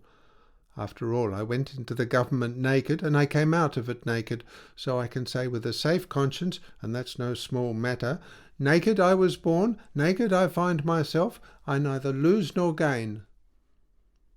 Thus did Sancho soliloquize on the day of their departure, as Don Quixote, who had the night before taken leave of the Duke and Duchess, coming out made his appearance at an early hour in full armour in the courtyard of the castle. The whole household of the castle were watching him from the corridors, and the Duke and Duchess too came out to see him. Sancho was mounted on his dapple with his alforges, valise, and proven supremely happy because the Duke's major domo, the same that had acted the part of the Trifaldi, had given him a little purse with 200 gold crowns to meet the necessary expenses of the road. But of this Don Quixote knew nothing as yet. While all were, as has been said, observing him, suddenly from among the duennas and handmaidens the impudent and witty Altisidora lifted up her voice and said in pathetic tones, "Give ear, cruel knight, draw rein. Where's the need of spurring the flanks of that ill-broken steed? From what art thou flying? No dragon I am, nor even a sheep, but a tender young lamb. Thou hast jilted a maiden as fair to behold as nymph of Diana or Venus of old. Barino, Aeneas, what worse shall I call thee? Barabbas go with thee, all evil before thee. In thy claws, ruthless robber, thou bearest away the heart of a meek, loving maid for thy prey. 3 kerchiefs thou stealest, and garters a pair, from legs than the whitest of marble more fair, and the sighs that pursue thee would burn to the ground 2,000 Troy towns, if so many were found. Barino, Aeneas, what worse shall I call thee? Barabbas go with thee, all evil befall thee. May no bowels of mercy to Sancho be granted, and thy Dulcinea be left still enchanted. May thy falsehood to me find its punishment in her, for in my land the just often pays for the sinner. May the grandest adventures discomfitures prove, may thy joys be all dreams, and forgotten thy love. Barino, Aeneas, what worse shall I call thee? Barabbas go with thee, all evil befall thee. May thy name be abhorred for thy conduct to ladies, from London to England, from Seville to Cadiz. May thy cards be unlucky, thy hands contain ne'er a king, seven, or ace, when thou playest primera. When thy corns are cut, may it be to the quick. When thy grinders are drawn, may the roots of them stick. Barino, Aeneas, what worse shall I call thee? Barabbas go with thee, all evil befall thee. All the while the unhappy Altisidora was bewailing herself in the above strain, Don Quixote stood staring at her, and without uttering a word in reply to her, he turned round to Sancho and said, Sancho, my friend, I conjure thee by the life of thy forefathers, tell me the truth. Say, hast thou by any chance taken the 3 kerchiefs and the garters this love-sick maid speaks of? To this Sancho made answer, The 3 kerchiefs I have, but the garters as much as over the hills of Ubeda. The Duchess was amazed at Altisidora's assurance. She knew that she was bold, lively, and impudent, but not so much so as to venture to make free in this fashion, and not being prepared for the joke, her astonishment was all the greater. The Duke had a mind to keep up the sport, so he said, It does not seem to me well done in you, Sir Knight, that after having received the hospitality that has been offered you in this very castle, you should have ventured to carry off even 3 kerchiefs, not to say my handmaid's garters. It shows a bad heart, and does not tally with your reputation. Restore her garters, or else I defy you to mortal combat, for I am not afraid of rascally enchanters changing or altering my features, as they changed his who encountered you into those of my lackey Tosilos. God forbid, said Don Quixote, that I should draw my sword against your illustrious person, from which I have received such great favours. The kerchiefs I will restore, as Sancho says he has them. As to the garters, that is impossible, for I have not got them, neither has he. And if your handmaiden here will look in her hiding-places, depend upon it she will find them. I have never been a thief, my Lord Duke, nor do I mean to be so as long as I live, if God cease not to have me in his keeping. This damsel, by her own confession, speaks as one in love, for which I am not to blame, and therefore need not ask pardon, either of her or of your excellence, whom I entreat to have a better opinion of me, and once more to give me leave to pursue my journey. And may God so prosper it, Señor Don Quixote, said the Duchess, that we may always hear good news of your exploits. God speed you, for the longer you stay, the more you inflame the hearts of the damsels who behold you, and as for this one of mine, I will so chastise her that she will not transgress again, either with her eyes or with her words. One word, and no more, O valiant Don Quixote, I ask you to hear, said Altisidora, and that is that I beg your pardon about the theft of the garters, for by God and upon my soul I have got them on, and I have fallen into the same blunder as he did who went looking for his ass, being all the while mounted on it. Didn't I say so? Said Sancho. I'm a likely one to hide thefts. Why, if I wanted to deal in them, opportunities came ready enough to me and my government. Don Quixote bowed his head, and saluted the Duke and Duchess and all the bystanders, and wheeling Rocinante round, Sancho following him on Dapple, he rode out of the castle, shaping his course for Saragossa. Volume 2, Chapter 58, which tells how adventures came crowding on Don Quixote in such numbers that they gave one another no breathing time. When Don Quixote saw himself in open country, free, and relieved from the attentions of Altisidora, he felt at his ease, and in fresh spirits to take up the pursuit of chivalry once more, and turning to Sancho, he said, Freedom, Sancho, is one of the most precious gifts that heaven has bestowed upon men. No treasures that the earth holds buried or the sea conceals can compare with it, For freedom, as for honour, life may and should be ventured. And, on the other hand, captivity is the greatest evil that can fall to the lot of man. I say this, Sancho, because thou hast seen the good cheer, the abundance we have enjoyed in this castle we are leaving. Well then, amid those dainty banquets and snow-cooled beverages, I felt as though I were undergoing the straits of hunger, because I did not enjoy them with the same freedom as if they had been mine own. For the sense of being under an obligation to return benefits and favours received is a restraint that checks the independence of the spirit. Happy he, to whom heaven has given a piece of bread, for which he is not bound to give thanks to any but heaven itself. For all your worship says, said Sancho, it is not becoming that there should be no thanks on our part for 200 gold crowns that the Duke's major-domo has given me in a little purse, which I carry next to my heart like a warming plaster or comforter, to meet any chance calls. For we shan't always find castles where they'll entertain us. Now and then we may light upon roadside inns where they'll cudgel us. In conversations of this sort, the knight and squire-errant were pursuing their journey, when, after they had gone a little more than half a league, they perceived some dozen men, dressed like labourers, stretched upon their cloaks on the grass of a green meadow, eating their dinner. They had beside them what seemed to be white sheets, concealing some objects under them, standing upright or lying flat, and arranged at intervals. Don Quixote approached the diners, and saluting them courteously first, he asked them what it was those cloths covered.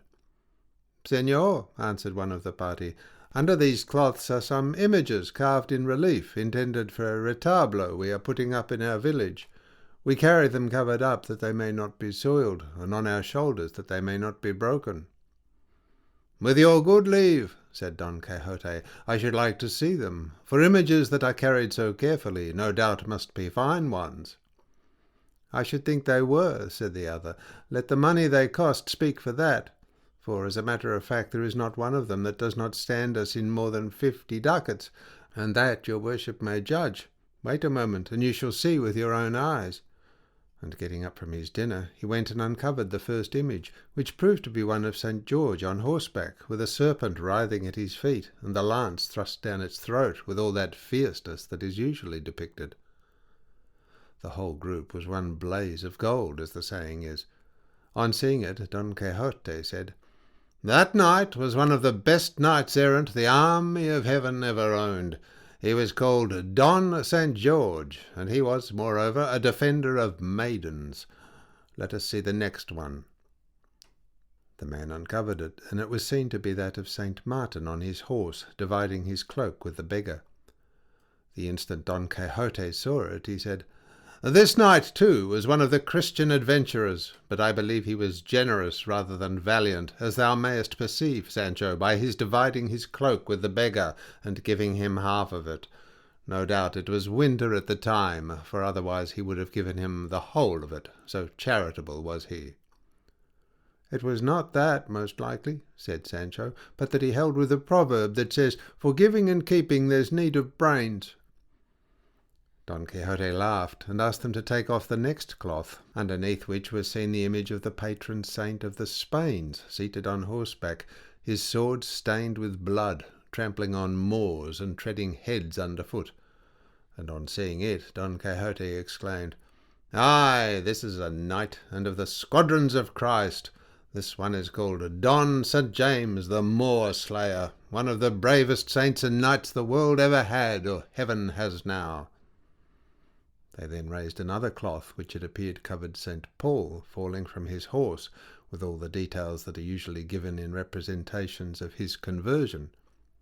When Don Quixote saw it, rendered in such a lifelike style that one would have said Christ was speaking, and Paul answering, "This," he said, "was in his time the greatest enemy that the Church of God our Lord had, and the greatest champion it will ever have. A knight-errant in life, a steadfast saint in death, an untiring labourer in the Lord's vineyard, a teacher of the Gentiles, whose school was heaven, and whose instructor and master was Jesus Christ himself." There were no more images, so Don Quixote bade them cover them up again, and said to those who had brought them, "I take it as a happy omen, brothers, to have seen what I have, for these saints and knights were of the same profession as myself, which is the calling of arms, only there is this difference between them and me, that they were saints and fought with divine weapons, and I am a sinner and fight with human ones. They won heaven by force of arms, for heaven suffereth violence, and I, so far, know not what I have won by dint of my sufferings, but if my Dulcinea del Toboso were to be released from hers, perhaps with mended fortunes and a mind restored to itself, I might direct my steps in a better path than I am following at present." "May God hear and sin be deaf," said Sancho to this. The men were filled with wonder as well at the figure as at the words of Don Quixote, though they did not understand one half of what he meant by them. They finished their dinner, took their images on their backs, and bidding farewell to Don Quixote, resumed their journey. Sancho was amazed afresh at the extent of his master's knowledge, as much as if he had never known him, for it seemed to him that there was no story or event in the world that he had not at his fingers' ends and fixed in his memory. And he said to him, "In truth, master mine, if this that has happened to us today is to be called an adventure, it has been one of the sweetest and pleasantest that have befallen us in the whole course of our travels. We have come out of it unbelaboured and undismayed, neither have we drawn sword, nor have we smitten the earth with our bodies, nor have we been left famishing. Blessed be God that he has let me see such a thing with my own eyes." "Thou sayest well, Sancho," said Don Quixote. "But remember, all times are not alike, nor do they always run the same way. And these things the vulgar commonly call omens, which are not based upon any natural reason, will by him who is wise be esteemed and reckoned happy accidents merely. One of these believers in omens will get up of a morning, leave his house, and meet a friar of the order of the blessed St. Francis, and, as if he had met a griffin, will turn about and go home. With another, Mendoza, the salt is spilt on his table, and gloom is spilt over his heart, as if nature was obliged to give warning of coming misfortunes by means of such trivial things as these. The wise man and the Christian should not trifle with what it may please heaven to do. Scipio, on coming to Africa, stumbled as he leapt on shore. His soldiers took it as a bad omen, but he, clasping the soil with his arms, exclaimed, "Thou canst not escape me, Africa, for I hold thee tight between my arms." Thus, Sancho, meeting those images has been to me a most happy occurrence. "I can well believe it," said Sancho, "but I wish your worship would tell me what is the reason that the Spaniards, when they are about to give battle, in calling on that St. James the Moor-slayer, say, 'Santiago, and close Spain.' Is Spain then open, so that it is needful to close it, or what is the meaning of this form?" "Thou art very simple, Sancho," said Don Quixote. "God, look you, gave that great knight of the Red Cross to Spain as her patron saint and protector, especially in those hard struggles the Spaniards had with the Moors, and therefore they invoke and call upon him as their defender in all their battles, and in these he has been many a time seen, beating down, trampling underfoot, destroying and slaughtering the Hagarine squadrons in the sight of all, of which fact I could give thee many examples recorded in truthful Spanish histories." Sancho changed the subject, and said to his master, "I marvel, señor, at the boldness of Altisidora, the Duchess's handmaid. He whom they call Love must have cruelly pierced and wounded her. They say he is a little blind urchin, who, though blear-eyed, or more properly speaking, sightless, if he aims at a heart, be it ever so small, hits it, and pierces it through and through with his arrows. I have heard it said, too, that the arrows of love are blunted and robbed of their points by maidenly modesty and reserve. But with this Altisidora, it seems they are sharpened rather than blunted." "Bear in mind, Sancho," said Don Quixote, "that love is influenced by no consideration, recognizes no restraints of reason, and is of the same nature as death, that assails alike the lofty palaces of kings and the humble cabins of shepherds. and when it takes entire possession of a heart, the first thing it does is to banish fear and shame from it. And so, without shame, Altisidora declared her passion, which excited in my mind embarrassment rather than commiseration." "Notable cruelty!" exclaimed Sancho. "Unheard of ingratitude! I can only say for myself that the very smallest loving word of hers would have subdued me and made a slave of me. The devil! What a heart of marble! What bowels of brass! What a soul of mortar! But I can't imagine what it is that this damsel saw in your worship that could have conquered and captivated her so. What gallant figure was it? What bold bearing? What sprightly grace? What comeliness of feature? Which of these things by itself, or what altogether, could have made her fall in love with you? For indeed, in truth, many a time I stop to look at your worship from the sole of your foot to the topmost hair of your head, and I see more to frighten one than to make one fall in love. Moreover, I have heard say that beauty is the first and main thing that excites love, and as your worship has none at all, I don't know what the poor creature fell in love with."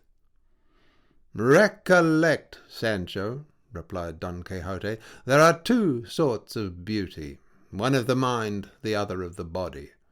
That of the mind displays and exhibits itself in intelligence, in modesty, in honourable conduct, in generosity, in good breeding.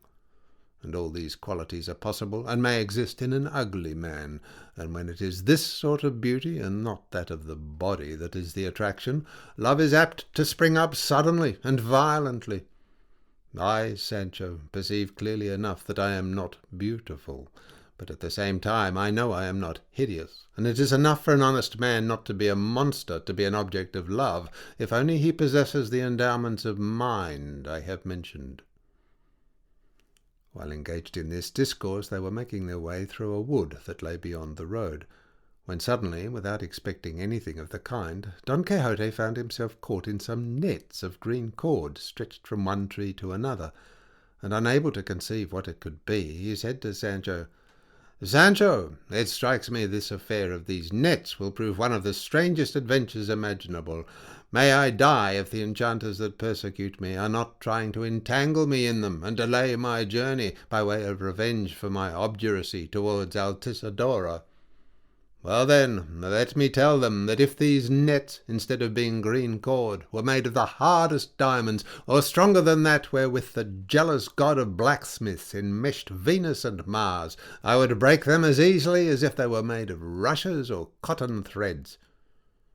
But just as he was about to press forward and break through all, suddenly, from among some trees, two shepherdesses of surpassing beauty presented themselves to his sight, or at least damsels dressed like shepherdesses, save that their jerkins and sayres were of fine brocade, that is to say, the sayres were rich farthingales of gold embroidered tabby. Their hair, that in its golden brightness vied with the beams of the sun itself, fell loose upon their shoulders, and was crowned with garlands twined with green laurel and red everlasting, and their years to all appearance were not under 15, nor above 18. Such was the spectacle that filled Sancho with amazement, fascinated Don Quixote, made the sun halt in his course to behold them, and held all four in a strange silence. One of the shepherdesses at length was the first to speak, and said to Don Quixote, "Hold, Sir Knight, and do not break these nets, for they are not spread here to do you any harm, but only for our amusement. And as I know you will ask why they have been put up, and who we are, I will tell you in a few words.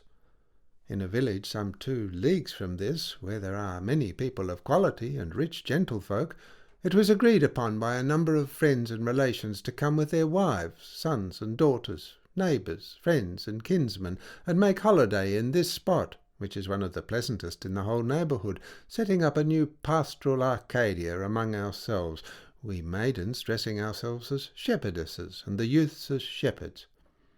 We have prepared 2 eclogues, one by the famous poet Garcilaso, the other by the most excellent Camões, in its own Portuguese tongue, but we have not as yet acted them. Yesterday was the first day of our coming here. We have a few of what they say are called field tents pitched among the trees on the bank of an ample brook that fertilizes all these meadows. Last night we spread these nets in the trees here to snare the silly little birds that, startled by the noise we make, may fly into them. If you please to be our guest, Señor, you will be welcomed heartily and courteously, for here just now neither care nor sorrow shall enter." She held her peace and said no more, and Don Quixote made answer, "Of a truth, fairest lady, Actaeon, when he unexpectedly beheld Diana bathing in the stream, could not have been more fascinated and wonderstruck than I at the sight of your beauty. I commend your mode of entertainment, and thank you for the kindness of your invitation. And if I can serve you, you may command me with full confidence of being obeyed, for my profession is none other than to show myself grateful and ready to serve persons of all conditions, but especially persons of quality, such as your appearance indicates. And if, instead of taking up, as they probably do, but a small space, these nets took up the whole surface of the globe, I would seek out new worlds through which to pass, so as not to break them.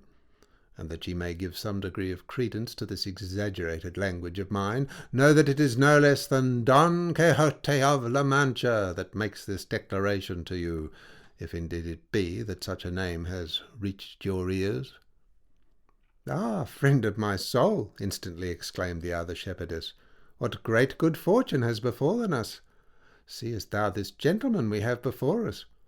Well then, let me tell thee, he is the most valiant and most devoted and the most courteous gentleman in all the world, unless a history of his achievements that has been printed and I have read is telling lies and deceiving us.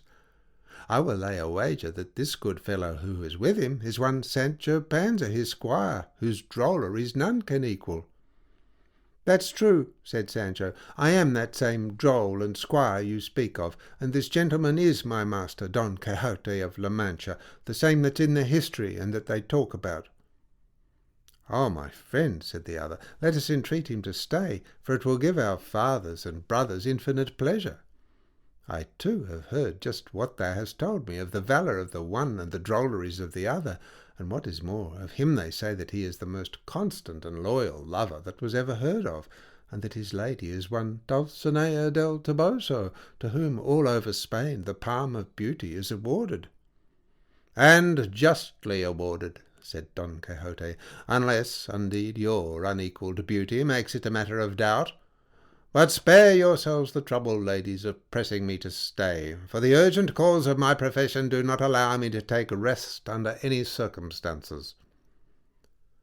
At this instant there came up to the spot where the four stood a brother of one of the two shepherdesses, like them in shepherd costume, and as richly and gaily dressed as they were. They told him that their companion was the valiant Don Quixote of La Mancha, and the other Sancho his squire, of whom he knew already from having read their history. The gay shepherd offered him his services, and begged that he would accompany him to their tents, and Don Quixote had to give way and comply. And now the game was started, and the nets were filled with a variety of birds that, deceived by the colour, fell into the danger they were flying from. Upwards of 30 persons, all gaily attired as shepherds and shepherdesses, assembled on the spot, and were at once informed who Don Quixote and his squire were, whereat they were not a little delighted, as they knew of him already through his history. They repaired to the tents, where they found tables laid out, and choicely, plentifully, and neatly furnished. They treated Don Quixote as a person of distinction, giving him the place of honour, and all observed him, and were full of astonishment at the spectacle. At last, the cloth being removed, Don Quixote, with great composure, lifted up his voice, and said, "One of the greatest sins that men are guilty of, some will say pride, but I say ingratitude, going by the common saying that hell is full of ingrates. This sin, so far as it has lain in my power, I have endeavoured to avoid ever since I have enjoyed the faculty of reason. And if I am unable to requite good deeds that have been done me by other deeds, I substitute the desire to do so. And if that be not enough, I make them known publicly. For he who declares and makes known the good deeds done to him would repay them by others, if it were in his power, and for the most part those who receive are the inferior of those who give. Thus God is superior to all, because he is the supreme giver, and the offerings of man fall short by an infinite distance of being a full return for the gifts of God. But gratitude in some degree makes up for this deficiency and shortcoming. I, therefore, grateful for the favour that has been extended to me here, and unable to make a return in the same measure, restricted as I am by the narrow limits of my power, offer what I can and what I have to offer in my own way. And so I declare that for 2 full days I will maintain in the middle of this highway leading to Saragossa that these ladies, disguised as shepherdesses, who are here present, are the fairest and most courteous maidens in the world, excepting only the peerless Dulcinea del Toboso, sole mistress of my thoughts. Be it said without offence to those who hear me, ladies and gentlemen." On hearing this, Sancho, who had been listening with great attention, cried out in a loud voice, "Is it possible there is any one in the world who will dare to say and swear that this master of mine is a madman? Say, gentlemen shepherds, is there a village priest, be he ever so wise or learned, who could say what my master has said? Or is there knight-errant, whatever renown he may have as a man of valour, that could offer what my master has offered now?" Don Quixote turned upon Sancho, and with a countenance glowing with anger, said to him, "Is it possible, Sancho, there is any one in the whole world who will say thou art not a fool, with a lining to match, and I know not what trimmings of impertinence and roguery?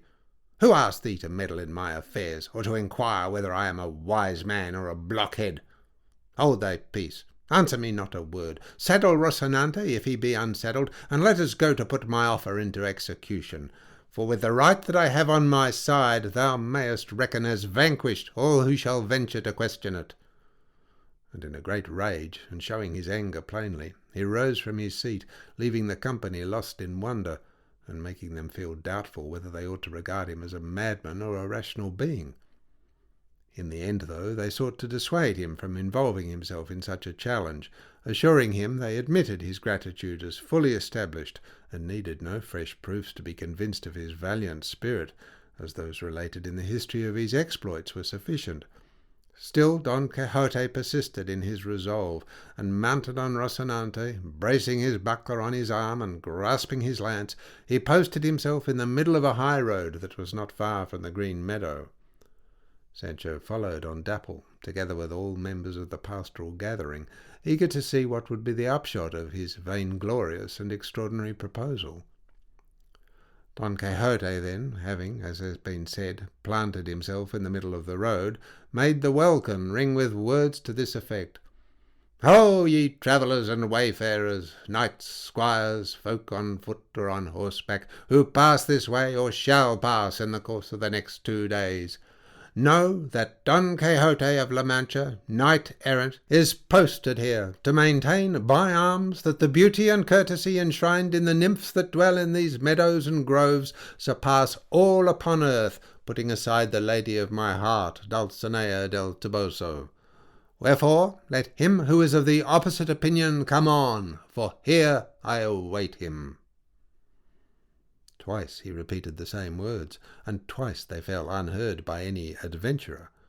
But fate, that was guiding affairs for him from better to better, so ordered it that shortly afterwards there appeared on the road a crowd of men on horseback, many of them with lances in their hands, all riding in a compact body and in great haste. No sooner had those who were with Don Quixote seen them than they turned about and withdrew to some distance from the road, for they knew that if they stayed some harm might come to them. But Don Quixote, with intrepid heart, stood his ground, and Sancho Panza shielded himself with Rocinante's hind quarters. The troop of lancers came up, and one of them, who was in advance, began shouting to Don Quixote, "Get out of the way, you son of the devil, or these bulls will knock you to pieces." "Rabble," returned Don Quixote, "I care nothing for bulls, be they the fiercest Jarama breed on its banks. Confess at once, scoundrels, that what I have declared is true, else ye have to deal with me in combat." The herdsman had no time to reply, nor Don Quixote to get out of the way, even if he wished, And so the drove of fierce bulls and tame bullocks, together with the crowd of herdsmen and others who were taking them to be penned up in a village where they were to be run the next day, passed over Don Quixote and over Sancho, Rocinante and Dapple, hurling them all to the earth and rolling them over on the ground. Sancho was left crushed, Don Quixote scared, Dapple belaboured, and Rocinante in no very sound condition. They all got up, however, at length, and Don Quixote, in great haste, stumbling here and falling there, started off running after the drove, shouting out, "Hold! Stay, ye rascally rabble! A single knight awaits you, and he is not of the temper or opinion of those who say, 'For a flying enemy make a bridge of silver.'" The retreating party in their haste, however, did not stop for that, or heed his menaces any more than last year's clouds. Weariness brought Don Quixote to a halt, and more enraged than avenged, he sat down on the road to wait until Sancho, Rocinante, and Dapple came up. When they reached him, master and man mounted once more, and without going back to bid farewell to the mock or imitation Arcadia, and more in humiliation than contentment, they continued their journey. Volume 2, Chapter 59, wherein is related the strange thing which may be regarded as an adventure that happened Don Quixote. A clear limpid spring which they discovered in a cool grove relieved Don Quixote and Sancho of the dust and fatigue due to the unpolite behaviour of the bulls, and by the side of this, having turned Dapple and Rocinante loose without headstall or bridle, the forlorn pair, master and man, seated themselves. Sancho had recourse to the larder of his alforges, and took out of them what he called the prog. Don Quixote rinsed his mouth and bathed his face, by which cooling process his flagging energies were revived. Out of pure vexation he remained without eating, and out of pure politeness Sancho did not venture to touch a morsel of what was before him, but waited for his master to act as taster. Seeing, however, that, absorbed in thought, he was forgetting to carry the bread to his mouth, he said never a word, and trampling every sort of good breeding under foot, began to stow away in his paunch the bread and cheese that came to his hand. "Eat, Sancho, my friend," said Don Quixote. "Support life, which is of more consequence to thee than to me, and leave me to die under the pain of my thoughts and pressure of my misfortunes. I was born, Sancho, to live dying, and thou to die eating. And to prove the truth of what I say, look at me, printed in histories, famed in arms, courteous in behaviour, honoured by princes, courted by maidens. And after all, when I looked forward to palms, triumphs, and crowns, won and earned by my valiant deeds, I have this morning seen myself trampled on, kicked and crushed by the feet of unclean and filthy animals. This thought blunts my teeth, paralyzes my jaws, cramps my hands, and robs me of all appetite for food. So much so that I have a mind to let myself die of hunger, the cruellest death of all deaths." "So then," said Sancho, munching hard all the time, "your worship does not agree with the proverb that says, 'Let Martha die, but let her die with a full belly'? I at any rate have no mind to kill myself. So far from that, I mean to do as the cobbler does, who stretches the leather with his teeth until he makes it reach as far as he wants. I'll stretch out my life by eating until it reaches the end heaven has fixed for it. And let me tell you, señor, there's no greater folly than to think of dying of despair as your worship does. Take my advice, and after eating, lie down and sleep a bit on this green grass mattress, and you will see that when you awake, you'll feel something better." Don Quixote did as he recommended, for it struck him that Sancho's reasoning was more like a philosopher's than a blockhead's, and, said he, "Sancho, if thou wilt do for me what I am going to tell thee, my ease of mind would be more assured, and my heaviness of heart not so great. And it is this, to go aside a little while I am sleeping, in accordance with thy advice, and making bare thy carcass to the air, to give thyself 300 or 400 lashes with Rocinante's reins, on account of the 3,000 and odd thou art to give thyself for the disenchantment of Dulcinea. for it is a great pity that the poor lady should be left enchanted through thy carelessness and negligence." "There is a good deal to be said on that point," said Sancho. "Let us both go to sleep now, and after that God has decreed what will happen. Let me tell your worship that for a man to whip himself in cold blood is a hard thing, especially if the stripes fall upon an ill-nourished and worse-fed body. Let my lady Dulcinea have patience, and when she is least expecting it, she will see me made a riddle of with whipping, and until death it's all life. I mean that I still have life in me, and the desire to make good what I have promised." Don Quixote thanked him, and ate a little, and Sancho a good deal, and then they both lay down to sleep, leaving those two inseparable friends and comrades, Rocinante and Dapple, to their own devices, and to feed unrestrained upon the abundant grass with which the meadow was furnished. They woke up rather late, mounted once more, and resumed their journey, pushing on to reach an inn which was in sight, apparently a league off. I say an inn, because Don Quixote called it so, contrary to his usual practice of calling all inns castles. They reached it, and asked the landlord if they could put up there. He said yes, with as much comfort and as good fare as they could find in Saragossa. They dismounted, and Sancho stowed away his larder in a room of which the landlord gave him the key. He took the beasts to the stable, fed them, and came back to see what orders Don Quixote, who was seated on a bench at the door, had for him, giving special thanks to heaven that this inn had not been taken for a castle by his master. Supper time came, and they repaired to their room, and Sancho asked the landlord what he had to give them for supper. To this the landlord replied that his mouth should be the measure. He had only to ask what he would, for that inn was provided with the birds of the air, and the fowls of the earth, and the fish of the sea. "There's no need for all that," said Sancho. "If thou roast us a couple of chickens we'll be satisfied, for my master is delicate and eats little, and I'm not over and above gluttonous." The landlord replied he had no chickens, for the kites had stolen them. "Well then," said Sancho, "let señor landlord tell them to roast a pullet, so that it is a tender one." "Pullet, my father," said the landlord, "unless, and in truth it's only yesterday I sent over 50 to the city to sell, but saving pullets, ask what you will." "In that case," said Sancho, "you will not be without veal or kid." "Just now," said the landlord, "there's none in the house, for it's all finished, but next week there will be enough and to spare." "Much good that does it," said Sancho. "I'll lay a bet that all these shortcomings are going to wind up in plenty of bacon and eggs." "By God," said the landlord, "my guest's wits must be precious dull. I tell him I have neither pullets nor hens, and he wants me to have eggs. Talk of other dainties, if you please, and don't ask for hens again." "Body o' me," said Sancho, "let's settle the matter. Say at once what you have got, and let us have no more words about it." "In truth and earnest, señor guest," said the landlord, "all I have is a couple of cow heels like calves' feet, or a couple of calves' feet like cow heels.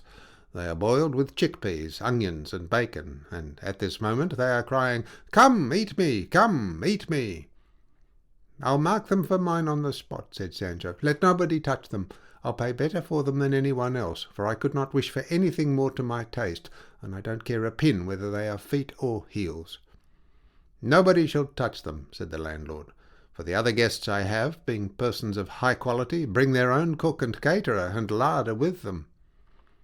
"If you come to people of quality," said Sancho, "there's nobody more so than my master, but the calling he follows does not allow of larders or storerooms. We lay ourselves down in the middle of a meadow, and fill ourselves with acorns or medlars." Here ended Sancho's conversation with the landlord, Sancho not caring to carry it any farther by answering him, for he had already asked him what calling or what profession it was his master was of. Supper time having come, then, Don Quixote betook himself to his room. The landlord brought in the stew-pan just as it was, and he sat himself down to sup very resolutely. It seems that in another room, which was next to Don Quixote's, with nothing but a thin partition to separate it, he overheard these words: "As you live, Señor Don Jerónimo, while they are bringing supper, let us read another chapter of the second part of Don Quixote of La Mancha." The instant Don Quixote heard his own name, he started to his feet, and listened with open ears to catch what they said about him, and heard the Don Hieronymo, who had been addressed, say in reply, "Why would you have us read that absurd stuff, Don Juan, when it is impossible for anyone who has read the first part of the history of Don Quixote of La Mancha to take any pleasure in reading this second part?" "For all that," said he who was addressed as Don Juan, "we should do well to read it, for there is no book so bad but it has something good in it. What displeases me most in it is that it represents Don Quixote as now cured of his love for Dulcinea del Toboso." On hearing this, Don Quixote, full of wrath and indignation, lifted up his voice and said, "Whoever he may be who says that Don Quixote of La Mancha has forgotten or can forget Dulcinea del Toboso, I will teach him with equal arms that what he says is very far from the truth, for neither can the peerless Dulcinea del Toboso be forgotten, nor can forgetfulness have a place in Don Quixote.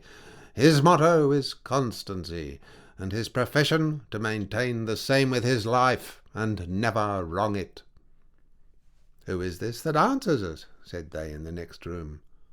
"Who should it be," said Sancho, "but Don Quixote of La Mancha himself, who will make good all he has said, and all he will say, for pledges don't trouble a good payer." Sancho had hardly uttered these words when two gentlemen, for such they seemed to be, entered the room, and one of them, throwing his arms around Don Quixote's neck, said to him, "Your appearance cannot leave any question as to your name, nor can your name fail to identify your appearance. Unquestionably, señor, you are the real Don Quixote of La Mancha, cynosure and morning star of knight-errantry, despite and in defiance of him who has sought to usurp your name and bring to naught your achievements, as the author of this book which I here present to you has done." And with this he put a book which his companion carried into the hands of Don Quixote, who took it, and without replying began to run his eye over it. But he presently returned it, saying, "In the little I have seen, I have discovered 3 things in this author that deserve to be censured. The first is some words that I have read in the preface. The next, that the language is Aragonese, for sometimes he writes without articles. And the third, which above all stamps him as ignorant, is that he goes wrong, and departs from the truth in the most important part of the history. For here he says that my squire, Sancho Panza's wife, is called Mari Gutierrez, when she is called nothing of the sort, but Teresa Panza. And when a man errs on such an important point as this, there is good reason to fear that he is in error on every other point in the history." "A nice sort of historian indeed," exclaimed Sancho at this. "He must know a deal about our affairs when he calls my wife Teresa Panza Mari Gutierrez. Take the book again, señor, and see if I am in it, and if he has changed my name." "From your talk, friend," said Don Hieronymo, "no doubt you are Sancho Panza, Señor Don Quixote's squire." "Yes, I am," said Sancho, "and I am proud of it." "Faith, then," said the gentleman, "this new author does not handle you with the decency that displays itself in your person. He makes you out a heavy feeder and a fool, and not in the least droll, and a very different being from the Sancho described in the first part of your master's history." "God forgive him," said Sancho. "He might have left me in my corner without troubling his head about me. Let him who knows how ring the bells. St. Peter is very well in Rome." The two gentlemen pressed Don Quixote to come into their room and have supper with them, as they knew very well there was nothing in that inn fit for one of his sort. Don Quixote, who was always polite, yielded to their request and supped with them. Sancho stayed behind with the stew, and invested with plenary delegated authority, seated himself at the head of the table, and the landlord sat down with him, for he was no less fond of cow heel and calves' feet than Sancho was. While at supper, Don Juan asked Don Quixote what news he had of the lady Dulcinea del Toboso. Was she married? Had she been brought to bed? Or was she with child? Or did she, in maidenhood, still preserving her modesty and delicacy, cherish the remembrance of the tender passion of Señor Don Quixote?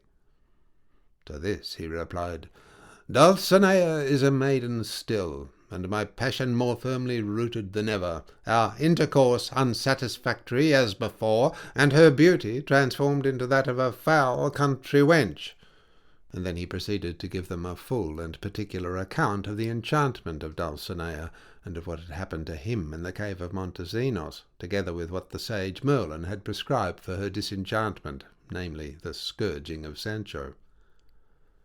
Exceedingly great was the amusement of the two gentlemen derived from hearing Don Quixote recount the strange incidents of his history, and if they were amazed by his absurdities, they were equally amazed by the elegant style in which he delivered them. On the one hand, they regarded him as a man of wit and sense, and on the other he seemed to them a maundering blockhead, and they could not make up their minds whereabouts between wisdom and folly they ought to place him. Sancho, having finished his supper and left the landlord in the X condition, repaired to the room where his master was, and as he came in said, "May I die, sirs, if the author of this book your worships have got has any mind that we should agree. As he calls me glutton, according to what your worships say, I wish he may not call me drunkard too." "But he does," said Don Hieronymo. "I cannot remember, however, in what way, though I know his words are offensive, and what is more, lying, as I can see plainly by the physiognomy of the worthy Sancho before me." "Believe me," said Sancho, "the Sancho and the Don Quixote of this history must be different persons from those that appear in the one Cid Hamete Benengeli wrote, who are ourselves. My master valiant, wise, and true in love, and I simple, droll, and neither glutton nor drunkard." "I believe it," said Don Juan, "and were it possible, an order should be issued that no one should have the presumption to deal with anything relating to Don Quixote, save his original author Cid Hamete, just as Alexander commanded that no one should presume to paint his portrait, save Apelles." "Let him who will paint me," said Don Quixote, "but let him not abuse me, for patience will often break down when they heap insults upon it." "None could be offered to Señor Don Quixote," said Don Juan, "that he himself will not be able to avenge, if he does not ward it off with the shield of his patience, which, I take it, is great and strong."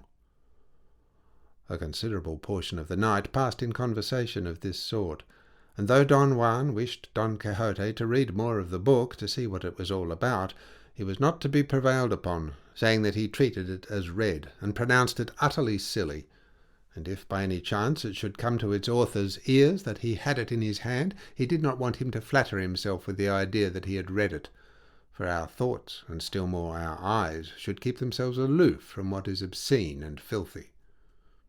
They asked him whether he meant to direct his steps. He replied, to Saragossa, to take part in the harness jousts which were held in that city every year. Don Juan told him that the new history described how Don Quixote, let him be who he might, took part there in a tilting at the ring, utterly devoid of invention, poor in mottos, very poor in costume, though rich in silliness. "For that very reason," said Don Quixote, "I will not set foot in Saragossa, and by that means I shall expose to the world the lie of this new history writer, and people will see that I am not the Don Quixote he speaks of." "You will do quite right," said Don Hieronymo, "and there are other jousts at Barcelona in which Señor Don Quixote may display his prowess." "That is what I mean to do," said Don Quixote, "and as it is now time, I pray your worships to give me leave to retire to bed, and to place and retain me among the number of your greatest friends and servants." "And me too," said Sancho. "Maybe I'll be good for something." With this they exchanged farewells, and Don Quixote and Sancho retired to their room, leaving Don Juan and Don Hieronymo amazed to see the medley he made of his good sense and his craziness, and they felt thoroughly convinced that these, and not those their Aragonese author described, were the genuine Don Quixote and Sancho. Don Quixote rose betimes, and bade adieu to his host by knocking at the partition of the other room. Sancho paid the landlord magnificently, and recommended him either to say less about the providing of his inn, or to keep it better provided. Volume 2, Chapter 60. Of what happened Don Quixote on his way to Barcelona. It was a fresh morning, giving promise of a cool day, as Don Quixote quitted the inn, first of all taking care to ascertain the most direct road to Barcelona, without touching upon Saragossa. So anxious was he to make out this new historian, who they said abused him so, to be a liar. Well, as it fell out, nothing worthy of being recorded happened to him for 6 days, at the end of which, having turned aside out of the road, he was overtaken by night in a thicket of oak or cork trees, for on this point Cid Hamete is not as precise as he usually is on other matters. Master and man dismounted from their beasts, and as soon as they had settled themselves at the foot of the trees, Sancho, who had had a good noontide meal that day, let himself, without more ado, pass the gates of sleep. But Don Quixote, whom his thoughts, far more than hunger, kept awake, could not close an eye, and roamed in fancy to and fro through all sorts of places. At one moment it seemed to him that he was in the cave of Montesinos and saw Dulcinea, transformed into a country wench, skipping and mounting upon her she-ass. Again, that the words of the sage Merlin were sounding in his ears, setting forth the conditions to be observed and the exertions to be made for the disenchantment of Dulcinea. He lost all patience when he considered the laziness and want of charity of his squire Sancho, for, to the best of his belief, he had only given himself 5 lashes, a number paltry and disproportioned to the vast number required. At this thought he felt such vexation and anger that he reasoned the matter thus.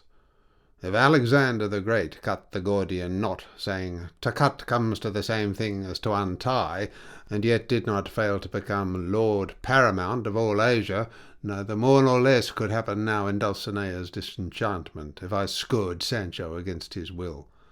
For if it is the condition of the remedy that Sancho shall receive 3,000 and odd lashes, what does it matter to me whether he inflicts them himself or someone else inflicts them, when the essential point is that he receives them, let them come from whatever quarter they may? With this idea he went over to Sancho, having first taken Rocinante's reins and arranged them so as to be able to flog him with them, and began to untie the points. The common belief is he had but one in front, by which his breeches were held up. But the instant he approached him, Sancho woke up in his full senses, and cried out, "What is this? Who is touching me and untrussing me?" "It is I," said Don Quixote, "and I come to make good thy shortcomings, and relieve my own distresses. I come to whip thee, Sancho, and wipe off some portion of the debt thou hast undertaken. Dulcinea is perishing, thou art living on regardless, I am dying of hope deferred. Therefore untruss thyself with a good will, for mine it is, here, in this retired spot, to give thee at least 2,000 lashes." "Not a bit of it," said Señor. "Let your worship keep quiet, or else by the living God the deaf shall hear us. The lashes I pledged myself to must be voluntary and not forced upon me, and just now I have no fancy to whip myself. It is enough if I give you my word to flog and flap myself when I have a mind." "It will not do to leave it to thy courtesy, Sancho," said Don Quixote, "for thou art hard of heart, and though a clown, tender of flesh." And at the same time he strove and struggled to untie him. Seeing this, Sancho got up, and, grappling with his master, he gripped him with all his might in his arms, giving him a trip with the heel, stretched him on the ground on his back, and, pressing his right knee on his chest, held his hands in his own, so that he could neither move nor breathe. "How now, traitor!" exclaimed Don Quixote, "dost thou revolt against thy master and natural lord? Dost thou rise against him who gives thee his bread?" "I neither put down king nor set up king," said Sancho. "I only stand up for myself, who am my own lord. If your worship promises me to be quiet, and not to offer to whip me now, I'll let you go free and unhindered. If not, traitor and Donna Sancho's foe, thou diest on the spot."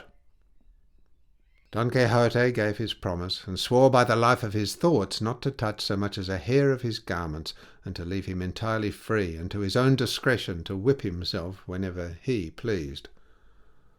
Sancho rose and removed some distance from the spot, but as he was about to place himself leaning against another tree, he felt something touch his head, and putting up his hands, encountered somebody's 2 feet, with shoes and stockings on them. He trembled with fear, and made for another tree, where the very same thing happened to him, and he fell a-shouting, calling upon Don Quixote to come and protect him. Don Quixote did so, and asked him what had happened to him, and what he was afraid of. Sancho replied that all the trees were full of men's feet and legs. Don Quixote felt them, and guessed at once what it was, and said to Sancho, "Thou hast nothing to be afraid of, for these feet and legs that thou feelest but canst not see belong no doubt to some outlaws and freebooters that have been hanged on these trees, for the authorities in these parts are wont to hang them up by 20s and 30s when they catch them, whereby I conjecture that it must be near Barcelona." And it was, in fact, as he supposed. With the first light they looked up, and saw that the fruit hanging on those trees were freebooters' bodies.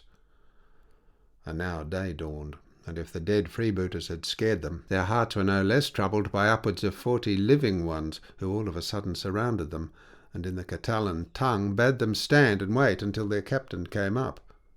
Don Quixote was on foot with his horse unbridled, and his lance leaning against a tree, and, in short, completely defenceless. He thought it best, therefore, to fold his arms and bow his head, and reserve himself for a more favourable occasion and opportunity. The robbers made haste to search Dapple, and did not leave him a single thing of all he carried in the alforges and in the valise, and lucky it was for Sancho that the Duke's crowns and those he brought from home were in a girdle that he wore round him. But for all that, these good folk would have stripped him, and even looked to see what he had hidden between the skin and flesh, but for the arrival at that moment of their captain, who was about 34 years of age apparently, strongly built, above the middle height, of stern aspect and swarthy complexion. He was mounted upon a powerful horse, and had on a coat of mail, with 4 of the pistols they call petronels in that country at his waist. He saw that his squires, for so they call those who follow that trade, were about to rifle Sancho Panza, but he ordered them to desist, and was at once obeyed, so the girdle escaped. He wondered to see the lance leaning against the tree, the shield on the ground, and Don Quixote in armour, and dejected, with the saddest and most melancholy face that sadness itself could produce. And going up to him, he said, "Be not so cast down, good man, for you have not fallen into the hands of any inhuman Buceras, but into rock guinars, which are more merciful than cruel." "The cause of my dejection," returned Don Quixote, "is not that I have fallen into thy hands, O valiant rock, whose fame is bounded by no limits on earth, but that my carelessness should have been so great that thy soldiers should have caught me unbridled, when it is my duty, according to the rule of knight-errantry which I profess, to be always on the alert, and at all times my own sentinel. For let me tell thee, great rock, had they found me on my horse, with my lance and shield, it would not have been very easy for them to reduce me to submission, for I am Don Quixote of La Mancha, he who hath filled the whole world with his achievements."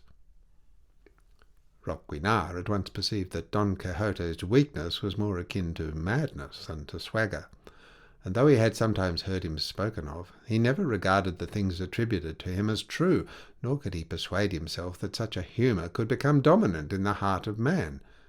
He was extremely glad, therefore, to meet him, and test at close quarters what he had heard of him at a distance. So he said to him, "Despair not, valiant knight, nor regard as an untoward fate the position in which thou findest thyself.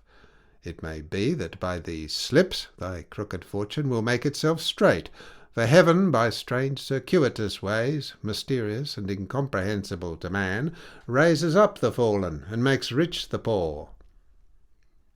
Don Quixote was about to thank him, when they heard behind them a noise as of a troop of horses. There was, however, but one, riding on which, at a furious pace, came a youth, apparently about 20 years of age, clad in green damask edged with gold, and breeches and a loose frock, with a hair looped up in the Walloon fashion, tight-fitting polished boots, gilt spurs, dagger and sword, and in his hand a musketoon, and a pair of pistols at his waist. Rock turned round at the noise, and perceived this comely figure, which, drawing near, thus addressed him. "I come in quest of thee, valiant Rock, to find in thee, if not a remedy, at least relief in my misfortune, and not to keep thee in suspense, for I see that thou dost not recognize me, I will tell thee who I am. I am Claudia Hieronyma, the daughter of Simon Forte, thy good friend, and special enemy of Cloquel Torreus, who is thine also, as being of the faction opposed to thee. Thou knowest that this Torreus has a son who is called, or at least was not 2 hours since, Don Vincente Torreus. Well, to cut short the tale of my misfortune, I will tell thee in a few words what this youth has brought upon me. He saw me, he paid court to me. I listened to him, and unknown to my father, I loved him, for there is no woman, however secluded she may live or close she may be kept, who will not have opportunities and to spare for following her headlong impulses. In a word, he pledged himself to be mine, and I promised to be his, without carrying matters any further. Yesterday I learned that, forgetful of his pledge to me, he was about to marry another, and that he was to go this morning to plight his troth. Intelligence which overwhelmed and exasperated me. My father not being at home, I was able to adopt this costume, you see, and urging my horse to speed, I overtook Don Vincente about a league from this, and without waiting to utter reproaches or hear excuses, I fired this musket at him, and these 2 pistols besides, and to the best of my belief I must have lodged more than 2 bullets in his body, opening doors to let my honour go free, enveloped in his blood. I left him there in the hands of his servants, who did not dare and were not able to interfere in his defence, and I come to seek from thee a safe conduct into France, where I have relatives with whom I can live, and also to implore thee to protect my father, so that Don Vincente's numerous kinsmen may not venture to wreak their lawless vengeance upon him." Rock, filled with admiration at the gallant bearing, high spirit, comely figure, and adventure of the fair Claudia, said to her, "Come, Signora, let us go and see if thy enemy is dead, and then we will consider what will be best for thee." Don Quixote, who had been listening to what Claudia said, and Roque Guinart said in reply to her, exclaimed, "Nobody need trouble himself with the defence of this lady, for I take it upon myself. Give me my horse and arms, and wait for me here. I will go in quest of this knight, and, dead or alive, I will make him keep his word plighted to so great beauty." "Nobody need have any doubt about that," said Sancho, "for my master has a very happy knack of matchmaking. It's not many days since he forced another man to marry, who in the same way backed out of his promise to another maiden, and if it had not been for his persecutors, the enchanters, changing the man's proper shape into a lackey's, the said maiden would not be won this minute." Rock, who was paying more attention to the fair Claudia's adventure than to the words of master or man, did not hear them, and ordering his squires to restore to Sancho everything they had stripped Dapple of, he directed them to return to the place where they had been quartered during the night, and then set off with Claudia at full speed in search of the wounded or slain Don Vicente. They reached the spot where Claudia met him, but found nothing there save freshly spilt blood. Looking all round, however, they descried some people on the slope of a hill above them, and concluded, as indeed it proved to be, that it was Don Vicente, whom, either dead or alive, his servants were removing to attend to his wounds, or to bury him. They made haste to overtake them, which, as the party moved slowly, they were able to do with ease. They found Don Vicente in the arms of his servants, whom he was entreating, in a broken, feeble voice, to leave him there to die, as the pain of his wounds would not suffer him to go any further. Claudia and Rock threw themselves off their horses and advanced towards him.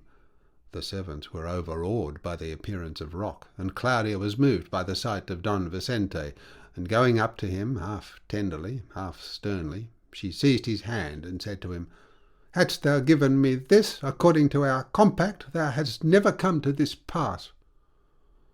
The wounded gentleman opened his all but closed eyes, and recognizing Claudia, said, "I see clearly, fair and mistaken lady, that it is thou that hast slain me, a punishment not merited or deserved by my feelings towards thee, for never did I mean to, nor could I wrong thee in thought or deed." "It is not true, then," said Claudia, "that thou wert going this morning to marry Leonora, the daughter of the rich Balvastro?" "Assuredly not," replied Don Vicente. "My cruel fortune must have carried those tidings to thee to drive thee in thy jealousy to take my life, and to assure thyself of this, press my hands, and take me for thy husband if thou wilt. I have no better satisfaction to offer thee for the wrong thou fanciest thou hast received from me." Claudia wrung her hands, and her own heart was so wrung that she lay fainting on the bleeding breast of Don Vicente, whom a death spasm seized the same instant. Rock was in perplexity, and knew not what to do. The servants ran to fetch water to sprinkle their faces, and brought some and bathed them with it. Claudia recovered from her fainting fit, but not so Don Vicente from the paroxysm that had overtaken him, for his life had come to an end. On perceiving this, Claudia, when she had convinced herself that her beloved husband was no more, rent the air with her sighs, and made the heavens ring with her lamentations. She tore her hair and scattered it to the winds. She beat her face with her hands, and showed all the signs of grief and sorrow that could be conceived to come from an afflicted heart. "Cruel, reckless woman," she cried, "how easily wert thou moved to carry out a thought so wicked! O furious force of jealousy, to what desperate lengths dost thou lead those that give thee lodging in their bosoms! O husband, whose unhappy fate in being mine hath borne thee from the marriage bed to the grave!" So vehement and so piteous were the lamentations of Claudia that they drew tears from Rock's eyes, unused as they were to shed them on any occasion. The servants wept, Claudia swooned away again and again, and the whole place seemed a field of sorrow and an abode of misfortune. In the end, Roque Guinart directed Don Vicente's servants to carry his body to his father's village, which was close by, for burial. Claudia told him she meant to go to a monastery of which an aunt of hers was abbess, where she intended to pass her life with a better and everlasting spouse. He applauded her pious resolution, and offered to accompany her whithersoever she wished, and to protect her father against the kinsmen of Don Vicente and all the world, should they seek to injure him. Claudia would not on any account allow him to accompany her, and thanking him for his offers as well as she could, took leave of him in tears. The servants of Don Vicente carried away his body, and Roque returned to his comrades, and so ended the love of Claudia Hieronyma. But what wonder, when it was the insuperable and cruel might of jealousy that wove the web of her sad story. Roque Guinart found his squires at the place to which he had ordered them, and Don Quixote on Rocinante in the midst of them, delivering a harangue to them, in which he argued them to give up a mode of life so full of peril, as well to the soul as to the body. But as most of them were Gascons, rough, lawless fellows, his speech did not make much impression on them. Roque, on coming up, asked Sancho if his men had returned and restored to him the treasures and jewels they had stripped off Dapple. Sancho said they had, but that 3 kerchiefs that were worth 3 cities were missing. "What are you talking about, man?" said one of the bystanders. "I have got them, and they are not worth 3 reals." "That is true," said Don Quixote, "but my squire values them at the rate he says, as having been given me by the person who gave them." Roque Guinart ordered them to be restored at once, and making his men fall in line, he directed all the clothing, jewellery, and money that they had taken since the last distribution to be produced, and making a hasty valuation, and reducing what could not be divided into money, he made shares for the whole band so equitably and carefully that in no case did he exceed or fall short of strict distributive justice. When this had been done, and all left satisfied, Roque observed to Don Quixote, "If this scrupulous exactness were not observed with these fellows, there would be no living with them." Upon this Sancho remarked, "From what I have seen here, justice is such a good thing that there is no doing without it, even among the thieves themselves." One of the squires heard this, and raising the butt end of his harquebus, would no doubt have broken Sancho's head with it, had not Roque Guinart called out to him to hold his hand. Sancho was frightened out of his wits, and vowed not to open his lips so long as he was in the company of these people. At this instant 1 or 2 of those squires who were posted as sentinels on the roads, to watch who came along them and report what passed to their chief, came up and said, "Señor, there is a great troop of people not far off, coming along the road to Barcelona." To which Roque replied, "Hast thou made out whether they are of the sort that are after us, or of the sort we are after?" "The sort we are after," said the squire. "Well then, away with you all," said Roque, "and bring them here to me at once, without letting one of them escape." They obeyed, and Don Quixote, Sancho, and Roque, left by themselves, waited to see what the squires brought, and while they were waiting, Roque said to Don Quixote, "It must seem a strange sort of life to Señor Don Quixote, this of ours, strange adventures, strange incidents, and all full of danger. And I do not wonder that it should seem so, for in truth I must own there is no mode of life more restless or anxious than ours. What led me into it was a certain thirst for vengeance, which is strong enough to disturb the quietest hearts. I am by nature tender-hearted and kindly, but, as I said, the desire to revenge myself for a wrong that was done me so overturns all my better impulses that I keep on in this way of life, in spite of what conscience tells me. And as one depth calls to another, and one sin to another sin, revenges have linked themselves together, and I have taken upon myself not only my own, but those of others. It pleases God, however, that though I see myself in this maze of entanglements, I do not lose all hope of escaping from it and reaching a safe port. Don Quixote was amazed to hear Roque utter such excellent and just sentiments, for he did not think that among those who followed such trades as robbing, murdering, and waylaying, there could be anyone capable of a virtuous thought, and he said in reply, "Señor Roque, the beginning of health lies in knowing the disease, and in the sick man's willingness to take the medicines which the physician prescribes.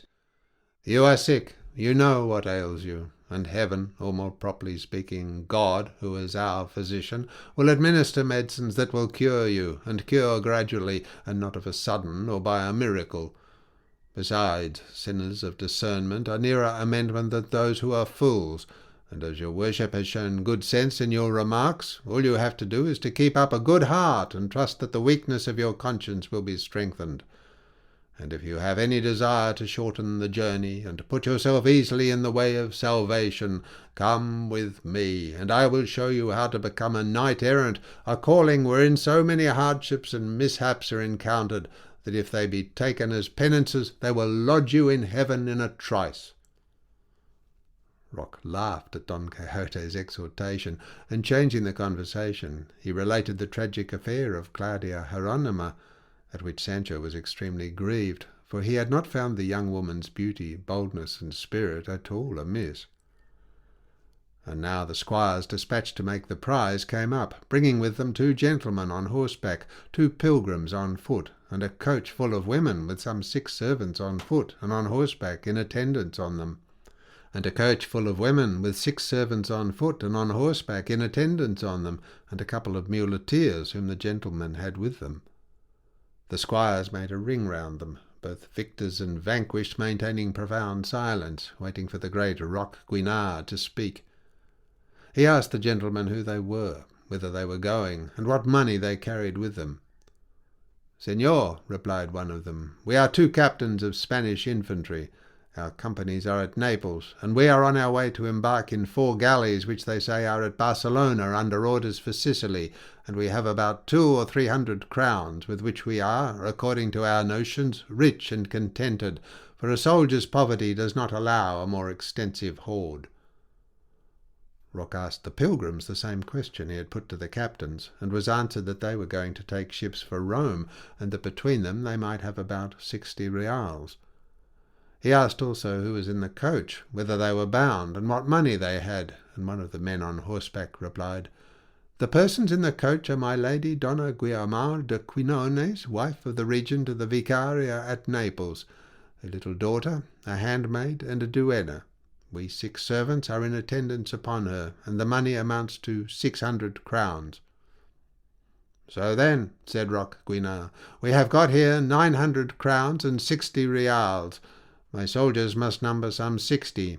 See how much there falls to each, for I am a bad arithmetician." As soon as the robbers heard this, they raised a shout of "Long life to Roque Guinart, in spite of the lladres that seek his ruin." The captains showed plainly the concern they felt. The regent's lady was downcast, and the pilgrims did not at all enjoy seeing their property confiscated. Roque kept them in suspense in this way for a while, but he had no desire to prolong their distress, which might be seen a bow-shot off, and turning to the captains, he said, "Sirs, will your worships be pleased of your courtesy to lend me 60 crowns, and her ladyship the regent's wife 80, to satisfy this band that follows me? For it is by his singing the abbot gets his dinner. And then you may at once proceed to your journey, free and unhindered, with a safe conduct which I shall give you, so that if you come across any other bands of mine that I have scattered in these parts, they may do you no harm, for I have no intention of doing injury to soldiers, or to any woman, especially one of quality." Profuse and hearty were the expressions of gratitude with which the captains thanked Rock for his courtesy and generosity, for such they regarded his leaving them their own money. Senora Donna Guiomar de Quinones wanted to throw herself out of the coach to kiss the feet and hands of the great Rock, but he would not suffer it on any account. So far from that, he begged her pardon for the wrong he had done her under pressure of the inexorable necessities of his unfortunate calling. The regent's lady offered one of her servants to give the 80 crowns that had been assessed as her share at once, for the captains had already paid down their 60.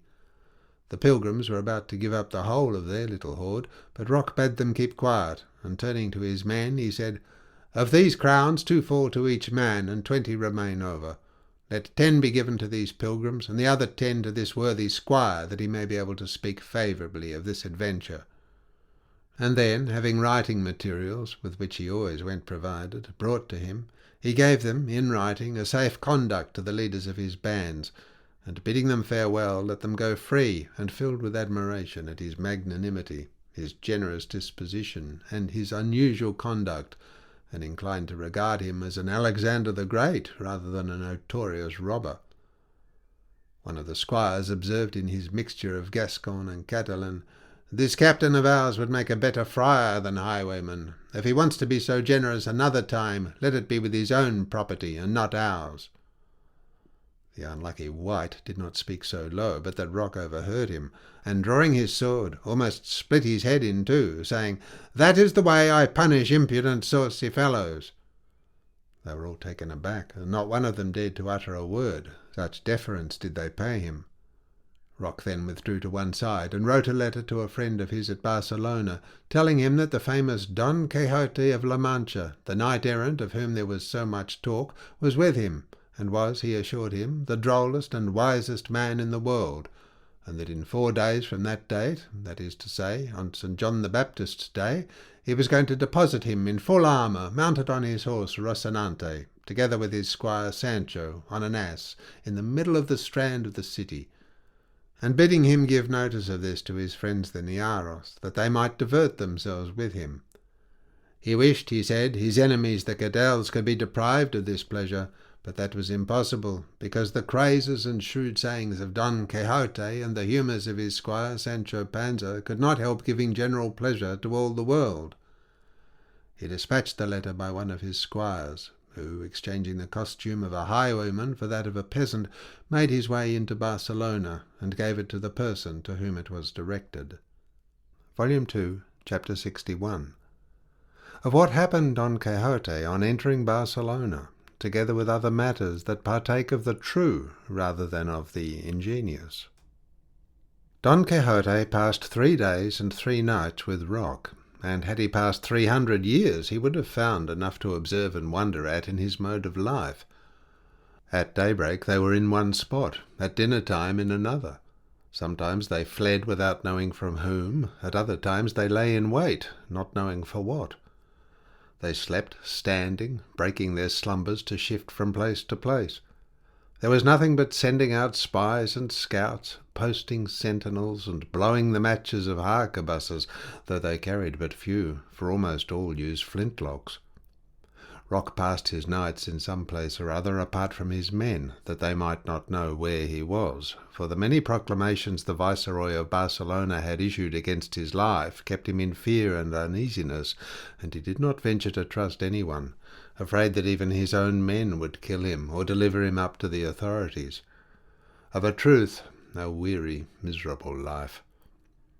At length, by unfrequented roads, short cuts, and secret paths, Rock, Don Quixote, and Sancho, together with 6 squires, set out for Barcelona. They reached the Strand on St. John's Eve during the night, and Rock, after embracing Don Quixote and Sancho, to whom he presented the 10 crowns he had promised but had not until then given, left them with many expressions of goodwill on both sides. Rock went back, while Don Quixote remained on horseback, just as he was, waiting for day, and it was not long before the countenance of the fair Aurora began to show itself at the balconies of the east, gladdening the grass and flowers, if not the ear, though to gladden that too there came at the same moment a sound of clarions and drums, and a din of bells, and a tramp, tramp and cries of "Clear the way there!" of some runners that seemed to issue from the city. The dawn made way for the sun, that with a face broader than a buckler began to rise slowly above the low line of the horizon. Don Quixote and Sancho gazed all round them. They beheld the sea, a sight until then unseen by them.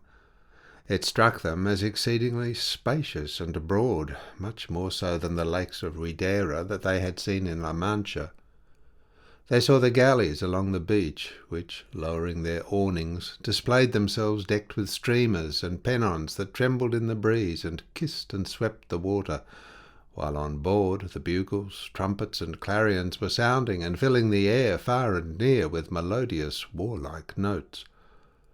Then they began to move and execute a kind of skirmish upon the calm water, while a vast number of horsemen on fine horses and in showy liveries issuing from the city engaged on their side in a somewhat similar movement.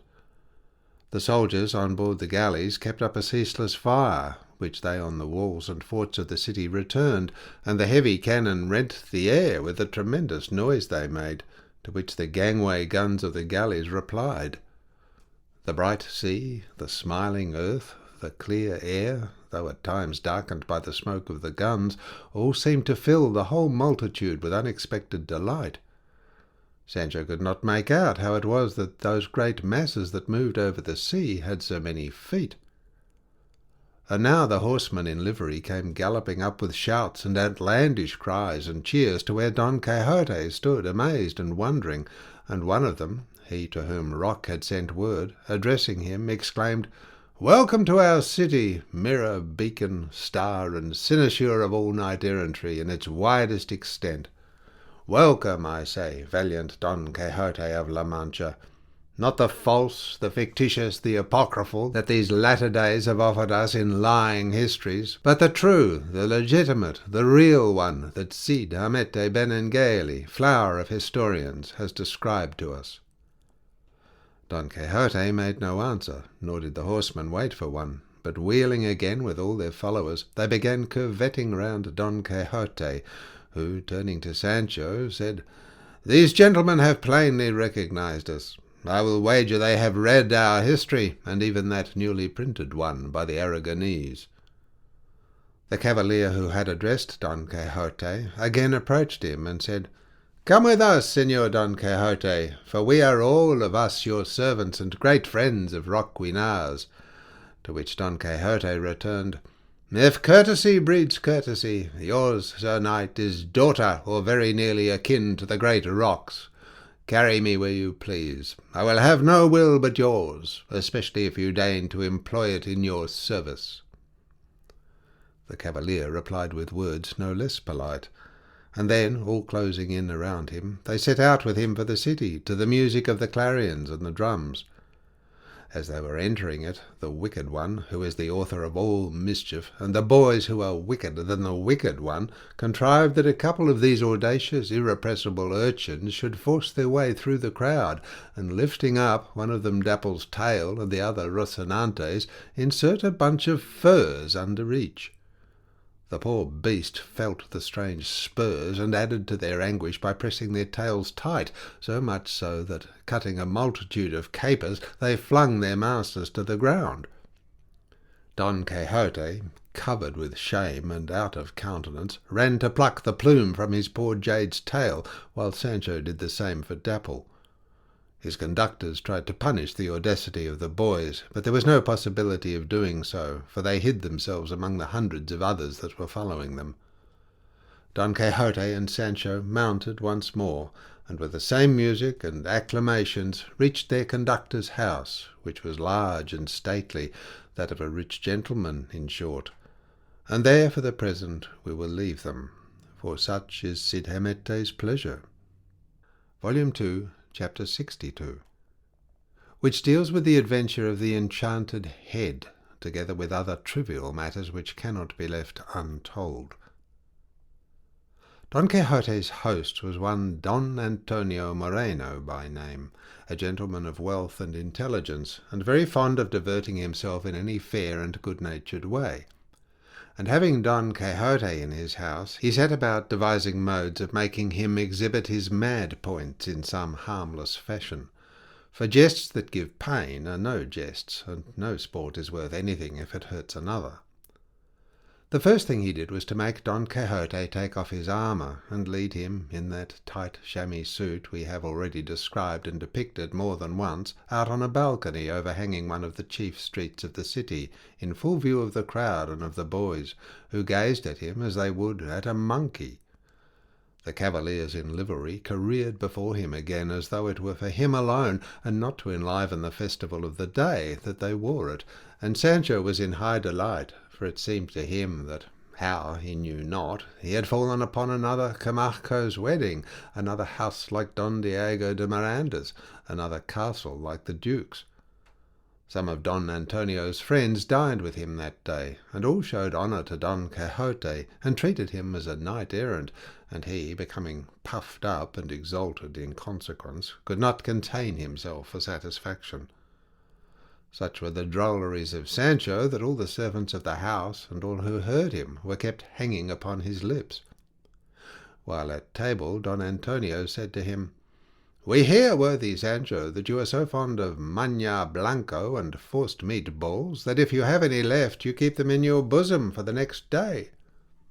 "No, señor, that's not true," said Sancho, "for I am more cleanly than greedy, and my master Don Quixote here knows well that we two are used to live for a week on a handful of acorns or nuts. To be sure, if it so happens that they offer me a heifer, I run with a halter. I eat what I'm given, and make use of opportunities as I find them. But whoever says that I'm an out-of-the-way eater, or not cleanly, let me tell him that he is wrong, and I'd put it in a different way if I did not respect the honourable beards that are at the table."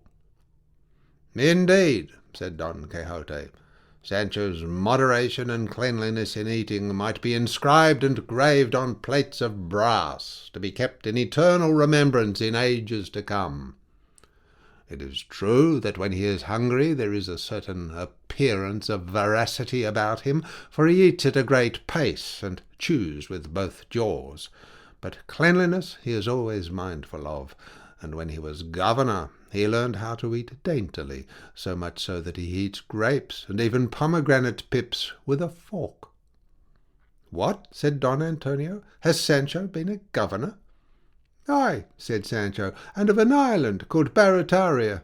I governed it to perfection for 10 days, and lost my rest all the time, and learned to look down upon all the governments in the world. I got out of it by taking to flight, and fell into a pit where I gave myself up for dead, and out of which I escaped alive by a miracle." Don Quixote then gave them a minute account of the whole affair of Sancho's government, with which he greatly amused his hearers. On the cloth being removed, Don Antonio, taking Don Quixote by the hand, passed with him into a distant room, in which there was nothing in the way of furniture except a table, apparently of jasper, resting on a pedestal of the same, upon which was set up, after the fashion of the busts of the Roman emperors, a head which seemed to be of bronze. Don Antonio traversed the whole apartment with Don Quixote, and walked round the table several times, and then said, "Now, Señor Don Quixote, that I am satisfied that no one is listening to us, and that the door is shut, I will tell you of one of the rarest adventures, or more properly speaking, strange things, that can be imagined, on condition that you will keep what I say to you in the remotest recesses of secrecy." "I swear it," said Don Quixote, "and for greater security I will put a flagstone over it, for I would have you know, Señor Don Antonio," he had by this time learned his name, "that you are addressing one who, though he has ears to hear, has no tongue to speak, so that you may safely transfer whatever you have in your bosom into mine, and rely upon it that you have consigned it to the depths of silence." "In reliance upon that promise," said Don Antonio, "I will astonish you with what you will see and hear, and relieve myself of some of the vexation it gives me to have no one to whom I can confide my secrets, for they are not of a sort to be entrusted to everybody." Don Quixote was puzzled, wondering what could be the object of such precautions. Whereupon Don Antonio, taking his hand, passed it over the bronze head and the whole table and the pedestal of jasper on which it stood, and then said, "This head, Señor Don Quixote, has been made and fabricated by one of the greatest magicians and wizards the world ever saw, a Pole, I believe, by birth, and a pupil of the famous Escotillo, of whom such marvellous stories are told.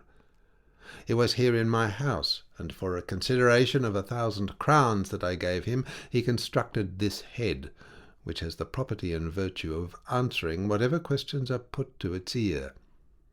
He observed the points of the compass, he traced figures, he studied the stars, he watched favourable moments, and at length brought it to the perfection we shall see to-morrow, for on Fridays it is mute, and this being Friday, we must wait till the next day.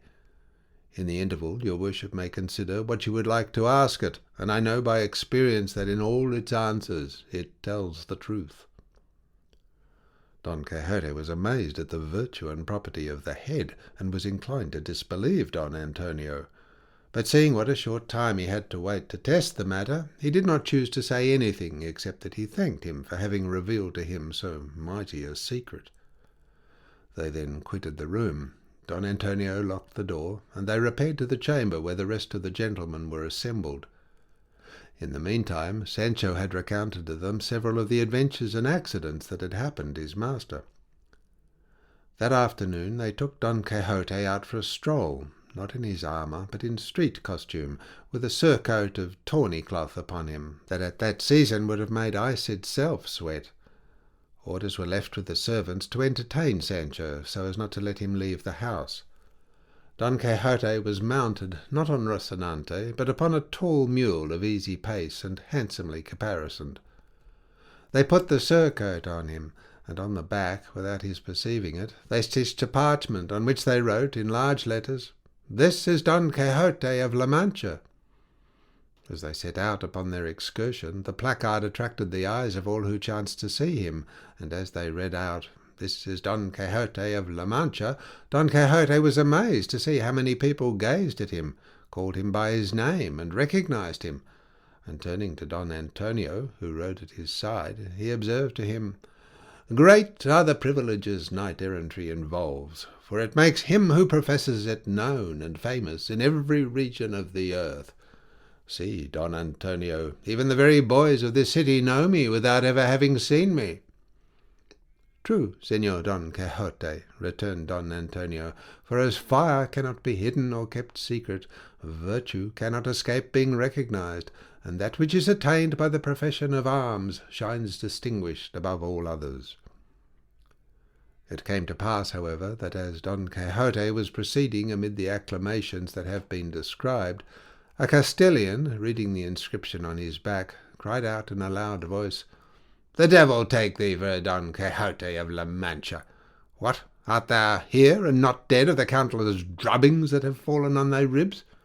Thou art mad, and if thou wert so by thyself, and kept thyself within thy madness, it would not be so bad, but thou hast the gift of making fools and blockheads of all who have anything to do with thee or say to thee.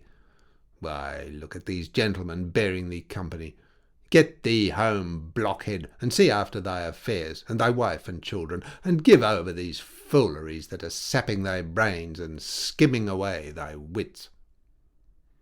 "Go your own way, brother," said Don Antonio, "and don't offer advice to those who don't ask you for it.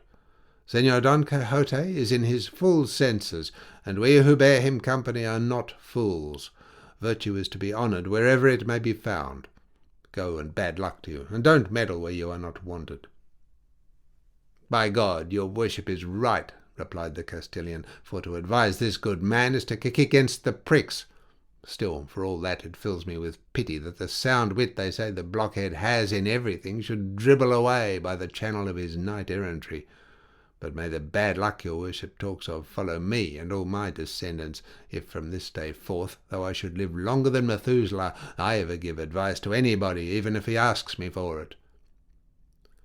The advice-giver took himself off, and they continued their stroll. But so great was the press of the boys and people to read the placard that Don Antonio was forced to remove it, as if he were taking off something else. Night came, and they went home, and there was a ladies' dancing party, for Don Antonio's wife, a lady of rank and gaiety, beauty and wit, had invited some friends of hers to come and do honour to her guest, and amuse themselves with his strange delusions. Several of them came. They supped sumptuously. The dance began at about 10 o'clock. Among the ladies were two of a mischievous and frolicsome turn, and though perfectly modest, somewhat free in playing tricks for harmless diversion's sake. These two were so indefatigable in taking Don Quixote out to dance that they tired him down, not only in body but in spirit. It was a sight to see the figure Don Quixote made, long, lank, lean, and yellow, his garments clinging tight to him, ungainly, and above all, anything but agile. The gay ladies made secret love to him, and he on his part secretly repelled them, but finding himself hard pressed by their blandishments, he lifted up his voice and exclaimed, "Fugite partes adversae! Leave me in peace, unwelcome overtures. Avaunt with your desires, ladies, for he who is queen of mine, the peerless Dulcinea del Toboso, suffers none but hers to lead me captive and subdue me." And so saying, he sat down on the floor in the middle of the room, tired out and broken down by all this exertion in the dance. Don Antonio directed him to be taken up bodily and carried to bed, and the first that laid hold of him was Sancho, saying as he did so, "In an evil hour you took to dancing, master mine. Do you fancy all mighty men of valour are dancers, and all knights-errant given to capering? If you do, I can tell you, you are mistaken. There's many a man would rather undertake to kill a giant than cut a caper. If it had been the shoe-fling you were at, I could take your place, for I can do the shoe-fling like a gerfalcon, but I'm no good at dancing." With these and other observations, Sancho set the whole ballroom laughing, and then put his master to bed, covering him up so well that he might sweat out any chill caught after his dancing. The next day Don Antonio thought he might as well make trial of the enchanted head, and with Don Quixote, Sancho, and two others, friends of his, besides the two ladies that had tired out Don Quixote at the ball, who had remained for the night with Don Antonio's wife, he locked himself up in the chamber where the head was. He explained to them the property it possessed, and entrusted the secret to them, telling them that now, for the first time, he was going to try the virtue of the enchanted head. But except Don Antonio's two friends, no one else was privy to the mystery of the enchantment, and if Don Antonio had not first revealed it to them, they would have been inevitably reduced to the same state of amazement as the rest, so artfully and skilfully was it contrived. The first to approach the ear of the head was Don Antonio himself, and in a low voice, but not so low as not to be audible to all, he said to it, "Head, tell me, by the virtue that lies in thee, what am I at this moment thinking of?" The head, without any movement of the lips, answered in a clear and distinct voice, so as to be heard by all, "I cannot judge of thoughts." All were thunderstruck at this, and all the more so as they saw that there was nobody anywhere near the table or in the whole room that could have answered.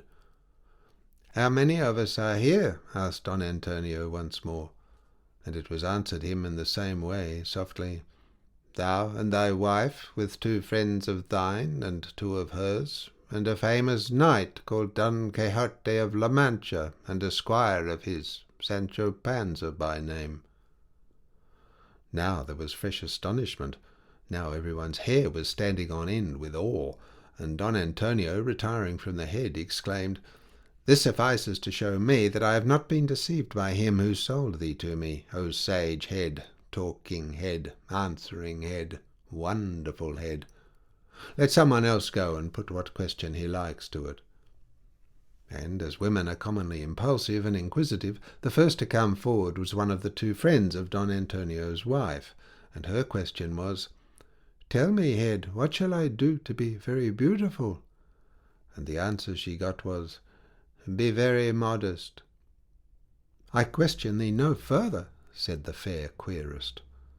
Her companion then came up and said, "I should like to know, head, whether my husband loves me or not." The answer given to her was, Think how he uses thee, and thou mayest guess." And the married lady went off saying, "That answer did not need a question, for of course the treatment one receives show the disposition of him from whom it is received." Then one of Don Antonio's two friends advanced and asked it, "Who am I?" "Thou knowest," was the answer. "That is not what I asked thee," said the gentleman, "but to tell me if thou knowest me." "Yes, I know thee. Thou art Don Pedro Noris," was the reply. "I do not seek to know more," said the gentleman, "for this is enough to convince me, O head, that thou knowest everything." And as he retired, the other friend came forward and asked it, "Tell me, head, what are the wishes of my eldest son?" "I have said already," was the answer, "that I cannot judge of wishes. However, I can tell thee the wish of thy son is to bury thee."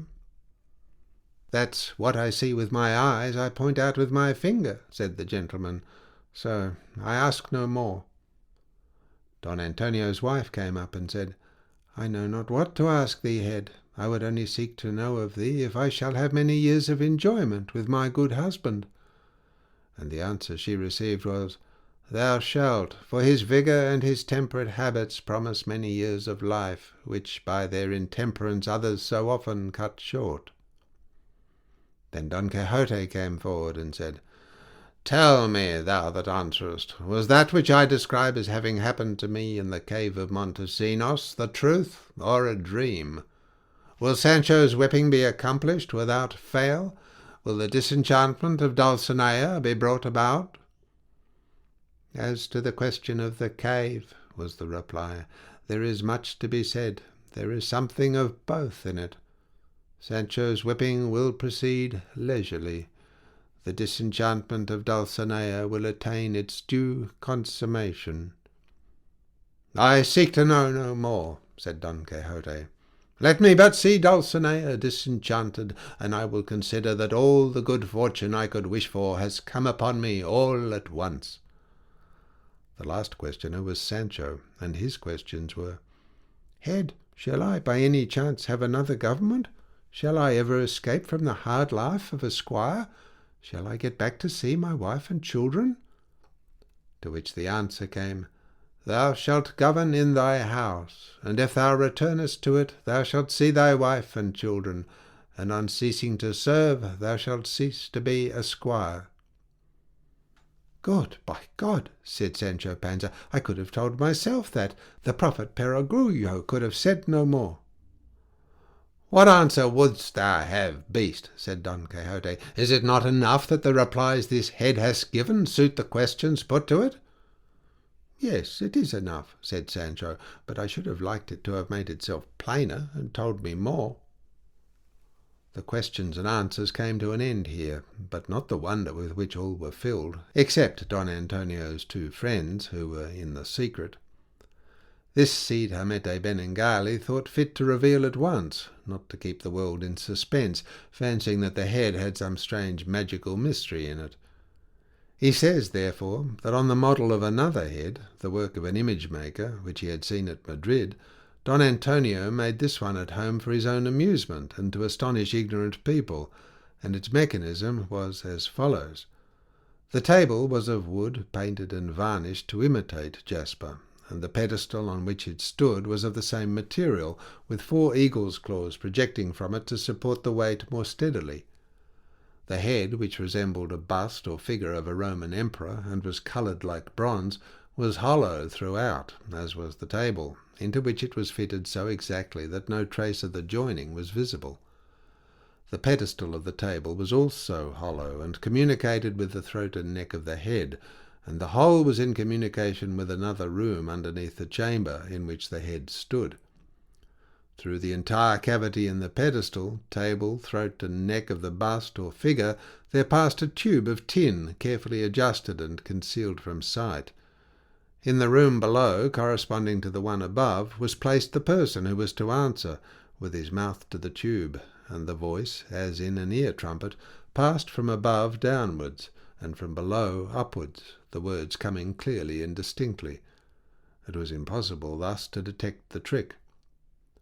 a nephew of Don Antonio's. A smart, sharp-witted student was the answerer, and as he had been told beforehand by his uncle who the persons were that would come with him that day into the chamber where the head was, it was an easy matter for him to answer the first question at once and correctly.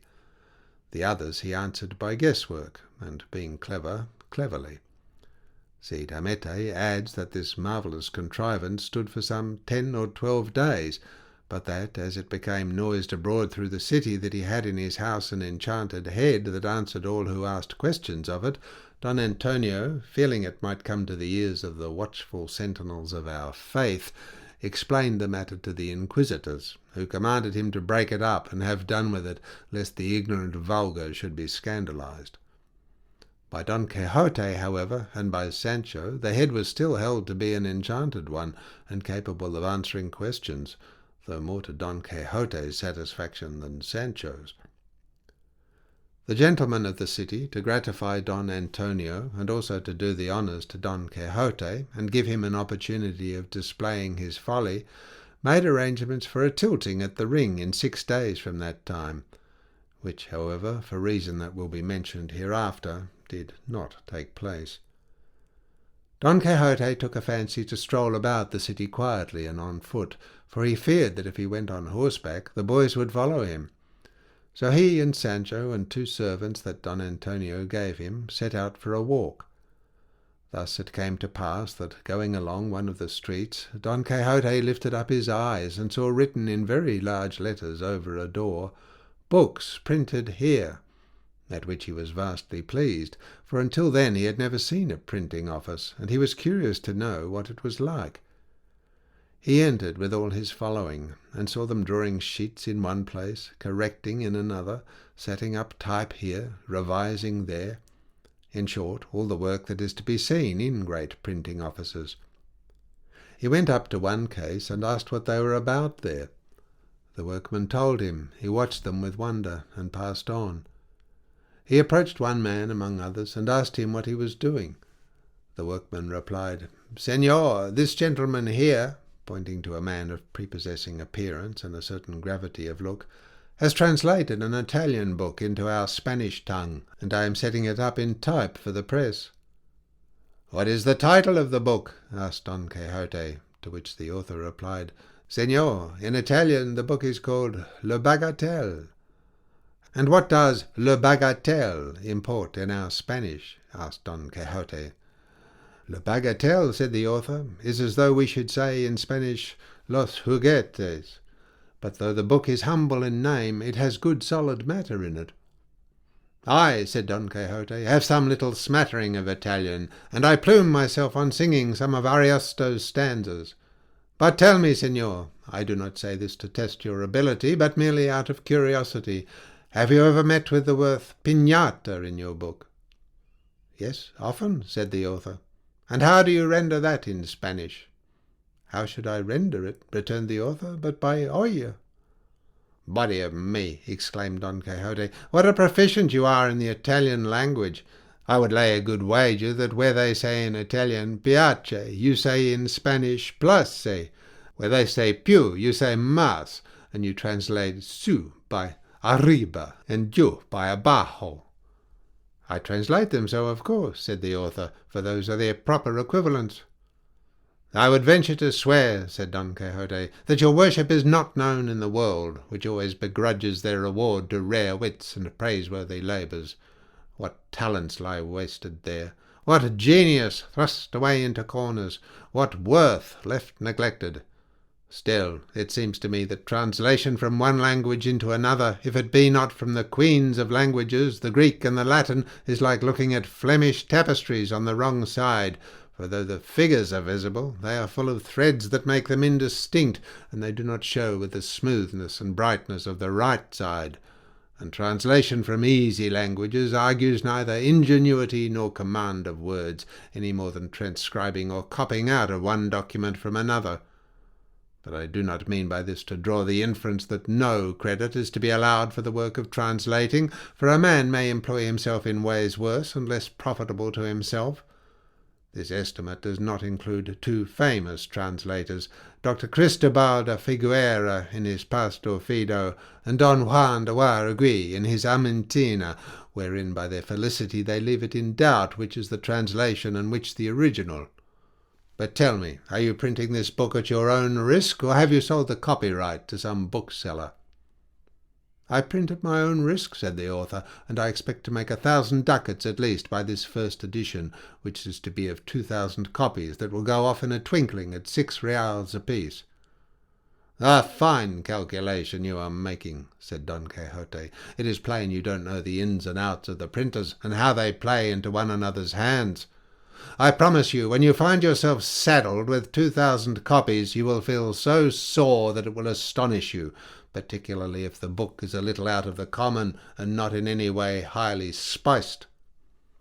What, said the author, would your worship then have me give it to a bookseller who will give 3 maravedis for the copyright and think he is doing me a favour? I do not print my books to win fame in the world, for I am known in it already by my works. I want to make money, without which reputation is not worth a rap. God send your worship good luck, said Don Quixote, and he moved on to another case, where he saw them correcting a sheet of a book with the title of Light of the Soul. Noticing it, he observed, Books like that, though there are many of the kind, are the ones that deserve to be printed, for many are the sinners in these days, and lights unnumbered are needed for all that are in darkness. He passed on, and saw they were also correcting another book, and when he asked its title, they told him it was called The Second Part of the Ingenious Gentleman Don Quixote of La Mancha, by one of Tordesillas. I have heard of this book already, said Don Quixote, and verily, and on my conscience, I thought it had been by this time burned to ashes as a meddlesome intruder, but its Martinmas will come to it, as it does to every pig, for fictions have the more merit and charm about them, the more nearly they approach the truth, or what looks like it, and true stories, the truer they are, the better they are. And so saying, he walked out of the printing office, with a certain amount of displeasure in his looks. That same day Don Antonio arranged to take him to see the galleys that lay at the beach, whereat Sancho was in high delight, as he had never seen any all his life. Don Antonio sent word to the commandant of the galleys that he intended to bring his guest, the famous Don Quixote of La Mancha, of whom the commandant and all the citizens had already heard, that afternoon to see them, and what happened on board of them will be told in the next chapter. Volume 2, Chapter 63. Of the mishap that befell Sancho Panza through the visit of the galleys, and the strange adventure of the fair Morisco. Profound were Don Quixote's reflections on the reply of the enchanted head, not one of them, however, hitting on the secret of the trick, but all concentrated on the promise, which he regarded as a certainty, of Dulcinea's disenchantment. This he turned over in his mind again and again with great satisfaction, fully persuaded that he would shortly see its fulfilment. And as for Sancho, though, as has been said, he hated being a governor, still he had a longing to be giving orders and finding himself obeyed once more. This is the misfortune that being in authority, even in jest, brings with it. To resume. That afternoon their host Don Antonio Moreno and his 2 friends, with Don Quixote and Sancho, went to the galleys. The commandant had been already made aware of his good fortune in seeing 2 such famous persons as Don Quixote and Sancho, and the instant they came to the shore, all the galleys struck their awnings, and the clarions rang out. A skiff covered with rich carpets and cushions of crimson velvet was immediately lowered into the water, and as Don Quixote stepped on board of it, the leading galley fired her gangway gun, and the other galleys did the same. And as he mounted the starboard ladder, the whole crew saluted him, as is the custom when a personage of distinction comes on board a galley, by exclaiming, "Ho, ho, ho!" 3 times. The general, for so we shall call him, a Valencian gentleman of rank, gave him his hand and embraced him, saying, "I shall mark this day with a white stone as one of the happiest I can expect to enjoy in my lifetime, since I have seen Señor Don Quixote of La Mancha, pattern and image wherein we see contained and condensed all that is worthy in knight-errantry." Don Quixote, delighted beyond measure with such a lordly reception, replied to him in words no less courteous. All then proceeded to the poop, which was very handsomely decorated, and seated themselves on the bulwark benches. The boatswain passed along the gangway and piped all hands to strip, which they did in an instant. Sancho, seeing such a number of men stripped to the skin, was taken aback, and still more when he saw them spread the awning so briskly that it seemed to him as if all the devils were at work at it. But all this was cakes and fancy bread to what I am going to tell now. Sancho was seated on the captain's stage, close to the aftermost rower on the right-hand side. He, previously instructed in what he was to do, laid hold of Sancho, hoisting him up in his arms, and the whole crew, who were standing ready, beginning on the right, proceeded to pass him on, whirling him along from hand to hand and from bench to bench, with such rapidity that it took the sight out of poor Sancho's eyes, and he made quite sure that the devils themselves were flying away with him. Nor did they leave off with him until they had sent him back along the left side and deposited him on the poop, and the poor fellow was left bruised and breathless and all in a sweat, and unable to comprehend what it was that had happened to him. Don Quixote, when he saw Sancho's flight without wings, asked the general if this was a usual ceremony with those who came on board the galleys for the first time, for if so, as he had no intention of adopting them as a profession, he had no mind to perform such feats of agility, and if anyone offered to lay hold of him to whirl him about, he vowed to God he would kick his soul out. And as he said this, he stood up and clapped his hands upon his sword. At this instant they struck the awning and lowered the yard with a prodigious rattle. Sancho thought heaven was coming off its hinges and going to fall on his head, and full of terror he ducked it and buried it between his knees. Nor were Don Quixote's knees altogether under control, for he too shook a little, squeezed his shoulders together, and lost colour. The crew then hoisted the yard with the same rapidity and clatter as when they lowered it, all the while keeping silence as though they had neither voice nor breath. The boatswain gave the signal to weigh anchor, and leaping upon the middle of the gangway, began to lay on to the shoulders of the crew with his courbash or whip, and to haul out gradually to sea. When Sancho saw so many red feet, for such he took the oars to be, moving all together, he said to himself, "It's these that are the real chanted things, and not the ones my master talks of. What can those wretches have done to be so whipped, and how does that one man who goes along there whistling dare to whip so many? I declare this is hell, or at least purgatory." Don Quixote, observing how attentively Sancho regarded what was going on, said to him, "Ah, Sancho, my friend, how quickly and cheaply might you finish off the disenchantment of Dulcinea if you would strip to the waist and take your place among those gentlemen. Amid the pain and sufferings of so many you would not feel your own much, and moreover, perhaps the sage Merlin would allow each of these lashes, being laid on with a good hand, to count for 10 of those which you must give yourself at last." The general was about to ask what these lashes were, and what was Dulcinea's disenchantment, when a sailor exclaimed, "Montjuich signals that there is an oared vessel off the coast to the west." On hearing this, the general sprang upon the gangway, crying, "Now then, my sons, don't let her give us the slip. It must be some Algerine corsair brigantine that the watchtower signals to us." The 3 others immediately came alongside the chief galley to receive their orders. The general ordered 2 to put out to sea, while he with the other kept in shore, so that in this way the vessel could not escape them. The crews plied the oars, driving the galleys so furiously that they seemed to fly. The 2 that had put out to sea, after a couple of miles, sighted a vessel which, so far as they could make out, they judged to be one of 14 or 15 banks, and so she proved. As soon as the vessel discovered the galleys, she went about with the object and in the hope of making her escape by her speed, but the attempt failed, for the chief galley was one of the fastest vessels afloat, and overhauled her so rapidly that they on board the brigantine saw clearly there was no possibility of escaping, and the Rais therefore would have had them drop their oars and give themselves up, so as not to provoke the captain in command of our galleys to anger. But chance, directing things otherwise, so ordered it that just as the chief galley came close enough for those on board the vessel to hear the shouts of her calling on them to surrender, 2 Torakis, that is to say 2 Turks, both drunken, that with a dozen more were on board the brigantine, discharged their muskets, killing 2 of the soldiers that lined the sides of our vessel. Seeing this, the general swore he would not leave one of those he found on board the vessel alive, but as he bore down furiously upon her, she slipped away from him underneath the oars. The galley shot a good way ahead. Those on board the vessel saw their case was desperate, and while the galley was coming about, they made sail, and by sailing and rowing once more tried to sheer off.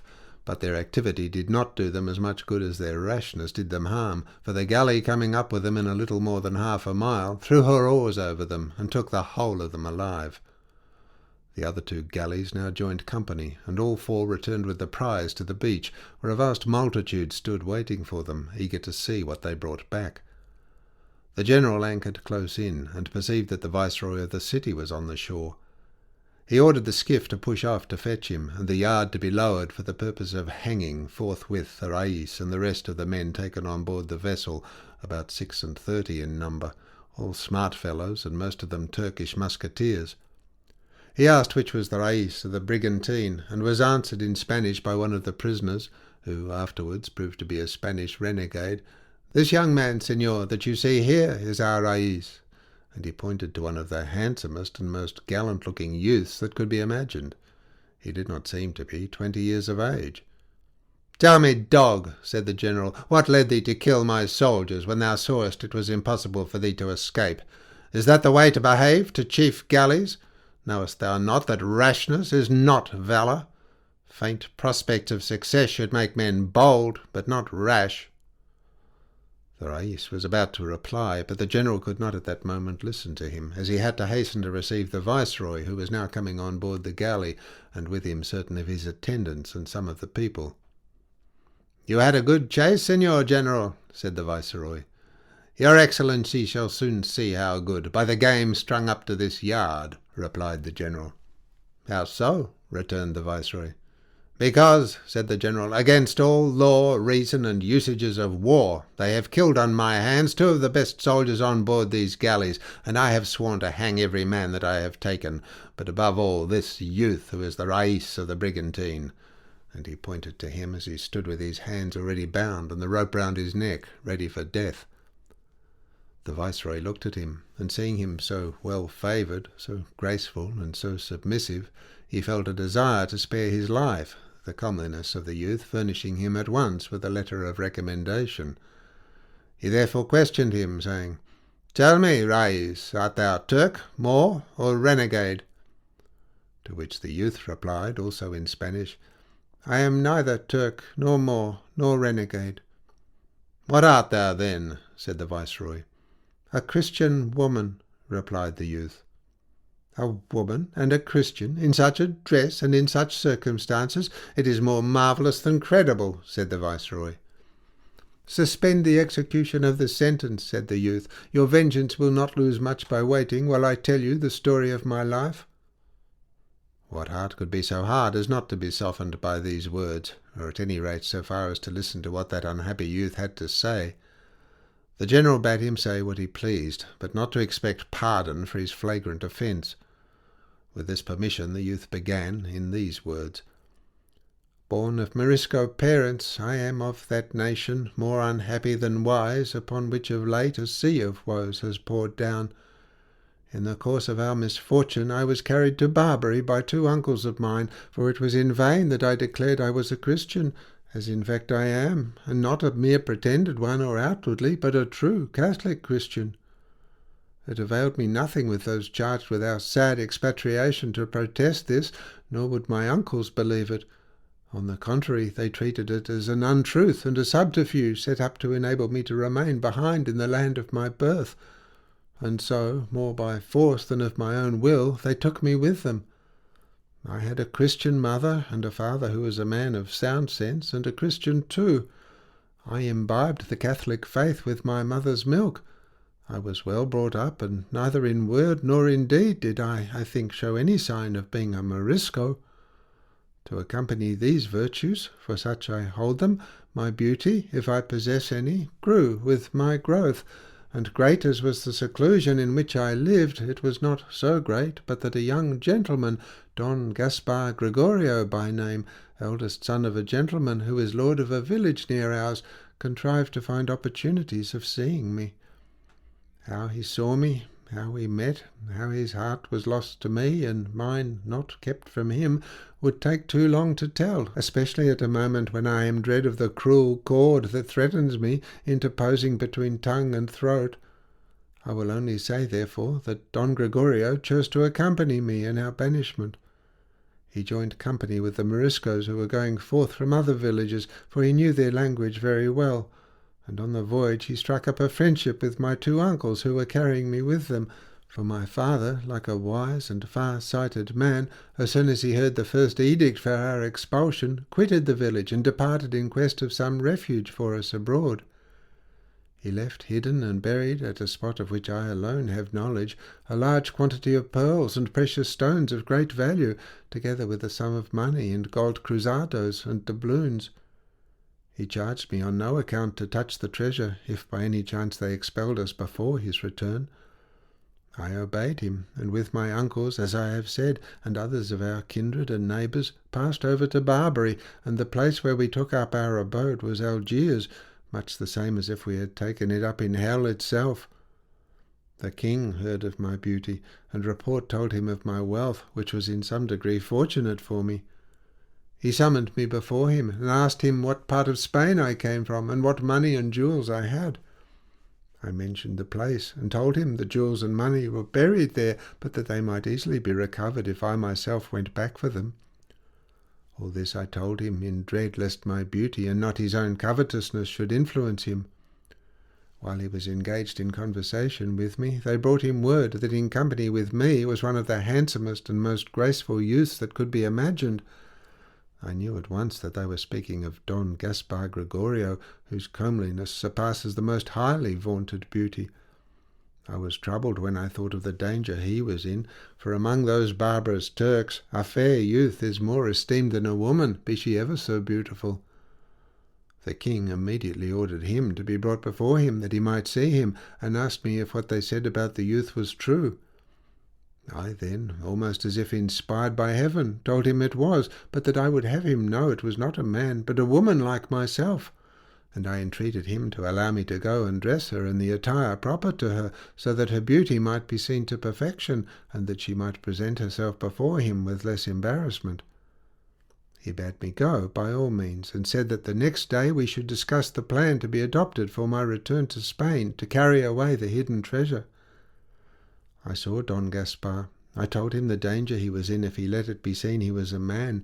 I dressed him as a Moorish woman, and that same afternoon I brought him before the king, who was charmed when he saw him, and resolved to keep the damsel and make a present of her to the Grand Signior. And to avoid the risk she might run among the women of his seraglio, and distrustful of himself, he commanded her to be placed in the house of some Moorish ladies of rank who would protect and attend to her, and thither he was taken at once.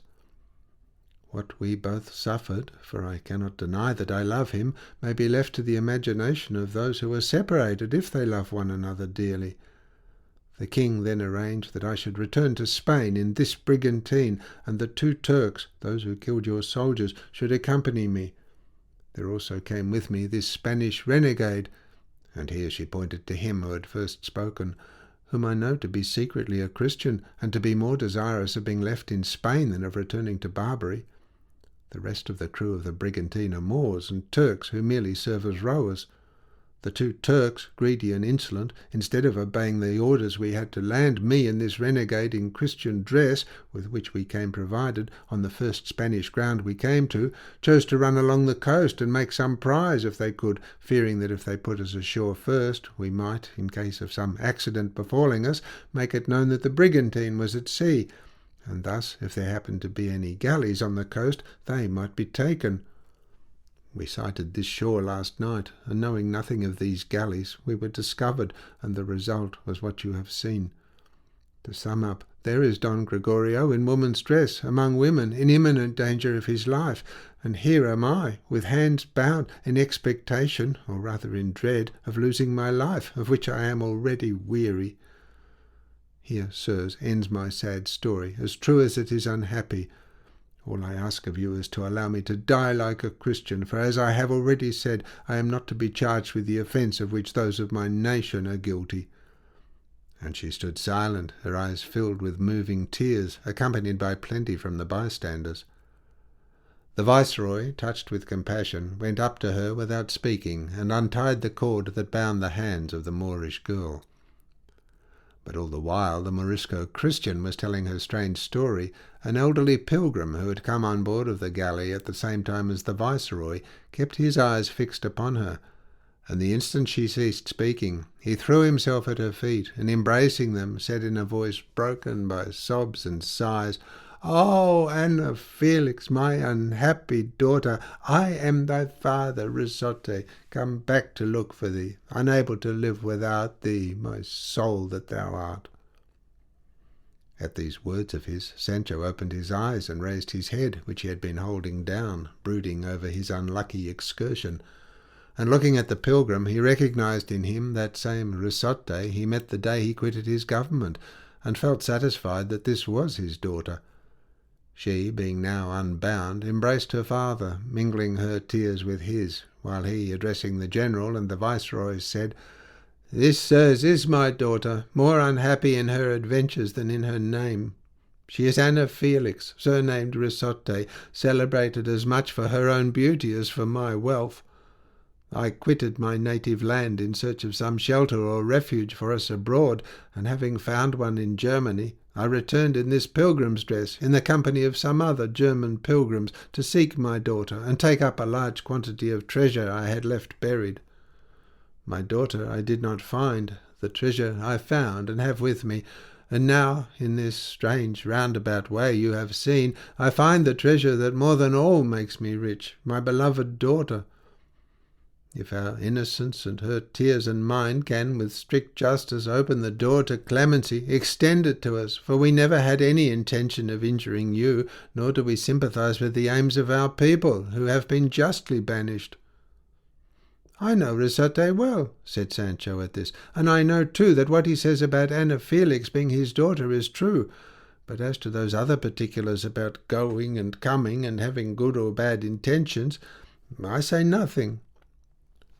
While all present stood amazed at this strange occurrence, the general said, "At any rate, your tears will not allow me to keep my oath.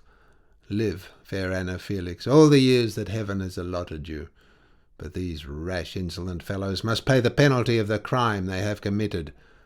And with that he gave orders to have the 2 Turks who had killed his 2 soldiers hanged at once at the yardarm. The viceroy, however, begged him earnestly not to hang them, as their behaviour savoured rather of madness than of bravado. The general yielded to the viceroy's request, for revenge is not easily taken in cold blood. They then tried to devise some scheme for rescuing Don Gaspar Gregorio from the danger in which he had been left.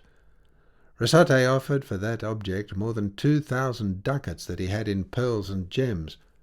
They proposed several plans, but none so good as that suggested by the renegade already mentioned, who offered to return to Algiers in a small vessel of about 6 banks, manned by Christian rowers, as he knew where, how, and when he could and should land, nor was he ignorant of the house in which Don Gaspar was staying.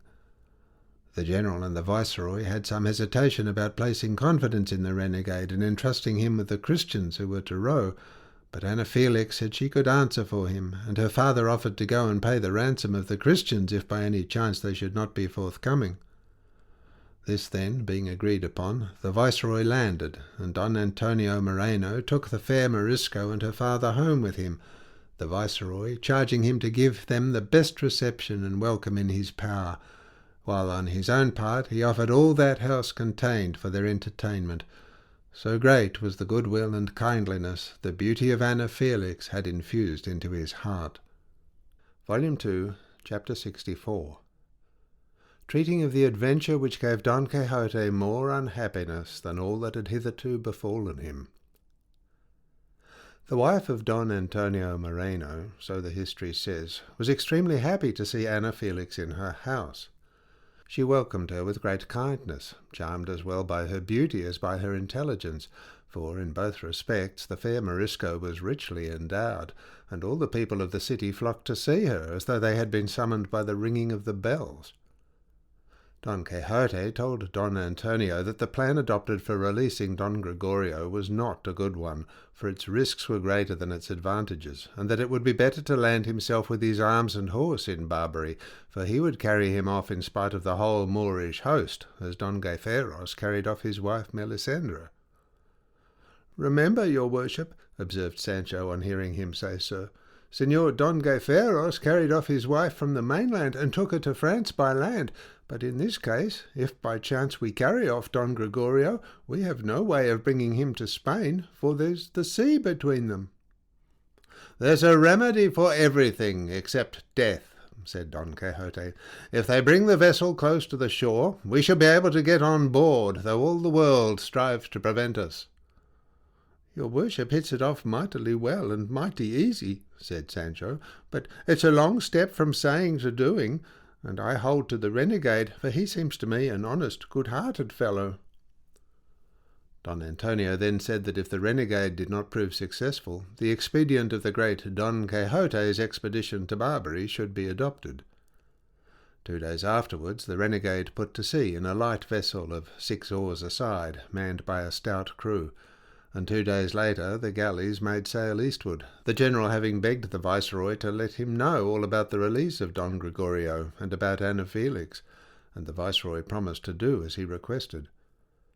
One morning, as Don Quixote went out for a stroll along the beach, arrayed in full armour, for, as he often said, that was his only gear, his only rest the fray, and he never was without it for a moment, he saw coming towards him a knight, also in full armour, with a shining moon painted on his shield, who, on approaching sufficiently near to be heard, said in a loud voice, addressing himself to Don Quixote, "Illustrious knight, and never sufficiently extolled Don Quixote of La Mancha, I am the Knight of the White Moon, whose unheard-of achievements will perhaps have recalled him to thy memory.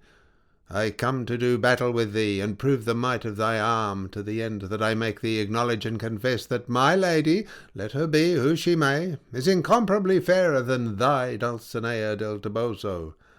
If thou dost acknowledge this fairly and openly, thou shalt escape death, and save me the trouble of inflicting it upon thee.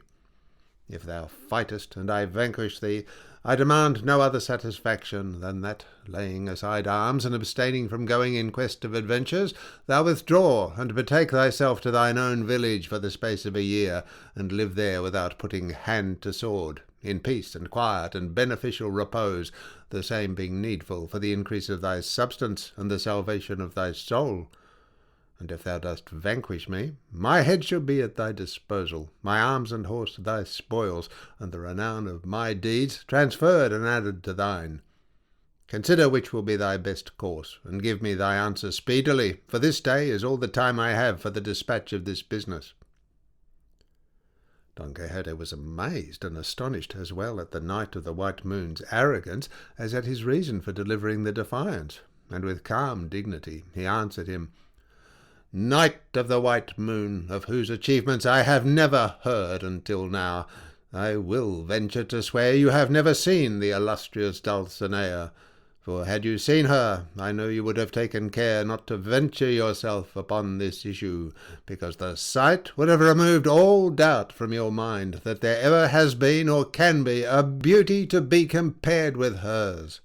And so, not saying you lie, but merely that you are not correct in what you state, I accept your challenge, with the conditions you have proposed, and at once, that the day you have fixed may not expire, and from your conditions I accept only that of the renown of your achievements being transferred to me, for I know not of what sort they are, nor what they may amount to. I am satisfied with my own, such as they be. Take, therefore, the side of the field you choose, and I will do the same, and to whom God shall give it, may St. Peter add his blessing." The Knight of the White Moon had been seen from the city, and it was told the viceroy how he was in conversation with Don Quixote. The viceroy, fancying it must be some fresh adventure got up by Don Antonio Moreno or some other gentleman of the city, hurried out at once to the beach, accompanied by Don Antonio and several other gentlemen, just as Don Quixote was wheeling Rocinante round in order to take up the necessary distance. The viceroy, upon this, seeing that the pair of them were evidently preparing to come to the charge, put himself between them, asking them what it was that led them to engage in combat all of a sudden in this way. The Knight of the White Moon replied that it was a question of precedence of beauty, and briefly told him what he had said to Don Quixote, and how the conditions of the defiance agreed upon on both sides had been accepted. The viceroy went over to Don Antonio, and asked in a low voice, did he know who the Knight of the White Moon was, or was it some joke they were playing on Don Quixote? Don Antonio replied that he neither knew who he was, nor whether the defiance was in joke or in earnest. The answer left the viceroy in a state of perplexity, not knowing whether he ought to let the combatants go on or not, but, unable to persuade himself that it was anything but a joke, he fell back, saying, "If there be no other way out of it, gallant knights, except to confess or die, and Don Quixote is inflexible, and your worship of the White Moon still more so, in God's hand be it, and fall on." He of the White Moon thanked the viceroy in courteous and well-chosen words for the permission he gave them, and so did Don Quixote, who then, commending himself with all his heart to heaven and to his Dulcinea, as was his custom on the eve of any combat that awaited him, proceeded to take a little more distance, as he saw his antagonist was doing the same.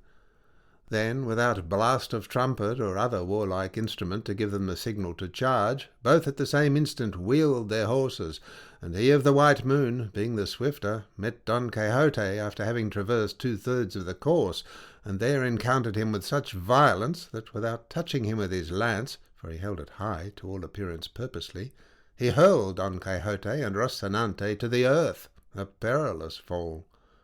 He sprang upon him at once, and placing the lance over his visor, said to him, "You are vanquished, Sir Knight, nay, dead, unless you admit the conditions of our defiance." Don Quixote, bruised and stupefied, without raising his visor, said in a weak, feeble voice, as if he were speaking out of a tomb, "Dulcinea del Toboso is the fairest woman in the world, and I the most unfortunate knight on earth. It is not fitting that this truth should suffer by my feebleness. Drive your lance home, Sir Knight, and take my life, since you have taken away my honour." "That I will not do, in sooth," said he of the White Moon.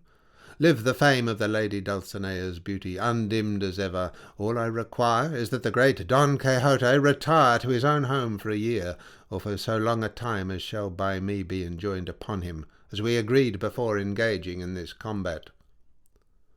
The viceroy, Don Antonio, and several others who were present, heard all this, and heard too how Don Quixote replied that so long as nothing in prejudice of Dulcinea was demanded of him, he would observe all the rest, like a true and loyal knight. The engagement given, he of the White Moon wheeled about, and making obeisance to the viceroy with a movement of the head, rode away into the city at a half-gallop. The viceroy bade Don Antonio hasten after him, and by some means or other find out who he was. They raised Don Quixote up, and uncovered his face, and found him pale and bathed with sweat. Rocinante, from the mere hard measure he had received, lay unable to stir for the present. Sancho, wholly dejected and woe-begone, knew not what to say or do. He fancied that all was a dream, that the whole business was a piece of enchantment. Here was his master defeated, and bound not to take up arms for a year. He saw the light of the glory of his achievements obscured, the hopes of the promises lately made to him swept away like smoke before the wind. Rocinante, he feared, was crippled for life, and his master's bones out of joint, for if he were only shaken out of his madness, it would be no small luck. In the end they carried him into the city in a hand-chair which the viceroy sent for, and thither the viceroy himself returned, eager to ascertain who this Knight of the White Moon was, who had left Don Quixote in such a sad plight. Volume 2, Chapter 65, wherein is made known who the Knight of the White Moon was, likewise Don Gregorio's release, and other events. Don Antonio Moreno followed the Knight of the White Moon, and a number of boys followed him too. They pursued him until they had him fairly housed in a hostel in the heart of the city. Don Antonio, eager to make his acquaintance, entered also. A squire came out to meet him and remove his armour, and he shut himself into a lower room, still attended by Don Antonio, whose bread would not bake until he had found out who he was. He of the White Moon, seeing then that the gentleman would not leave him, said, "I know very well, señor, what you have come for. It is to find out who I am, and as there is no reason why I should conceal it from you, while my servant here is taking off my armour, I will tell you the true state of the case, without leaving out anything. You must know, señor, that I am called the bachelor Samson Carrasco. I am of the same village as Don Quixote of La Mancha, whose craze and folly make all of us who know him feel pity for him, and I am one of those who have felt it most, and persuaded that his chance of recovery lay in quiet and keeping at home and in his own house, I hit upon a device for keeping him there. 3 months ago, therefore, I went out to meet him as a knight-errant, under the assumed name of the Knight of the Mirrors, intending to engage him in combat and overcome him without hurting him, making it the condition of our combat that the vanquished should be at the disposal of the victor. What I meant to demand for him, for I regarded him as vanquished already, was that he should return to his own village, and not leave it for a whole year, by which time he might be cured. But fate ordered it otherwise, for he vanquished me and unhorsed me, and so my plan failed. He went his way, and I came back conquered, covered with shame, and sorely bruised by my fall, which was a particularly dangerous one. But this did not quench my desire to meet him again and overcome him, as you have seen today. And as he is so scrupulous in his observance of the laws of knight-errantry, he will, no doubt, in order to keep his word, obey the injunction I have laid upon him. This, señor, is how the matter stands, and I have nothing more to tell you. I implore of you not to betray me, or tell Don Quixote who I am, so that my honest endeavours may be successful, and that a man of excellent wits, were he only rid of the fooleries of chivalry, may get them back again." "Oh, señor," said Don Antonio, "may God forgive you the wrong you have done the whole world in trying to bring the most amusing madman in it back to his senses. Do you not see, señor, that the gain by Don Quixote's sanity can never equal the enjoyment his crazes give? But my belief is that all the señor bachelor's pains will be of no avail to bring a man so hopelessly cracked to his senses again, and if it were not uncharitable, I would say, may Don Quixote never be cured, for by his recovery we lose not only his own drolleries, but his squire Sancho Panza's too, any one of which is enough to turn melancholy itself into merriment. However, I'll hold my peace and say nothing to him, and we'll see whether I am right in my suspicion that Señor Carrasco's efforts will be fruitless." The bachelor replied that at all events the affair promised well, and he hoped for a happy result from it. And putting his services at Don Antonio's commands, he took his leave of him, and having had his armour packed at once upon a mule, he rode away from the city the same day on the horse he rode to battle, and returned to his own country without meeting any adventure calling for record in this veracious history. Don Antonio reported to the viceroy what Carrasco told him, and the viceroy was not very well pleased to hear it, for with Don Quixote's retirement there was an end to the amusement of all who knew anything of his mad doings. 6 days did Don Quixote keep his bed, dejected, melancholy, moody, and out of sorts, brooding over the unhappy event of his defeat. Sancho strove to comfort him, and among other things he said to him, "Hold up your head, señor, and be of good cheer if you can, and give thanks to heaven that if you have had a tumble to the ground you have not come off with a broken rib, and as you know that where they give they take, and that there are not always fletchers where there are pegs, a fig for the doctor, for there's no need of him to cure this ailment. Let us go home, and give over giving about in search of adventures in strange lands and places. Rightly looked at, it is that I am the greater loser, though it is your worship that has had the worse usage. With the government I gave up all wish to be a governor again, but I did not give up all longing to be a count, and that will never come to pass if your worship gives up becoming a king by renouncing the calling of chivalry, and so my hopes are going to turn into smoke." "Peace, Sancho," said Don Quixote. "Thou seest my suspension and retirement is not to exceed a year. I shall soon return to my honoured calling, and I shall not be at a loss for a kingdom to win and a county to bestow on thee." "May God hear it, and sin be deaf," said Sancho. "I have always heard say that a good hope is better than a bad holding." As they were talking, Don Antonio came in, looking extremely pleased, and exclaiming, "Reward me for my good news, Señor Don Quixote. Don Gregorio and the renegade who went for him have come ashore. Ashore, do I say? They are by this time in the Viceroy's house, and will be here immediately." Don Quixote cheered up a little, and said, "Of a truth, I am almost ready to say I should have been glad had it turned out just the other way, for it would have obliged me to cross over to Barbary, where by the might of my arm I should have restored to liberty not only Don Gregorio, but all the Christian captives there are in Barbary. But what am I saying, miserable being that I am? Am I not he that has been conquered?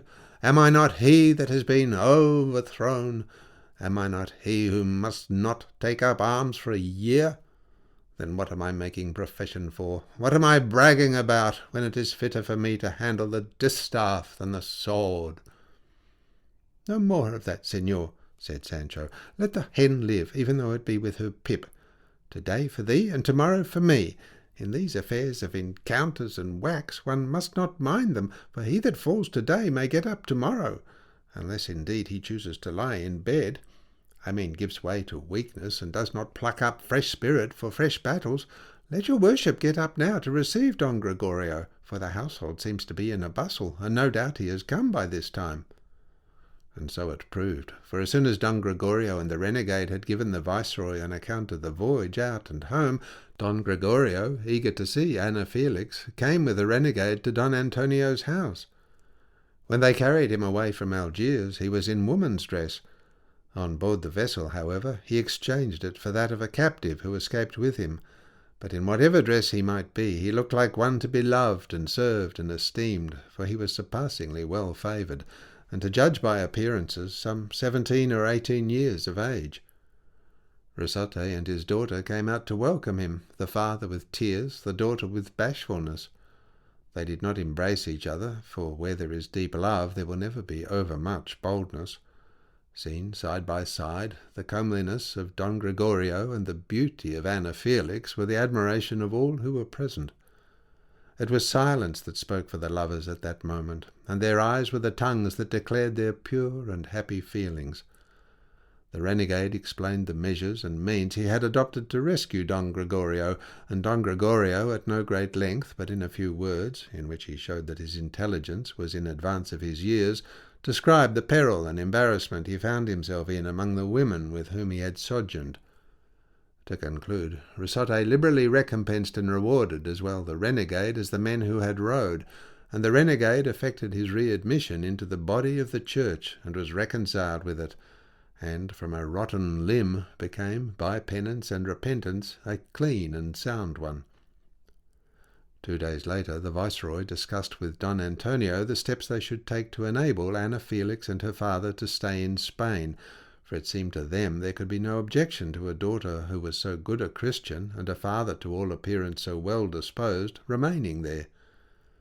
Don Antonio offered to arrange the matter at the capital, whether he was compelled to go on some other business, hinting that many a difficult affair was settled there with the help of favour and bribes.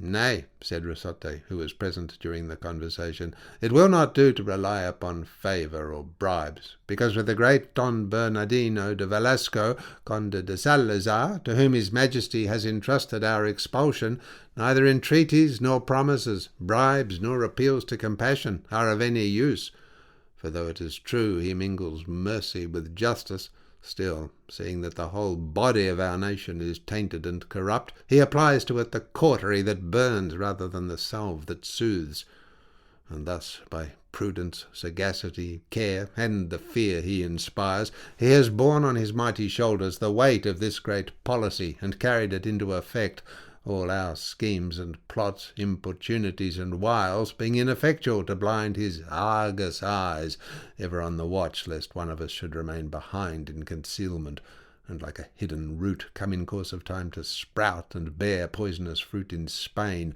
now cleansed and relieved of the fear in which our vast numbers kept it. Heroic resolve of the great Philip III, and the unparalleled wisdom to have entrusted it to the said Don Bernardino de Velasco. At any rate, said Don Antonio, when I am there I will make all possible efforts, and let heaven do as pleases it best. Don Gregorio will come with me to relieve the anxiety which his parents must be suffering on account of his absence. Anna Felix will remain in my house with my wife, or in a monastery, and I know the Viceroy will be glad that the worthy Quijote should stay with him until we see what terms I can make. The Viceroy agreed to all that was proposed, but Don Gregorio, on learning what had passed, declared he could not and would not on any account leave Anna Felix. However, as it was his purpose to go and see his parents and devise some way of returning for her, he fell in with the proposed arrangement. Anna Felix remained with Don Antonio's wife, and Quijote in the Viceroy's house. The day for Don Antonio's departure came, and 2 days later that for Don Quixote's and Sancho's, for Don Quixote's fall did not suffer him to take the road sooner. There were tears and sighs, swoonings and sobs, at the parting between Don Gregorio and Anna Felix. Quijote offered Don Gregorio 1,000 crowns if he would have them, but he would not take any save 5, which Don Antonio lent him, and he promised to repay at the capital. So the two of them took their departure, and Don Quixote and Sancho afterwards, as has been already said. Don Quixote without his armour and in travelling gear, and Sancho on foot, Dapple being loaded with the armour. Volume 2, Chapter 66, which treats of what he who reads will see, or what he who has it read to him will hear. As he left Barcelona, Don Quixote turned gaze upon the spot where he had fallen. "Here Troy was," said he. "Here my ill luck, not my cowardice, robbed me of all the glory I had won. Here fortune made me the victim of her caprices. Here the lustre of my achievements was dimmed. Here, in a word, fell my happiness, never to rise again." "Señor," said Sancho, on hearing this, "it is the part of brave hearts to be patient in adversity, just as much as to be glad in prosperity. I judge for myself, for if when I was a governor I was glad, now that I am a squire and on foot I am not sad, and I have heard say that she whom commonly they call Fortune is a drunken whimsical jade, and what is more, blind, and therefore neither sees what she does, nor knows whom she casts down or whom she sets up." "Thou art a great philosopher, Sancho," said Don Quixote. "Thou speakest very sensibly. I know not who taught thee, but I can tell thee there is no such thing as fortune in the world, nor does anything which takes place there, be it good or bad, come about by chance, but by the special preordination of heaven, and hence the common saying that each of us is the maker of his own fortune. I have been that of mine, but not with the proper amount of prudence, and my self-confidence has therefore made me pay dearly, for I ought to have reflected that Rocinante's feeble strength could not resist the mighty bulk of the Knight of the White Moon's horse. In a word, I ventured it, I did my best, I was overthrown. But though I lost my honour, I did not lose, nor can I lose, the virtue of keeping my word. When I was a knight-errant, daring and valiant, I supported my achievements by hand and deed, and now that I am a humble squire, I will support my words by keeping the promise I have given. Forward then, Sancho, my friend, let us go to keep the year of the novitiate in our country, and in that seclusion we shall pick up fresh strength to return to the, by me, never forgotten calling of arms." "Señor," returned Sancho, "travelling on foot is not such a pleasant thing that it makes me feel disposed or tempted to make long marches. Let us leave this armour hung up on some tree, instead of someone that has been hanged, and then with me on Dapple's back and my feet off the ground, we will arrange the stages as your worship pleases to measure them out. But to suppose that I am going to travel on foot and make long ones is to suppose nonsense." "Thou sayest well, Sancho," said Don Quixote. "Let my armour be hung up for a trophy, and under it or round it we will carve on the trees what was inscribed on the trophy of Roland's armour. These let none move, who dareth not his might with Roland prove." "That's the very thing," said Sancho, "and if it was not that we should feel the want of Rocinante on the road, it would be as well to leave him hung up too." "And yet I had rather not have either him or the armour hung up," said Don Quixote, "that it may not be said, 'For good service, a bad return.'" "Your worship is right," said Sancho, "for as sensible people hold, the fault of the ass must not be laid on the pack-saddle. And as in this affair the fault is your worship's, punish yourself, and don't let your anger break out against the already battered and bloody armour, or the meekness of Rocinante, or the tenderness of my feet, trying to make them travel more than is reasonable." In converse of this sort the whole of that day went by, as did the 4 succeeding ones, without anything occurring to interrupt their journey. But on the 5th, as they entered a village, they found a great number of people at the door of an inn, enjoying themselves, as it was a holiday.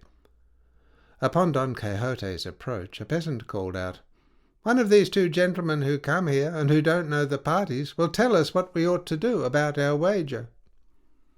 "That I will, certainly," said Don Quixote, "and according to the rights of the case, if I can manage to understand it." "Well, here it is, worthy sir," said the peasant. "A man of this village, who is so fat that he weighs 20 stone, challenged another, a neighbour of his, who does not weigh more than 9, to run a race. The agreement was that they were to run a distance of 100 paces with equal weights, and when the challenger was asked how the weights were to be equalized, he said that the other, as he weighed 9 stone, should put 11 in iron on his back, and that in this way the 20 stone of the thin man would equal the 20 stone of the fat one. "Not at all," exclaimed Sancho at once, before Don Quixote could answer. "It's for me, that only a few days ago left off being a governor and a judge, as all the world knows, to settle these doubtful questions, and give an opinion in disputes of all sorts." "Answer in God's name, Sancho, my friend," said Don Quixote, "for I am not fit to give crumbs to a cat. My wits are so confused and upset."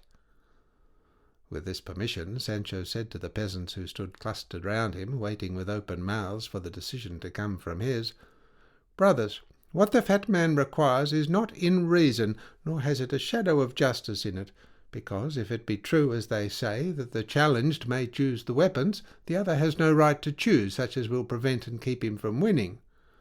My decision, therefore, is that the fat challenger prune, peel, thin, trim, and correct himself, and take 11 stone of his flesh off his body, here or there, as he pleases, and as suits him best, and being in this way reduced to 9 stone weight, he will make himself equal and even with 9 stone of his opponent, and they will be able to run on equal terms." "By all that's good," said one of the peasants as he heard Sancho's decision, "but the gentleman has spoken like a saint, and given judgment like a canon. But I'll be bound the fat man won't part with an ounce of his flesh, not to say 11 stone." "The best plan will be for them not to run," said another, "so that neither the thin man breaks down under the weight, nor the fat one strips himself of his flesh. Let half the wager be spent in wine, and let's take these gentlemen to the tavern where there's the best, and over me be the cloak when it rains." "I thank you, sirs," said Don Quixote, "but I cannot stop for an instant, for sad thoughts and unhappy circumstances force me to seem discourteous and to travel apace." And spurring Rocinante, he pushed on, leaving them wondering at what they had seen and heard, at his own strange figure, and at the shrewdness of his servant, for such they took Sancho to be. And another of them observed, "If the servant is so clever, what must the master be? I bet if they are going to Salamanca to study, they'll come to be alcaldes of the court in a trice, for it's a mere joke, only to read and have interest and good luck, and before a man knows where he is, he finds himself with a staff in his hand, or a mitre on his head." That night master and man passed out in the fields in the open air, and the next day, as they were pursuing their journey, they saw coming towards them a man on foot, with alforges at the neck, and a javelin or spiked staff in his hand, the very cut of a foot courier, who, as soon as he came close to Don Quixote, increased his pace, and half running came up to him, and embracing his right thigh, for he could reach no higher, exclaimed with evident pleasure, "O Señor Don Quixote of La Mancha, what happiness it will be to the heart of my lord the Duke when he knows your worship is coming back to his castle, for he is still there with my lady the Duchess." "I do not recognize you, friend," said Don Quixote, "nor do I know who you are, unless you tell me." "I am Tosilos, my lord, the Duke's lackey, Señor Don Quixote," replied the courier, "he who refused to fight your worship about marrying the daughter of Donna Rodriguez." "God bless me!" exclaimed Don Quixote. "Is it possible that you are the one whom mine enemies the enchanters changed into the lackey you speak of, in order to rob me of the honour of that battle?" "Nonsense, good sir," said the messenger. "There was no enchantment or transformation at all. I entered the lists just as much lackey Tosilos as I came out of them lackey Tosilos. I thought to marry without fighting, for the girl had taken my fancy, but my scheme had a very different result, for as soon as your worship had left the castle, my lord the Duke had 100 strokes of the stick given me for having acted contrary to the orders he gave me before engaging in the combat, and the end of the whole affair is that the girl has become a nun, and Donna Rodriguez has gone back to Castile, and I am now on my way to Barcelona with a packet of letters for the viceroy, which my master is sending him. If your worship would like a drop, sound though warm, I have a gourd here full of the best, and some scraps of tranchant cheese that will serve as a provocative and wakener of your thirst, if so be it is asleep." "I take the offer," said Sancho. "No more compliments about it. Pour out, good Tosilos, in spite of all the enchanters in the Indies." "Thou art indeed the greatest glutton in the world, Sancho," said Don Quixote, "and the greatest booby on earth, not to be able to see that this courier is enchanted, and this Tosilos a sham one. Stop with him, and take thy fill. I will go on slowly, and wait for thee to come up with me." The lackey laughed, unsheathed his gourd, unwalleted his scraps, and taking out a small loaf of bread, he and Sancho seated themselves on the green grass, and in peace and good fellowship finished off the contents of the alforges down to the bottom, so resolutely that they licked the wrapper of the letters, merely because it smelt of cheese. Said Tosilos to Sancho, "Beyond a doubt, Sancho, my friend, this master of thine ought to be a madman." "Ought," said Sancho. "He owes no man anything. He pays for everything, particularly when the coin is madness. I see it plain enough, and I tell him so plain enough, but what's the use, especially now that it is all over with him, for here he is beaten by the Knight of the White Moon." Tosilos begged him to explain what had happened him, but Sancho replied that it would not be good manners to leave his master waiting for him, and that some other day, if they met, there would be time enough for that. And then, getting up, after shaking his doublet and brushing the crumbs out of his beard, he drove Dapple on before him, and bidding adieu to Tosilos, left him and rejoined his master, who was waiting for him under the shade of a tree. Volume 2, Chapter 67. Of the resolution Don Quixote formed to turn shepherd and take to a life in the fields, while the year for which he had given his word was running its course, with other events truly delectable and happy. If a multitude of reflections used to harass Don Quixote before he had been overthrown, a great many more harassed him since his fall. He was under the shade of a tree, as has been said, and there, like flies on honey, thoughts came crowding upon him and stinging him. Some of them turned upon the disenchantment of Dulcinea, others upon the life he was about to lead in his enforced retirement. Sancho came up and spoke in high praise of the generous disposition of the lackey Tosilos. "Is it possible, Sancho," said Don Quixote, "that thou dost still think that he yonder is a real lackey? Apparently it has escaped thy memory that thou hast seen Dulcinea turned and transformed into a peasant wench, and the Knight of the Mirrors into the bachelor Carrasco, all the work of the enchanters that persecute me. But tell me now, didst thou ask this Tosilos, as thou callest him, what has become of Altisidora? Did she weep over my absence? Or has she already consigned to oblivion the love thoughts that used to afflict her when I was present?" "The thoughts that I had," said Sancho, "were not such as to leave time for asking fools' questions." "Body o' me, señor, is your worship in a condition now to inquire into other people's thoughts, above all love thoughts?" "Look ye, Sancho," said Don Quixote, "there is a great difference between what is done out of love and what is done out of gratitude. A knight may very possibly be proof against love, but it is impossible, strictly speaking, for him to be ungrateful. Altisidora, to all appearance, loved me truly. She gave me the 3 kerchiefs thou knowest of. She wept at my departure. She cursed me. She abused me. Casting shame to the winds, she bewailed herself in public, all signs that she adored me, for the wrath of lovers always ends in curses. I had no hopes to give her, nor treasures to offer her, for mine are given to Dulcinea, and the treasures of knights-errant are like those of the fairies, illusory and deceptive. All I can give her is the place in my memory I keep for her, without prejudice, however, to that which I hold devoted to Dulcinea, whom thou art wronging by thy remissness in whipping thyself and scourging that flesh. Would I saw it eaten by wolves, which would rather keep itself for the worms than for the relief of that poor lady." "Señor," replied Sancho, "if the truth is to be told, I cannot persuade myself that the whipping of my backside has anything to do with the disenchantment of the enchanted. It is like saying, if your head aches, rub ointment on your knees. At any rate, I'll make bold to swear that in all the histories dealing with knight-errantry that your worship has read, you have never come across anybody disenchanted by whipping. But whether or no, I'll whip myself when I have a fancy for it, and the opportunity serves for scourging myself comfortably." "God grant it," said Don Quixote, "and heaven give thee grace to take it to heart, and own the obligation thou art under to help my lady, who is thine also, inasmuch as thou art mine." As they pursued their journey, talking in this way, they came to the very same spot where they had been trampled on by the bulls.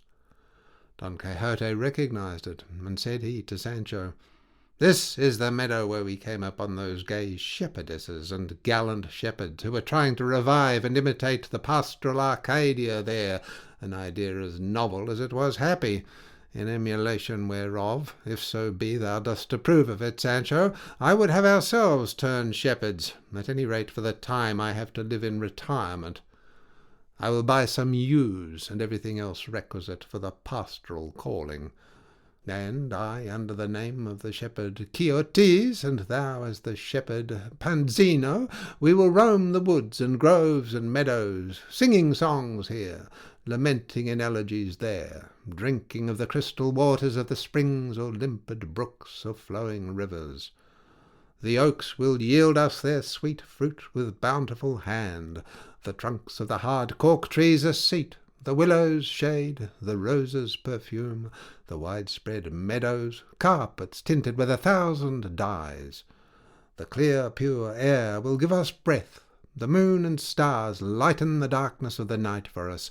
Song shall be our delight, lamenting our joy. Apollo will supply us with verses, and love with conceits whereby we shall make ourselves famed for ever, not only in this but in ages to come."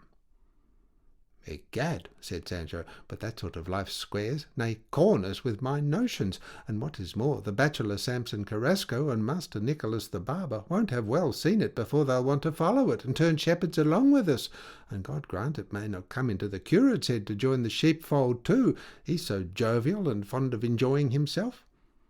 "Thou art in the right of it, Sancho," said Don Quixote, "and the bachelor Samson Carrasco, if he enters the pastoral fraternity, as no doubt he will, may call himself the shepherd Samsonino, or perhaps the shepherd Carrascon. Nicholas the barber may call himself Niculoso, as old Boscan formerly was called Nemoroso. As for the curate, I don't know what name we can fit to him, unless it be something derived from his title, and we call him the shepherd Curiambro. For the shepherdesses, whose lovers we shall be, we can pick names as we would pears, and as my lady's name does just as well for a shepherdess as for a princess's, I need not trouble myself to look for one that will suit her better. To thine, Sancho, thou canst give what name thou wilt." "I don't mean to give her any but Teresona," said Sancho, "which will go well with her stoutness and with her own right name, as she is called Teresa. And when I sing her praises in my verses, I'll show how chaste my passion is, for I'm not going to look for better bread than ever came from wheat in other men's houses. It won't do for the curate to have a shepherdess for the sake of good example, and if the bachelor chooses to have one, that is his lookout." "God bless me, Sancho, my friend," said Don Quixote. "What a life we shall lead! What hautboys and Zamora bagpipes we shall hear! What tabors, timbrels, and rebecks! And then, if among all these different sorts of music that of the albauge is heard, almost all the pastoral instruments will be there." "What are albauges?" asked Sancho, "for I never heard in my life tell of them or saw them." "Albauge," said Don Quixote, "are brass plates like candlesticks that, struck against one another on the hollow side, make a noise which, if not very pleasing or harmonious, is not disagreeable, and accords very well with the rude notes of the bagpipe and tabor. The word albauge is Morisco, as are all those in our Spanish tongue that begin with al. For example, Almahaza, Almozar, Alhambra, Alguada, Alguacil, Alhucema, Almacen, Alsania, and others of the same sort, of which there are not many more. Our language has only three that are Morisco and end with I, which are Bosegui, Zaquisami, and Maravedi. Alheli and Alfaqui are seen to be Arabic, as well by the al at the beginning as by the I they end with. I mention this incidentally, the chance allusion to albauge having reminded me of it, and it will be of great assistance to us in the perfect practice of this calling that I am something of a poet, as thou knowest, and that besides the bachelor Samson Carrasco is an accomplished one. Of the curate I say nothing, but I will wager he has some spice of the poet in him, and no doubt Master Nicholas too, for all barbers, or most of them, are guitar players and stringers of verses. I will bewail my separation. Thou shalt glorify thyself as a constant lover. The shepherd Carrascon will figure as a rejected one, and the curate Curiambro as whatever may please him best. And so all will go as gaily as heart could wish." To this Sancho made answer, "I am so unlucky, señor, that I am afraid the day will never come when I'll see myself at such a calling. Oh, what neat spoons I'll make when I'm a shepherd! What messes, creams, garlands, pastoral odds and ends! And if they don't get me a name for wisdom, they'll not fail to get me one for ingenuity. My daughter Sanchica will bring us our dinner to the pasture. But stay, she's good-looking, and shepherds there are with more mischief than simplicity in them. I would not have her come for wool and go back shorn. Love-making and lawless desires are just as common in the fields as in the cities, and in shepherds' shanties as in royal palaces. Do away with the cause, you do away with the sin. If eyes don't see, hearts don't break, and better a clear escape than good men's prayers." "A truce to thy proverb, Sancho," exclaimed Don Quixote. "Any one of those that thou hast uttered would suffice to explain thy meaning. Many a time have I recommended thee not to be so lavish with proverbs, and to exercise some moderation in delivering them. But it seems to me it is only preaching in the desert. My mother beats me, and I go on with my tricks." "It seems to me," said Sancho, "that your worship is like the common saying, 'Said the frying pan to the kettle, get away, black breech.' You chide me for uttering proverbs, and you string them in couples yourself." "Observe, Sancho," replied Don Quixote, "I bring in proverbs to the purpose, and when I quote them they fit like a ring to the finger. Thou bringest them in by the head and shoulders, in such a way that thou dost drag them in rather than introduce them. If I am not mistaken, I have told thee already that proverbs are shorn maxims drawn from the experience and observation of our wise men of old, but the proverb that is not to the purpose is a piece of nonsense and not a maxim. But enough of this. As nightfall is drawing on, let us retire some little distance from the high road to pass the night. What is in store for us tomorrow, God knoweth." They turned aside, and supped late and poorly, very much against Sancho's will, who turned over in his mind the hardships attendant upon knight-errantry in woods and forests, even though at times plenty presented itself in castles and houses, as at Don Diego de Miranda's, at the wedding of Camacho the Rich, and at Don Antonio Moreno's. He reflected, however, that it could not be always day nor always night, and so that night he passed in sleeping, and his master in waking. Volume 2, Chapter 68. Of the bristly adventure that befell Don Quixote. The night was somewhat dark, for though there was a moon in the sky, it was not in a quarter where she could be seen. For sometimes the Lady Diana goes on a stroll to the Antipodes, and leaves the mountains all black, and the valleys in darkness.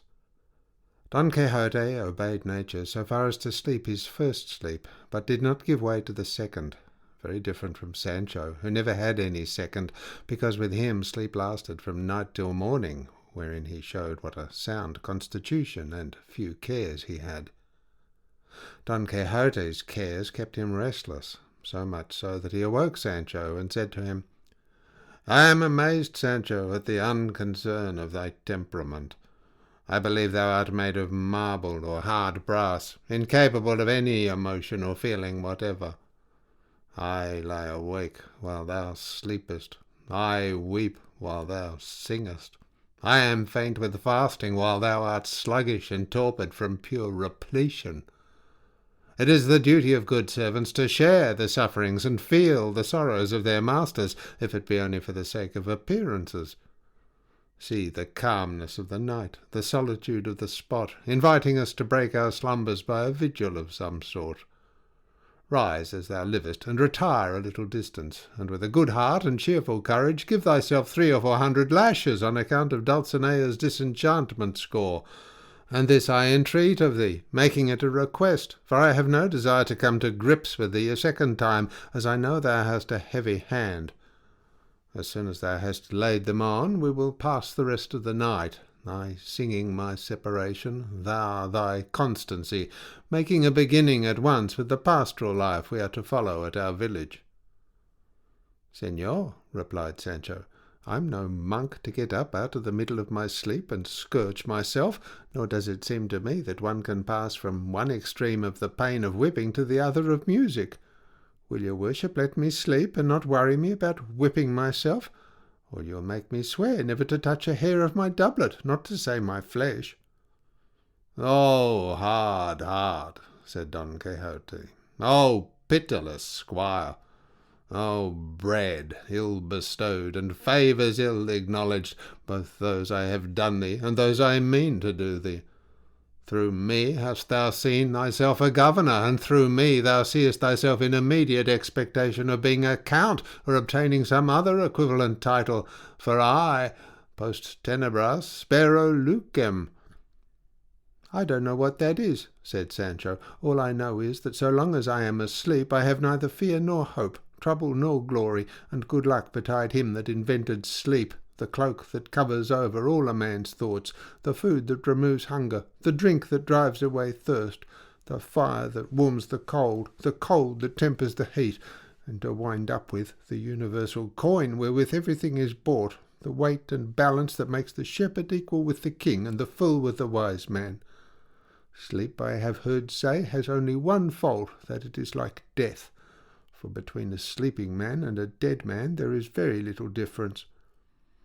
"Never have I heard thee speak so eloquently as now, Sancho," said Don Quixote, "and here I begin to see the truth of the proverb thou dost sometimes quote, 'Not with whom thou art bred, but with whom thou art fed.'"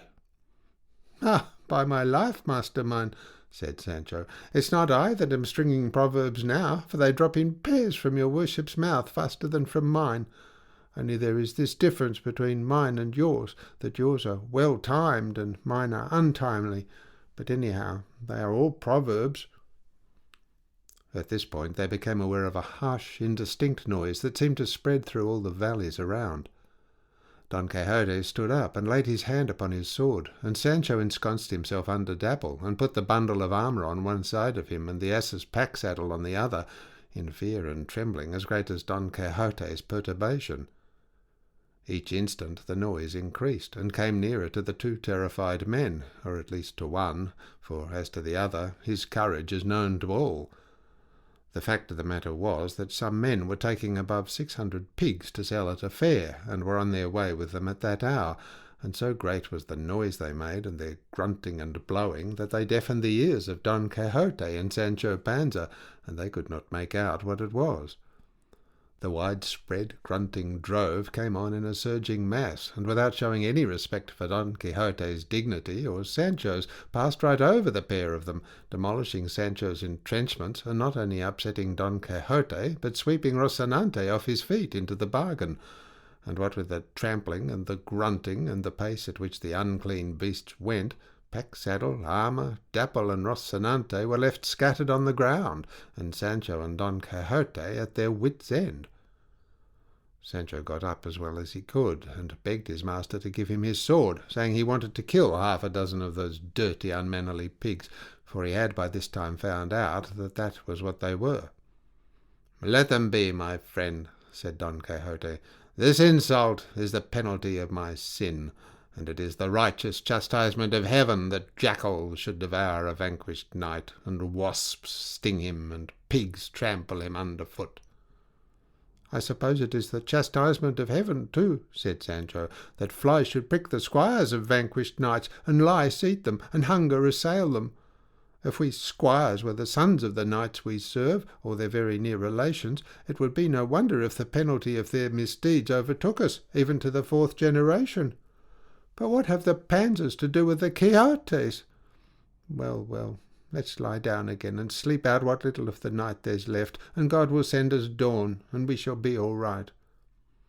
"Sleep thou, Sancho," returned Don Quixote, "for thou wast born to sleep, as I was born to watch, and during the time it now wants of dawn, I will give a loose rein to my thoughts, and seek a vent for them in a little madrigal, which, unknown to thee, I composed in my head last night." "I should think," said Sancho, "that the thoughts that allow one to make verses cannot be of great consequence. Let your worship string verses as much as you like, and I'll sleep as much as I can." And forthwith, taking the space of ground he required, he muffled himself up, and fell into a sound sleep, undisturbed by bond, debt, or trouble of any sort. Don Quixote, propped up against the trunk of a beech or a cork tree, for Cid Hamete does not specify what kind of tree it was, sang in this strain, to the accompaniment of his own sighs. "When in my mind I muse, O love, upon thy cruelty, to death I flee, in hope therein the end of all to find. But drawing near that welcome haven in my sea of woe, such joy I know that life revives, and still I linger here. Thus life doth slay, and death again to life restoreth me. Strange destiny that deals with life and death as with a play." He accompanied each verse with many sighs and not a few tears, just like one whose heart was pierced with grief at his defeat and his separation from Dulcinea. And now daylight came, and the sun smote Sancho on the eyes with his beams. He awoke, roused himself, shook himself, and stretched his lazy limbs, and seeing the havoc the pigs had made with his stores, he cursed the drove, and more besides. Then the pair resumed their journey, and as evening closed in, they saw coming towards them some 10 men on horseback, and 4 or 5 on foot. Don Quixote's heart beat quick, and Sancho's quailed with fear, for the persons approaching them carried lances and bucklers, and were in very warlike guise. Don Quixote turned to Sancho and said, "If I could make use of my weapons, and my promise had not tied my hands, I would count this host that comes against us but cakes and fancy bread. But perhaps it may prove something different from what we apprehend." The men on horseback now came up, and raising their lances, surrounded Don Quixote in silence, and pointed them at his back and breast, menacing him with death. One of those on foot, putting his finger to his lips as a sign to him to be silent, seized Rocinante's bridle and drew him out of the road, and the others, driving Sancho and Dapple before them, and all maintaining a strange silence, followed in the steps of the one who led, Don Quixote. The latter 2 or 3 times attempted to ask where they were taking him to, and what they wanted, but the instant he began to open his lips, they threatened to close them with the points of their lances.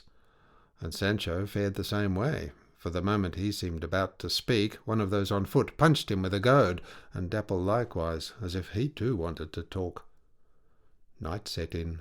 They quickened their pace, and the fears of the 2 prisoners grew greater, especially as they heard themselves assailed with, "Get on, ye troglodytes! Silence, ye barbarians! March, ye cannibals! No murmuring, ye Scythians! Don't open your eyes, ye murderous Polyphemes, ye bloodthirsty lions!" and such like names with which their captors harassed the ears of the wretched master and man. Sancho went along, saying to himself, "We, Tortolites, Barbers, Animals, I don't like those names at all. It's in a bad wind our corn is being winnowed. Misfortune comes upon us all at once like sticks on a dog, and God grant it may be no worse than them that this unlucky adventure has in store for us." Don Quixote rode completely dazed, unable with the aid of all his wits to make out what could be the meaning of these abusive names they called them, and the only conclusion he could arrive at was that there was no good to be hoped for, and much evil to be feared. And now, about an hour after midnight, they reached a castle, which Don Quixote saw at once was the Duke's, where they had been but a short time before. "God bless me," said he, as he recognized the mansion. "What does this mean? It is all courtesy and politeness in this house, but with the vanquished, good turns into evil, and evil into worse." They entered the chief court of the castle, and found it prepared and fitted up in a style that added to their amazement and doubled their fears, as will be seen in the following chapter. Volume 2, Chapter 69. Of the strangest and most extraordinary adventure that befell Don Quixote in the whole course of this great history.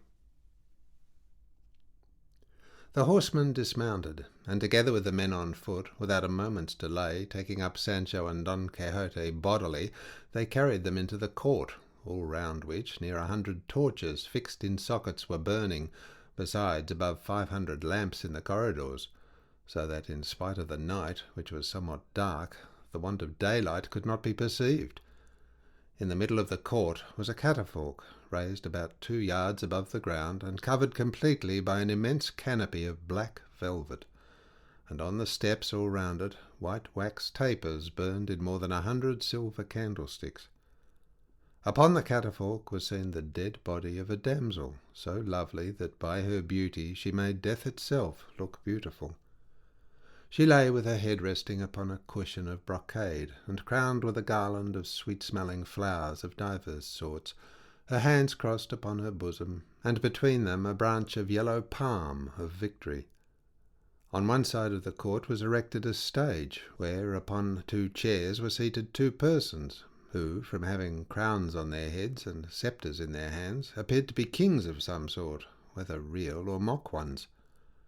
By the side of this stage, which was reached by steps, were 2 other chairs on which the men carrying the prisoners seated Don Quixote and Sancho, all in silence, and by signs giving them to understand that they too were to be silent, which, however, they would have been without any signs, for their amazement at all they saw held them tongue-tied. And now 2 persons of distinction, who were at once recognized by Don Quixote as his hosts the Duke and Duchess, ascended the stage, attended by a numerous suite, and seated themselves on 2 gorgeous chairs close to the 2 kings, as they seemed to be. Who would not have been amazed at this? Nor was this all, for Don Quixote had perceived that the dead body on the catafalque was that of the fair Altisidora. As the Duke and Duchess mounted the stage, Don Quixote and Sancho rose and made them a profound obeisance, which they returned by bowing their heads slightly. At this moment an official crossed over, and approaching Sancho, threw over him a robe of black buckram, painted all over with flames of fire, and taking off his cap, put upon his head a mitre, such as those undergoing the sentence of the Holy Office wear, and whispered in his ear that he must not open his lips, or they would put a gag upon him, or take his life. Sancho surveyed himself from head to foot, and saw himself all ablaze with the flames, but as they did not burn him, he did not care 2 farthings for them. He took off the mitre, and seeing it painted with devils, he put it on again, saying to himself, "Well, so far those don't burn me, nor do these carry me off." Don Quixote surveyed him too, and though fear had got the better of his faculties, he could not help smiling to see the figure Sancho presented. And now, from underneath the cattle-fork, so it seemed, there rose a low, sweet sound of flutes, which, coming unbroken by human voice, for there silence itself kept silence, had a soft and languishing effect. Then, beside the pillow of what seemed to be the dead body, suddenly appeared a fair youth in a Roman habit, who, to the accompaniment of a harp which he himself played, sang in a sweet and clear voice these 2 stanzas. While fair Altisidora, who the sport of cold Don Quixote's cruelty hath been, returns to life, and in this magic court the dames in sable come to grace the scene. And while her matrons all in seemly sort my lady robes in bays and bombazine, her beauty and her sorrows will I sing, with defter quill and touch the Thracian string. But not in life alone, methinks, to me belong the office, lady, when my tongue is cold in death. Believe me, unto thee my voice shall raise its tributary song. My soul from this strait prison house set free, as o'er the Stygian lake it floats along, thy praises singing still shall hold its way, and make the waters of oblivion stay. At this point, one of the 2 that looked like kings exclaimed, "Enough, enough, divine singer! It would be an endless task to put before us now the death and the charms of the peerless Altisidora, not dead, as the ignorant world imagines, but living in the voice of fame, and in the penance which Sancho Panza, here present, has to undergo to restore her to the long-lost light. Do thou, therefore, O Rhadamanthus, who sittest in judgment with me in the murky caverns of Dis, as thou knowest all that the inscrutable fates have decreed touching the resuscitation of this damsel, announce and declare it at once, that the happiness we look forward to from her restoration be no longer deferred." No sooner had Minos, the fellow judge of Rhadamanthus, said this, than Rhadamanthus, rising up, said, "O officials of this house, high and low, great and small, make haste hither, one and all, and print on Sancho's face 24 smacks, and give him 12 pinches, and 6 pin thrusts in the back and arms, for upon this ceremony depends the restoration of Altisidora." On hearing this, Sancho broke silence and cried out, "By all that's good, I'll as soon let my face be smacked or handled as turn more. Body o' me, what has handling my face got to do with the resurrection of this damsel? The old woman took kindly to the blitz. They enchant Dulcinea and whip me in order to disenchant her. Altisidora dies of ailments God was pleased to send her, and to bring her to life again they must give me 24 smacks, and prick holes in my body with pins, and raise wheels on my arms with pinchers. Try those jokes on a brother-in-law. I'm an old dog, and tuss-tuss is no use with me."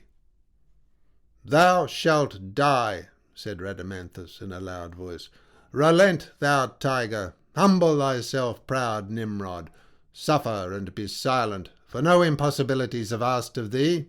It is not for thee to inquire into the difficulties in this matter.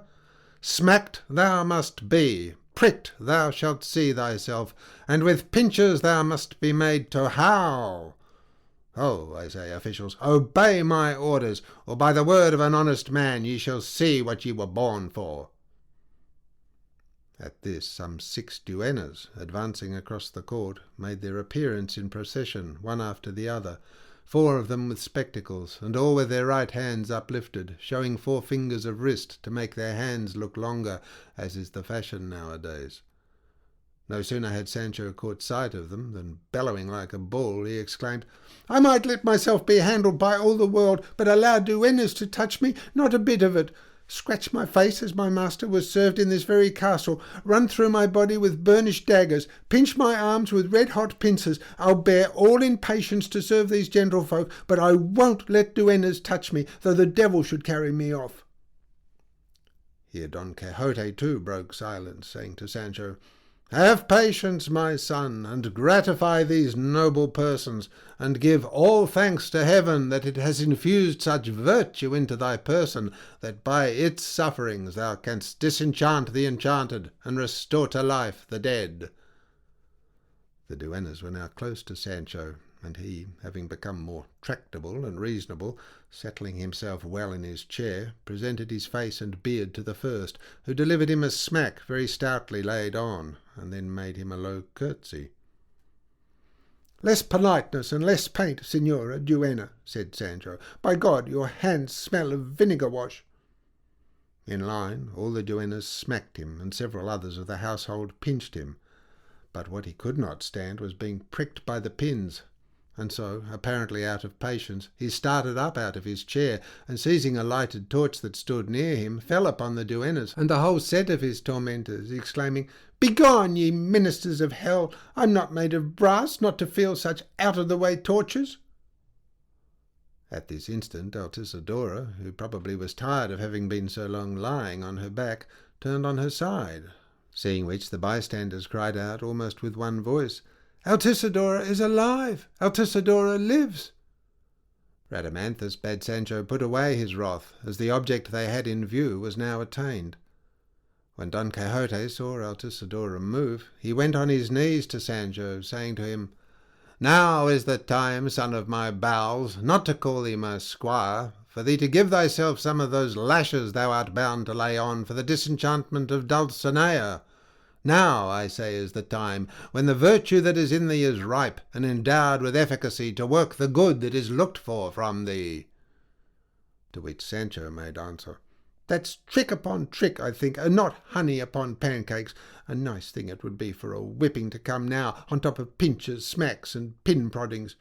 You had better take a big stone and tie it round my neck, and pitch me into a well. I should not mind it much, if I'm to be always made the cow of the wedding for the cure of other people's ailments. Leave me alone, or else, by God, I'll fling the whole thing to the dogs, let come what may." Altisidora had by this time sat up on the catafalque, and as she did so the clarion sounded, accompanied by the flutes, and the voices of all present exclaiming, "Long life to Altisidora! Long life to Altisidora!" The Duke and Duchess and the Kings Minos and Rhadamanthus stood up, and all, together with Don Quixote and Sancho, advanced to receive her and take her down from the catafalque.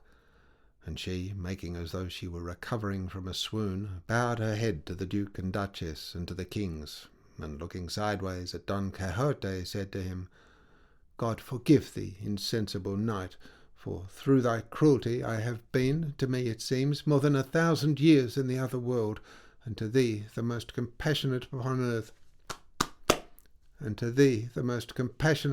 earth, I render thanks for the life I am now in possession of. From this day forth, friend Sancho, count as thine 6 smocks of mine which I bestow upon thee, to make as many shirts for thyself, and if they are not all quite whole, at any rate they are all clean." Sancho kissed her hands in gratitude, kneeling, and with the mitre in his hand. The Duke bade them take it from him, and give him back his cap and doublet, and remove the flaming robe. Sancho begged the Duke to let them leave him the robe and mitre, as he wanted to take them home for a token and memento of that unexampled adventure. The Duchess said they must leave them with him, for he knew already what a great friend of his she was. The Duke then gave orders that the court should be cleared, and that all should retire to their chambers, and that Don Quixote and Sancho should be conducted to their old quarters. Volume 2, Chapter 70, which follows 69, and deals with matters indispensable for the clear comprehension of this history. Sancho slept that night in a cot in the same chamber with Don Quixote, a thing he would have gladly excused if he could, for he knew very well that with questions and answers his master would not let him sleep, and he was in no humour for talking much, as he still felt the pain of his late martyrdom, which interfered with his freedom of speech, and it would have been more to his taste to sleep in a hovel alone than in that luxurious chamber in company. And so well-founded did his apprehension prove, and so correct was his anticipation, that scarcely had his master got into bed when he said, "What dost thou think of to-night's adventure, Sancho? Great and mighty is the power of cold-hearted scorn, for thou with thine own eyes hast seen Altisidora slain, not by arrows, not by sword, nor by any warlike weapon, nor by deadly poisons, but by the thought of the sternness and scorn with which I have always treated her." "She might have died and welcome," said Sancho, "when she pleased and how she pleased, and she might have left me alone, for I never made her fall in love or scorned her. I don't know, nor can I imagine, how the recovery of Altisidora, a damsel more fanciful than wise, can have, as I said before, anything to do with the sufferings of Sancho Panza. Now I begin to see plainly and clearly that there are enchanters and enchanted people in the world, and may God deliver me from them, since I can't deliver myself. And so I beg of your worship to let me sleep, and not ask me any more questions, unless you want me to throw myself out of the window." "Sleep, Sancho, my friend," said Don Quixote. "If the pin-prodding and pinches thou hast received, and the smacks administered to thee, will let thee." "No pain can come up to the insult of the smacks," said Sancho, "for the simple reason that it was Duennas, confound them, that gave them to me. But once more I entreat your worship to let me sleep, for sleep is relief from misery to those who are miserable when awake." "Be it so, and God be with thee," said Don Quixote. They fell asleep, both of them, and Cid Hamete, the author of this great history, took this opportunity to record and relate what it was that induced the Duke and Duchess to get up the elaborate plot that has been described.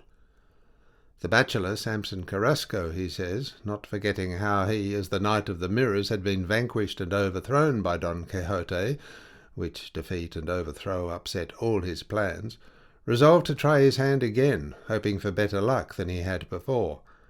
And so, having learned where Don Quixote was from the page who brought the letter and presents to Sancho's wife, Teresa Panza, he got himself new armour and another horse, and put a white moon upon his shield, and to carry his arms he had a mule led by a peasant, not by Tom Cecil, his former squire, for fear he should be recognized by Sancho or Don Quixote. He came to the Duke's castle, and the Duke informed him of the road and route Don Quixote had taken, with the intention of being present at the jousts at Saragossa. He told him, too, of the jokes he had practised upon him, and of the device for the disenchantment of Dulcinea at the expense of Sancho's backside. And finally he gave him an account of the trick Sancho had played upon his master, making him believe that Dulcinea was enchanted and turned into a country wench, and of how the Duchess, his wife, had persuaded Sancho that it was he himself who was deceived, inasmuch as Dulcinea was really enchanted. At which the bachelor laughed not a little, and marvelled as well at the sharpness and simplicity of Sancho as at the length to which Don Quixote's madness went. The Duke begged of him, if he found him, whether he overcame him or not, to return that way and let him know the result. This the bachelor did. He set out in quest of Don Quixote, and not finding him at Saragossa, he went on, and how he fared has been already told. He returned to the Duke's castle and told him all, what the conditions of the combat were, and how Don Quixote was now, like a loyal knight-errant, returning to keep his promise of retiring to his village for a year, by which time, said the bachelor, he might perhaps be cured of his madness, for that was the object that had led him to adopt these disguises, as it was a sad thing for a gentleman of such good parts as Don Quixote to be a madman. And so he took his leave of the Duke, and went home to his village to wait there for Don Quixote, who was coming after him. Thereupon the Duke seized the opportunity of practising this mystification upon him. So much did he enjoy everything connected with Sancho and Don Quixote. He had the roads about the castle far and near, everywhere he thought Don Quixote was likely to pass on his return, occupied by large numbers of his servants on foot and on horseback, who were to bring him to the castle by fair means or foul, if they met him. They did meet him, and sent word to the Duke, who, having already settled what was to be done, as soon as he heard of his arrival, ordered the torches and lamps in the court to be lit, and Altisidora to be placed on the catafalque, with all the pomp and ceremony that has been described, the whole affair being so well arranged and acted that it differed but little from reality. And Cide Hamete says, moreover, that for his part he considers the concoctors of the joke as crazy as the victims of it, and that the Duke and Duchess were not 2 fingers' breadth removed from being something like fools themselves when they took such pains to make game of a pair of fools. As for the latter, one was sleeping soundly, and the other lying awake, occupied with his desultory thoughts, when daylight came to them, bringing with it the desire to rise, for the lazy down was never a delight to Don Quixote, victor or vanquished. Altisidora, come back from death to life, as Don Quixote fancied, following up the freak of her lord and lady, entered the chamber, crowned with the garland she had worn on the catafalque, and in a robe of white taffeta embroidered with gold flowers, her hair flowing loose over her shoulders, and leaning upon a staff of fine black ebony. Don Quixote, disconcerted and in confusion at her appearance, huddled himself up and well-nigh covered himself altogether with the sheets and counterpane of the bed, tongue-tied and unable to offer her any civility. Altisidora seated herself on a chair at the head of the bed, and, after a deep sigh, said to him in a feeble, soft voice, "When women of rank and modest maidens trample honour under foot, and give a loose to the tongue that breaks through every impediment, publishing abroad the inmost secrets of their hearts, they are reduced to sore extremities. Such a one am I, Señor Don Quixote of La Mancha, crushed, conquered, love-smitten, but yet patient under suffering, and virtuous, and so much so that my heart broke with grief, and I lost my life. For the last 2 days I have been dead, slain by the thought of the cruelty with which thou hast treated me, obdurate knight, oh, harder than marble to my plaint, or at least believed to be dead by all who saw me, and had it not been that love, taking pity on me, let my recovery rest upon the sufferings of this good squire, there I should have remained in the other world." "Love might very well have let it rest upon the sufferings of my ass, and I should have been obliged to him," said Sancho. "But tell me, señora, and may heaven send you a tenderer lover than my master, what did you see in the other world? What goes on in hell? For of course that's where one who dies in despair is bound for." "To tell you the truth," said Altisidora, "I cannot have died outright, for I did not go into hell. Had I gone in, it is very certain I should never have come out again, do what I might. The truth is, I came to the gate, where some dozen or so of devils were playing tennis, all in breeches and doublets, with falling collars trimmed with Flemish bone-lace, and ruffles of the same that served them for wristbands, with 4 fingers' breadth of the arms exposed to make their hands look longer. In their hands they held rackets of fire, but what amazed me still more was that books, apparently full of wind and rubbish, served them for tennis balls, a strange and marvellous thing. This, however, did not astonish me so much as to observe that, although with players it is usual for the winners to be glad and the losers sorry, there in that game all were growling, all were snarling, and all were cursing one another." "That's no wonder," said Sancho, "for devils, whether playing or not, can never be content, win or lose." "Very likely," said Altisidora, "but there is another thing that surprises me too. Surprised me then, and that was that no ball outlasted the first throw, or was of any use a second time, and it was wonderful the constant succession there was of books, new and old.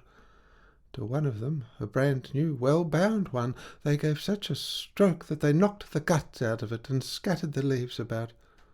"Look what that book is," said one devil to another, and the other replied, "It is the second part of the history of Don Quixote of La Mancha, not by Cid Hamete, the original author, but by an Aragonese, who by his own account is of Tordesillas." "Out of this with it," said the first, "and into the depths of hell with it, out of my sight." "Is it so bad?" said the other. "So bad is it," said the first, "that if I had set myself deliberately to make a worse, I could not have done it." They then went on with their game, knocking other books about, and I, having heard them mention the name of Don Quixote, whom I love and adore so, took care to retain this vision in my memory. "A vision it must have been, no doubt," said Don Quixote, "for there is no other I in the world. This history has been going about there for some time from hand to hand, but it does not stay long in any, for everybody gives it a taste of his foot. I am not disturbed by hearing that I am wandering in a fantastic shape in the darkness of the pit or in the daylight above, for I am not the one that history treats of. If it should be good, faithful, and true, it will have ages of life, but if it should be bad, from its birth to its burial will not be a very long journey." Altisidora was about to proceed with a complaint against Don Quixote, when he said to her, "I have several times told you, Señora, that it grieves me that you should have set your affections upon me, as from mine they can only receive gratitude, but no return. I was born to belong to Dulcinea del Toboso, and the fates, if there are any, dedicated me to her, and to suppose that any other beauty can take the place she occupies in my heart is to suppose an impossibility. This frank declaration should suffice to make you retire within the bounds of your modesty, for no one can bind himself to do impossibilities." Hearing this, Altisidora, with a show of anger and agitation, exclaimed, "God's life, Don Stockfish, soul of a mortar, stone of a date, more obstinate and obdurate than a clown asked a favour when he has his mind made up, if I fall upon you, I'll tear your eyes out. Do you fancy, Don Vanquished, Don Cudgelled, that I died for your sake? All that you have seen tonight has been make-believe. I'm not the woman to let the black of my nails suffer for such a camel, much less die." "That I can well believe," said Sancho, "for all that about lovers pining to death is absurd. They may talk of it, but as for doing it, Judas may believe that." While they were talking, the musician, singer, and poet who had sung the 2 stanzas given above came in, and making a profound obeisance to Don Quixote, said, "Will your worship, Sir Knight, reckon and retain me in the number of your most faithful servants? For I have long been a great admirer of yours, as well because of your fame as because of your achievements." "Will your worship tell me who you are?" replied Don Quixote, "so that my courtesy may be answerable to your deserts." The young man replied that he was the musician and songster of the night before. "Of a truth," said Don Quixote, "your worship has a most excellent voice, but what you sang did not seem to me very much to the purpose, for what have Garcilasso's stanzas to do with the death of this lady?" "Don't be surprised at that," returned the musician, "for with the callow poets of our day the way is for every one to write as he pleases and pilfer where he chooses, whether it be germane to the matter or not, and nowadays there is no piece of silliness they can sing or write that is not set down to poetic license."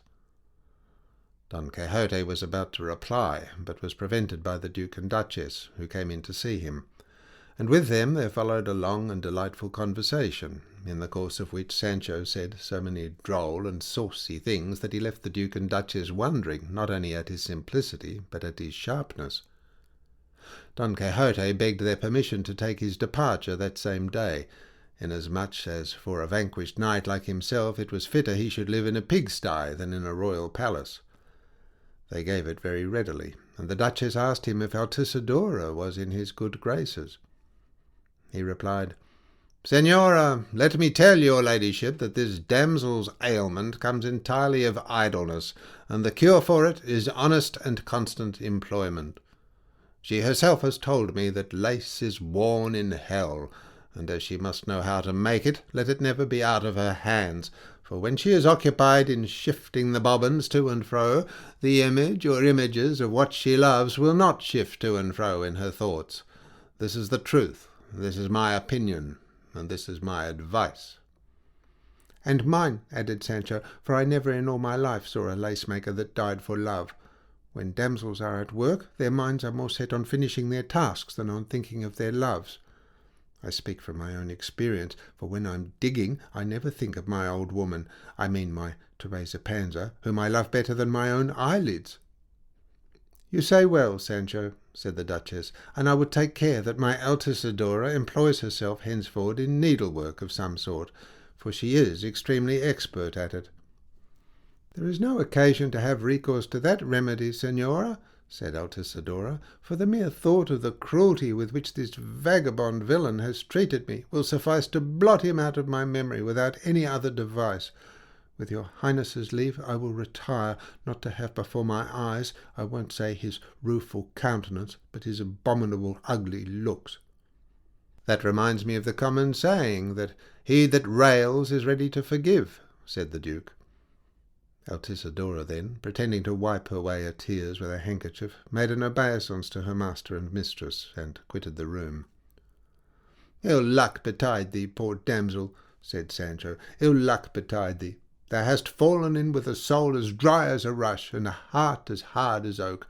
Had it been me, i'faith, another cock would have crowed to thee. So the conversation came to an end, and Don Quixote dressed himself and dined with the Duke and Duchess, and set out the same evening. Volume 2, Chapter 71. Of what passed between Don Quixote and his squire Sancho on the way to their village. The vanquished and afflicted Don Quixote went along very downcast in one respect, and very happy in another. His sadness arose from his defeat, and his satisfaction from the thought of the virtue that lay in Sancho, as had been proved by the resurrection of Altisidora, though it was with difficulty he could persuade himself that the love-smitten damsel had been really dead. Sancho went along anything but cheerful, for it grieved him that Altisidora had not kept her promise of giving him the smocks, and turning this over in his mind, he said to his master, "Surely, Señor, I'm the most unlucky doctor in the world. There's many a physician that, after killing the sick man he had to cure, requires to be paid for his work, though it is only signing a bill of a list of medicines that the apothecary and not he makes up, and there his labour is over. But with me, though, to cure somebody else costs me drops of blood, smacks, pinches, pin-proddings, and whippings. Nobody gives me a farthing. Well, I swear by all that's good, if they put another patient into my hands, they'll have to grease me for them before I cure him, for, as they say, it's by his singing the abbot gets his dinner, and I'm not going to believe that heaven has bestowed upon me the virtue I have, that I should be dealing it out to others all for nothing." "Thou art right, Sancho, my friend," said Don Quixote, "and Altisidora has behaved very badly in not giving thee the smocks she promised. And although that virtue of thine is gratis data, as it has cost thee no study whatever, any more than such study as thy personal sufferings may be, I can say for myself that if thou wouldst have payment for the lashes on account of the disenchantment of Dulcinea, I would have given it to thee freely ere this. I am not sure, however, whether payment will comport with the cure, and I would not have the reward interfere with the medicine. I think there will be nothing lost by trying it. Consider how much thou wouldst have, Sancho, and whip thyself at once, and pay thyself down with thine own hand, as thou hast money of mine."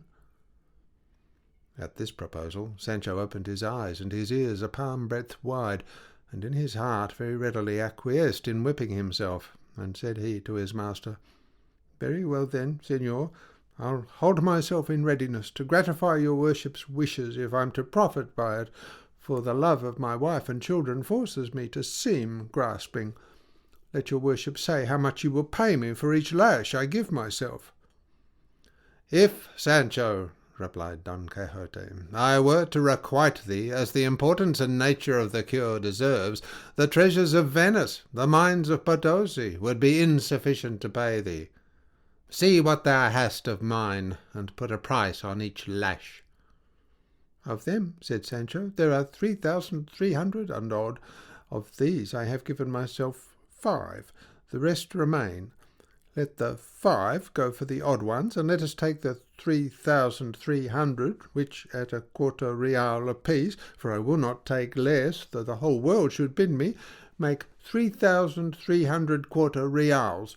The 3,000 are 1,500 half reals, which makes 750 reals, and the 300 make 150 half reals, which come to 75 reals, which added to the 750 make 825 reals in all. These I will stop out of what I have belonging to your worship, and I'll return home rich and content, though well whipped, for there's no taking trout, but I say no more." "Oh, blessed Sancho! Oh, dear Sancho!" said Don Quixote. "How we shall be bound to serve thee, Dulcinea and I, all the days of our lives that heaven may grant us. If she returns to her lost shape, and it cannot be that she will, her misfortune will have been good fortune, and my defeat a most happy triumph. But look here, Sancho, when wilt thou begin the scourging? For if thou wilt make short work of it, I will give thee 100 reals over and above." "When?" said Sancho. "This night, without fail. Let your worship order it, so that we pass it out of doors and in the open air, and I'll scarify myself." Night, longed for by Don Quixote with the greatest anxiety in the world, came at last, though it seemed to him that the wheels of Apollo's car had broken down, and that the day was drawing itself out longer than usual, just as is the case with lovers, who never make the reckoning of their desires agree with time.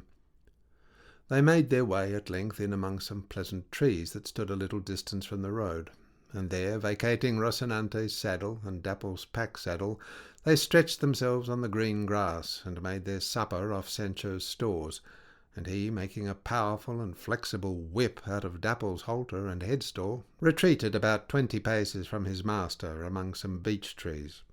Don Quixote, seeing him march off with such resolution and spirit, said to him, "Take care, my friend, not to cut thyself to pieces. Allow the lashes to wait for one another, and do not be in so great a hurry as to run thyself out of breath midway.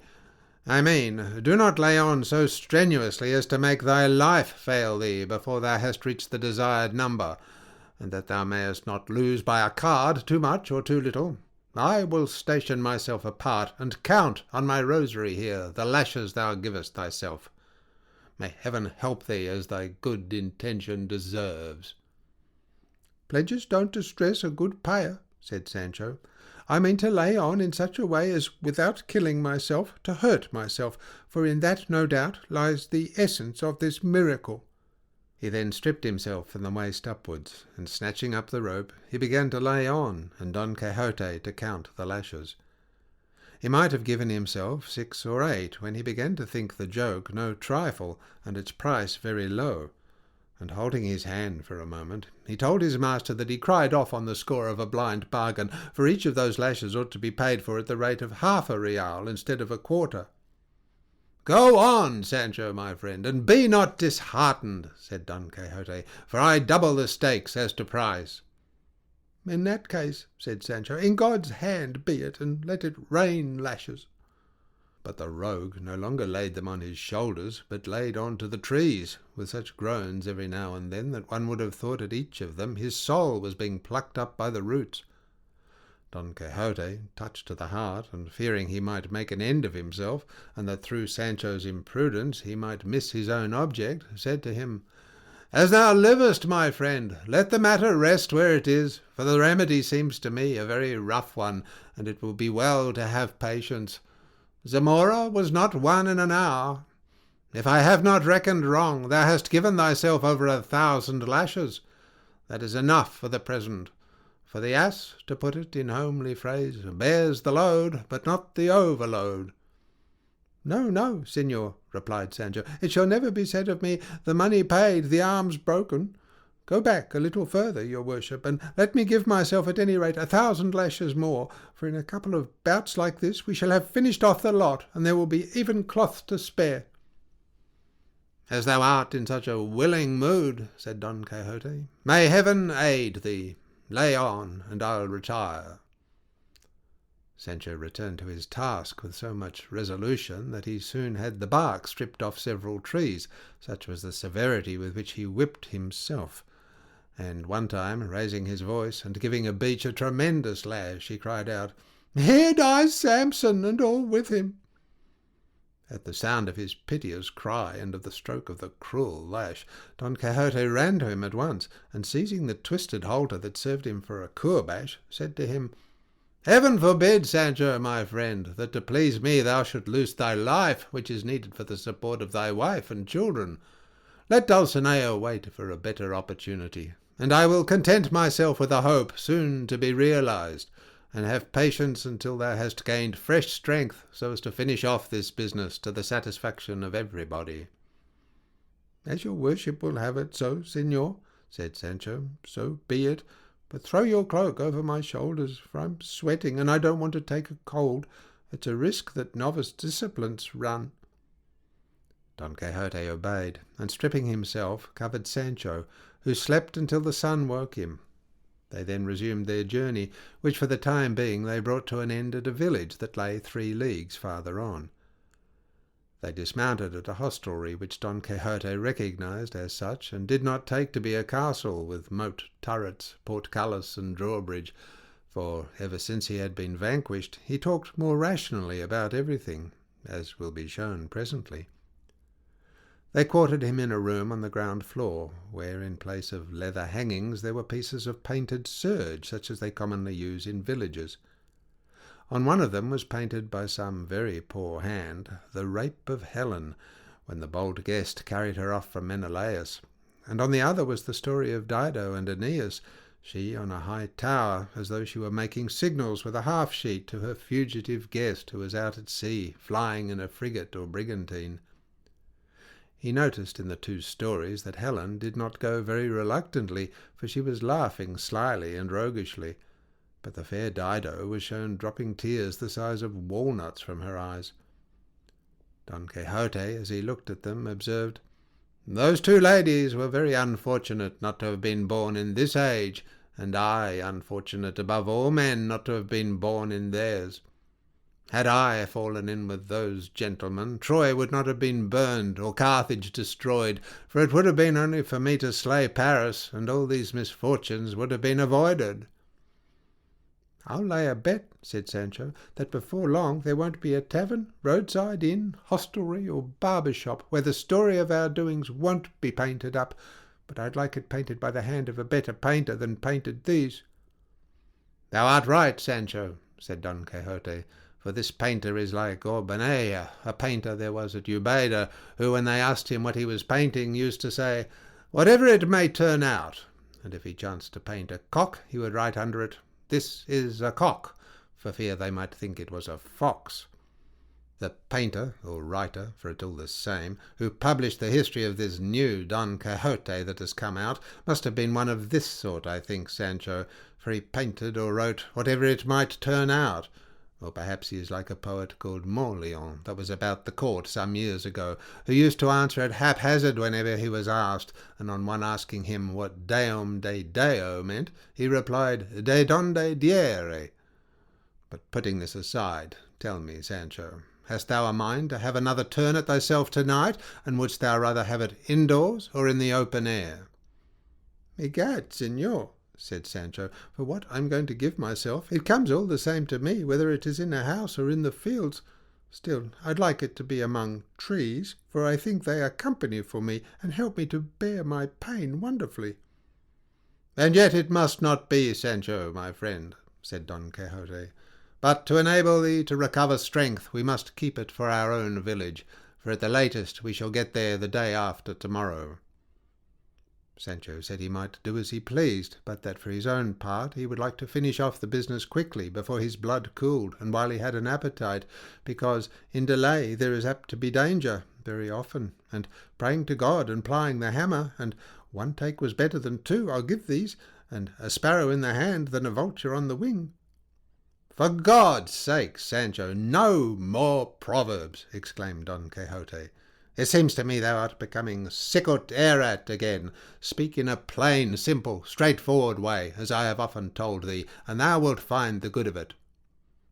"I don't know what bad luck it is of mine," said Sancho, "but I can't utter a word without a proverb that is not as good as an argument to my mind.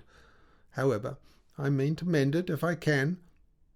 And so for the present the conversation ended. Volume 2, Chapter 72. Of how Don Quixote and Sancho reached their village.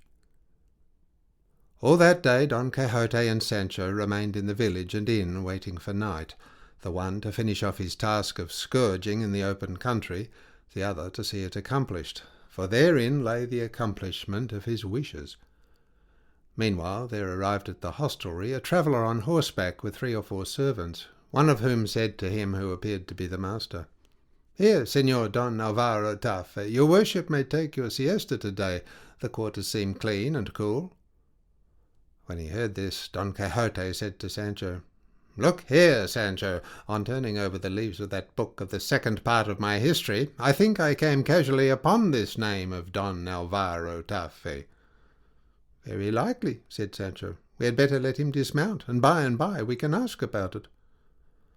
The gentleman dismounted, and the landlady gave him a room on the ground floor opposite Don Quixote's, and adorned with painted serge hangings of the same sort.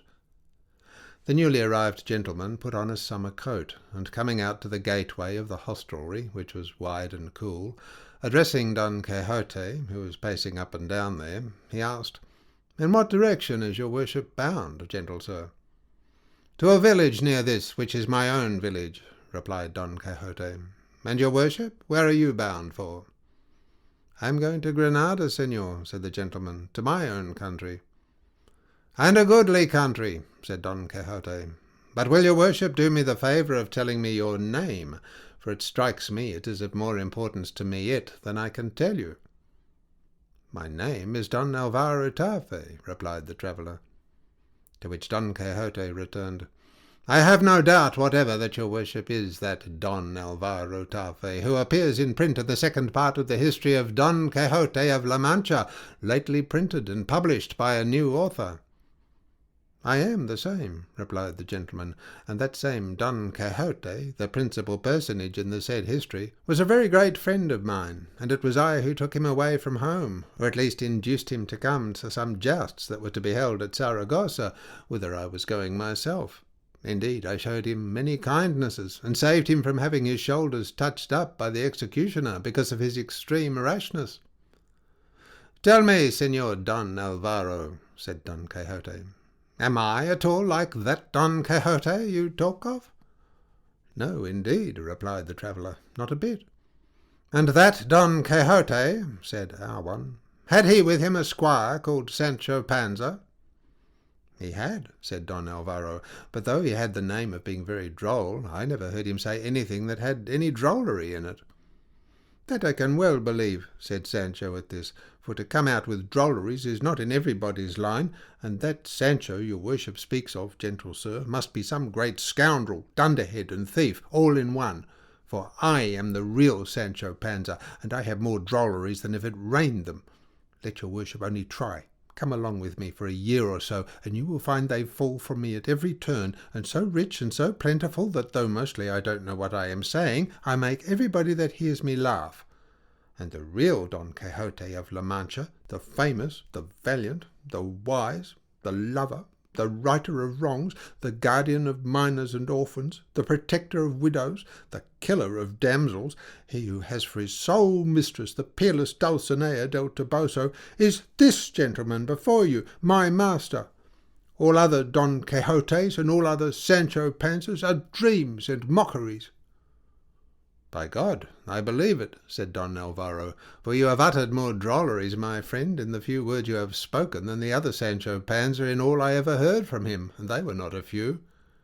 He was more greedy than well spoken, and more dull than droll, and I am convinced that the enchanters who persecute Don Quixote the good have been trying to persecute me with Don Quixote the bad.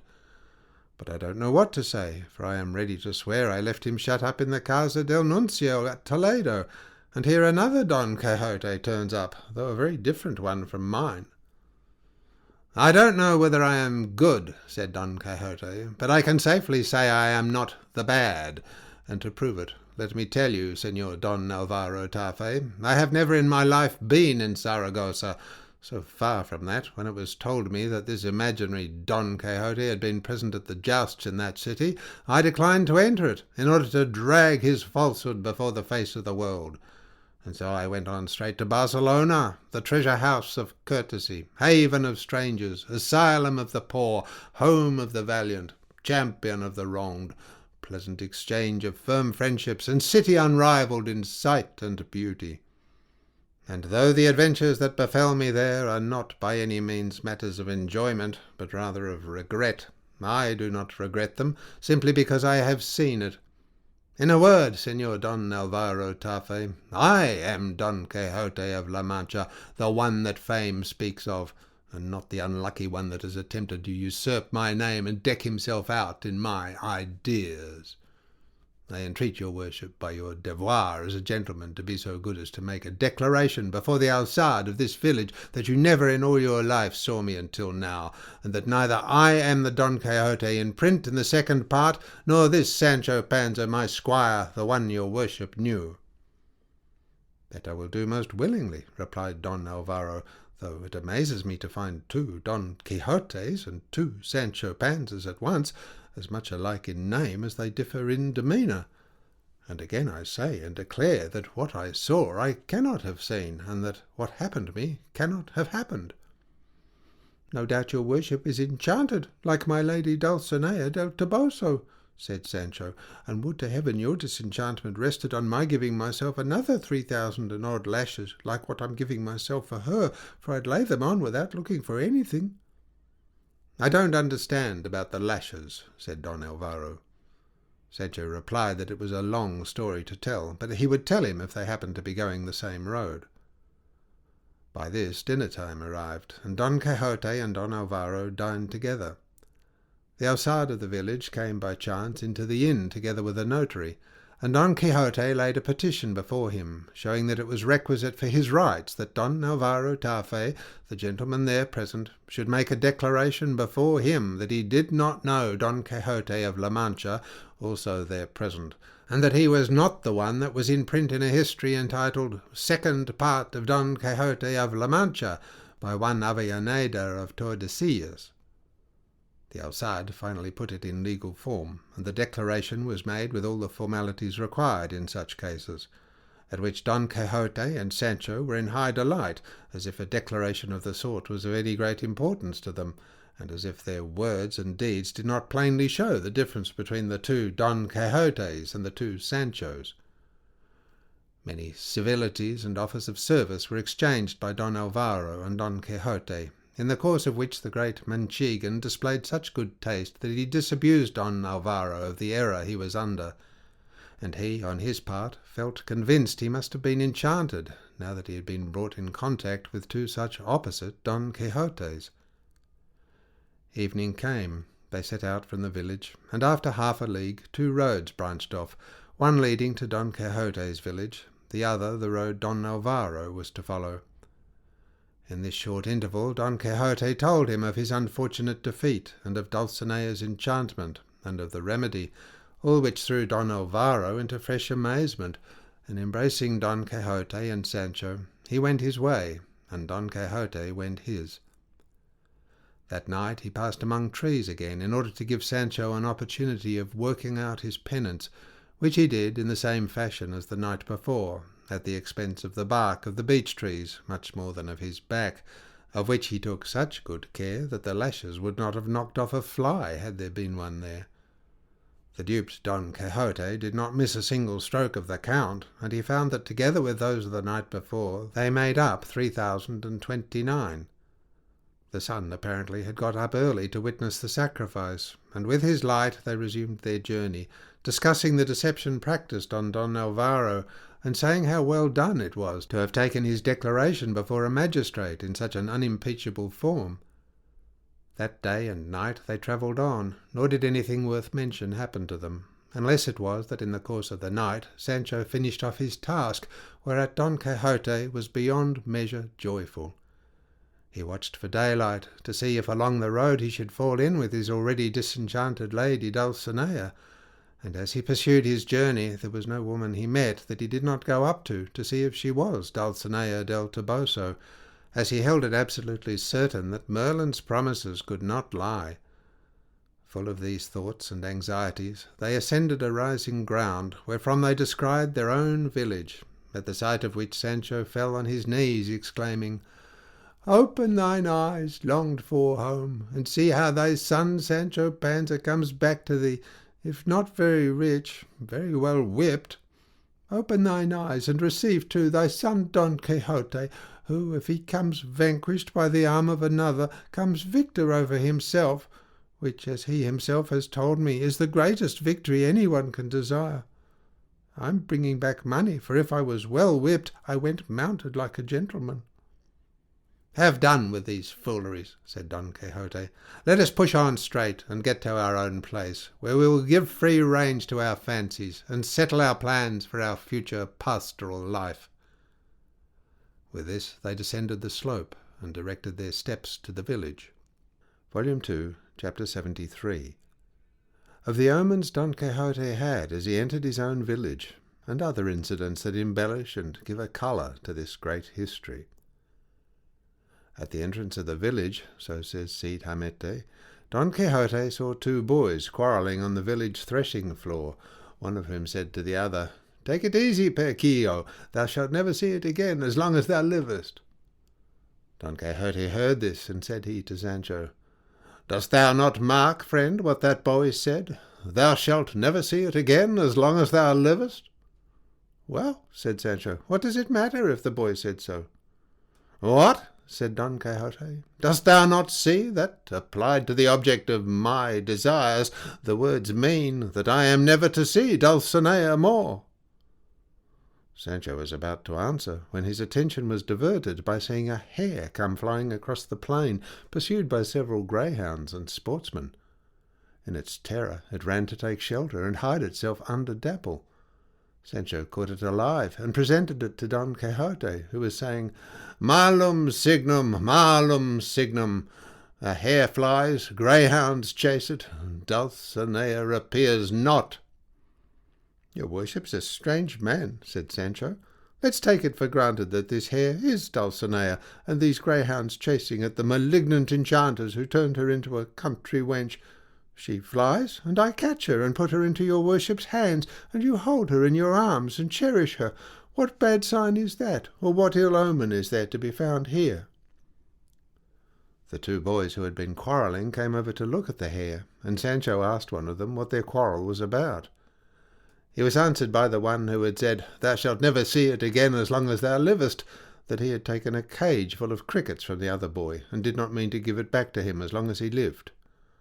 Sancho took out 4 cuartos from his pocket, and gave them to the boy for the cage, which he placed in Don Quixote's hand, saying, "There, señor, there are the omens broken and destroyed, and they have no more to do with our affairs, to my thinking, fool as I am, than with last year's clouds. And if I remember rightly, I have heard the curate of our village say that it does not become Christians or sensible people to give any heed to these silly things, and even you yourself said the same to me some time ago, telling me that all Christians who minded omens were fools. But there's no need of making words about it. Let us push on and go into our village." The sportsmen came up and asked for their hare, which Don Quixote gave them. They went on, and upon the green at the entrance of the town they came upon the curate and the bachelor Samson Carrasco, busy with their breviaries. It should be mentioned that Sancho had thrown, by way of a sumpter cloth, over Dapple and over the bundle of armour, the buckram robe painted with flames, which they had put upon him at the Duke's castle the night Altisidora came back to life. He had also fixed the mitre on Dapple's head, the oddest transformation and decoration that ever ass in the world underwent.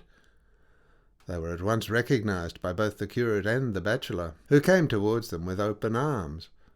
Don Quixote dismounted and received them with a close embrace, and the boys, who are lynxes that nothing escapes, spied out the ass's mitre and came running to see it, calling out to one another, "Come here, boys, and see Sancho Panza's ass, figged out finer than Mingo, and Don Quixote's beast leaner than ever."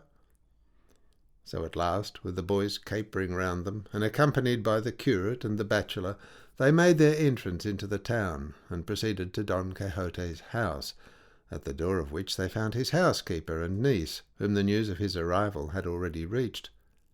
It had been brought to Teresa Panza, Sancho's wife, as well, and she, with her hair all loose and half naked, dragging Sanchica, her daughter, by the hand, ran out to meet her husband. But seeing him coming in by no means as good case as she thought a governor ought to be, she said to him, "How is it you came this way, husband? It seems to me you come tramping and footsore, and looking more like a disorderly vagabond than a governor." "Hold your tongue, Teresa," said Sancho. "Often where there are pegs there are no flitches. Let's go into the house, and there you'll hear strange things. I bring money, and that's the main thing, got by my own industry, without wronging anybody." "You bring the money, my good husband," said Teresa, "and no matter whether it was got this way or that, for however you may have got it, you'll not have brought any new practice into the world." Sanchica embraced her father, and asked him if he brought her anything, for she had been looking out for him as for the showers of May, and she, taking hold of him by the girdle on one side, and his wife by the hand, while the daughter led Dapple, they made for their house, leaving Don Quixote in the hands of his niece and housekeeper, and in the company of the curate and the bachelor. Don Quixote at once, without any regard to time or season, withdrew in private with the bachelor and the curate, and in a few words told them of his defeat, and of the engagement he was under not to quit his village for a year, which he meant to keep to the letter without departing a hair's breadth from it, as became a knight-errant bound by scrupulous good faith and the laws of knight-errantry, and of how he thought of turning shepherd for that year, and taking his diversion in the solitude of the field, where he could with perfect freedom give range to his thoughts of love while he followed the virtuous pastoral calling. And he besought them, if they had not a great deal to do, and were not prevented by more important business, to consent to be his companions, for he would buy sheep enough to qualify them for shepherds, and the most important point of the whole affair, he could tell them, was settled, for he had given them names that would fit them to a T. The curate asked what they were. Don Quixote replied that he himself was to be called the shepherd Quixotes, and the bachelor the shepherd Carrascon, and the curate the shepherd Curambo, and Sancho Panza the shepherd Pancino. Both were astounded at Don Quixote's new craze. However, lest he should once more make off out of the village from them in pursuit of his chivalry, they, trusting that in the course of the year he might be cured, fell in with his new project, applauded his crazy idea as a bright one, and offered to share the life with him. "And what's more," said Samson Carrasco, "I am, as all the world knows, a very famous poet, and I'll be always making verses, pastoral or courtly, or as it may come into my head, to pass away our time in those secluded regions where we shall be roaming. But what is most needful, sirs, is that each of us should choose the name of the shepherdess he means to glorify in his verses, and that we should not leave a tree, be it ever so hard, without writing up and carving her name on it, as is the habit and custom of love-smitten shepherds." "That's the very thing," said Don Quixote, "though I am relieved from looking for the name of an imaginary shepherdess, for there's the peerless Dulcinea del Toboso, the glory of these brooksides, the ornament of these meadows, the mainstay of beauty, the cream of all the graces, and, in a word, the being to whom all praise is appropriate, be it ever so hyperbolical." "Very true," said the curate, "but we, the others, must look about for accommodating shepherdesses that will answer our purpose one way or another." "And," added Samson Carrasco, "if they fail us, we can call them by the name of the ones in print that the world is filled with, Philidas, Amaryllises, Dianas, Floridas, Galateas, Belisaridas, for as they sell them in the market-place, we may fairly buy them and make them our own. If my lady, or I should say my shepherdess, happens to be called Anna, I'll sing her praises under the name of Anada, and if Francisca, I call her Francenia, and if Lucia, Lucinda, for it all comes to the same thing, and Sancho Panza, if he joins this fraternity, may glorify his wife Teresa Panza as Saracena." Don Quixote laughed at the adaptation of the name, and the curate bestowed vast praise upon the worthy and honourable resolution he had made, and again offered to bear him company all the time that he could spare from his imperative duties. And so they took their leave of him, recommending and beseeching him to take care of his health, and treat himself to a suitable diet. It so happened his niece and the housekeeper overheard all the three of them said, and as soon as they were gone, they both of them came in to Don Quixote, and said the niece, "What's this, uncle? Now that we were thinking you had come back to stay at home and lead a quiet, respectable life, there you are going to get into fresh entanglements, and turn young shepherd, thou that comest here, young shepherd, going there. Nay, indeed, the straw is too hard now to make pipes of." "And," added the housekeeper, "will your worship be able to bear, out in the fields, the heats of summer, and the chills of winter, and the howling of the wolves? Not you, for that's a life and a business for hardy men, bred and seasoned to such work, almost from the time they were in swaddling clothes. Why, to make choice of evils, it's better to be a knight-errant than a shepherd. Look here, señor, take my advice, and I'm not giving it to you full of bread and wine, but fasting, and with 50 years upon my head. Stay at home, look after your affairs, go often to confession, be good to the poor, and upon my soul be it, if any evil comes to you." "Hold your peace, my daughters," said Don Quixote. "I know very well what my duty is. Help me to bed, for I don't feel very well. And rest assured that, knight-errant now, or wandering shepherd to be, I shall never fail to have a care for your interests, as you will see in the end." And the good wenches, for that they undoubtedly were, the housekeeper and niece, helped him to bed, where they gave him something to eat, and made him as comfortable as possible. Volume 2, Chapter 74. Of how Don Quixote fell sick, and of the will he made, and how he died. As nothing that is man's can last for ever, but all tends ever downwards from its beginning to its end, and above all man's life, and as Don Quixote's enjoyed no special dispensation from heaven to stay its course, its end and close came when he least looked for it.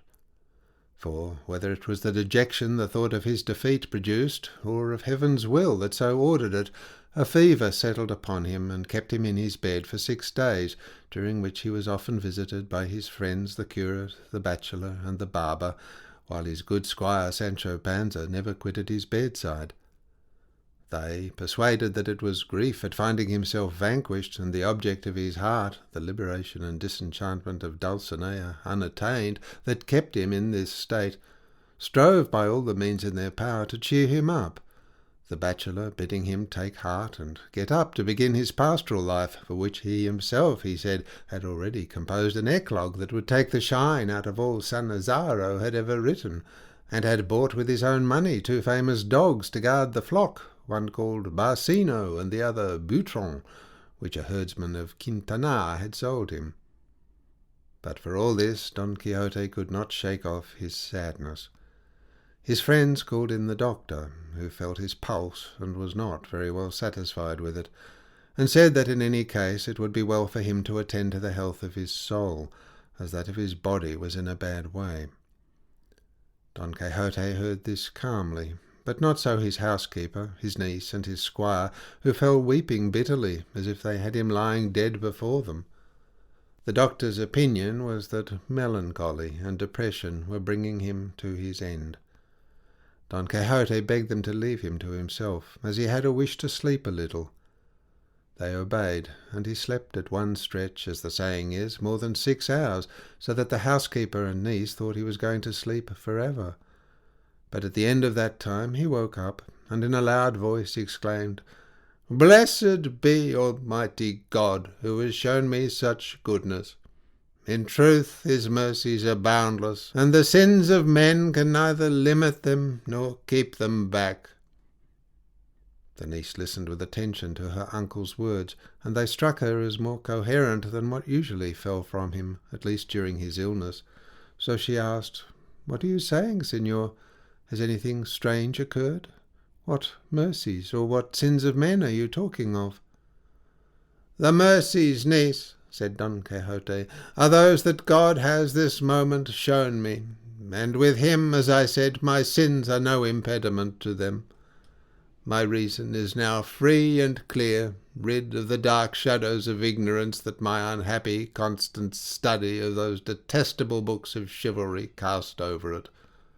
Now I see through their absurdities and deceptions, and it only grieves me that this destruction of my illusions has come so late that it leaves me no time to make some amends by reading other books that might be a light to my soul. Niece, I feel myself at the point of death, and I would fain meet it in such a way as to show that my life has not been so ill that I should leave behind me the name of a madman. For though I have been one, I would not that the fact should be made plainer at my death.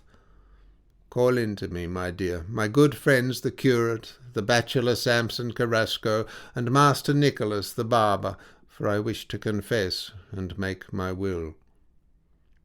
But his niece was saved the trouble by the entrance of the three. The instant Don Quixote saw them, he exclaimed, "Good news for you, good sirs, that I am no longer Don Quixote of La Mancha, but Alonso Quijano, whose way of life won for him the name of good.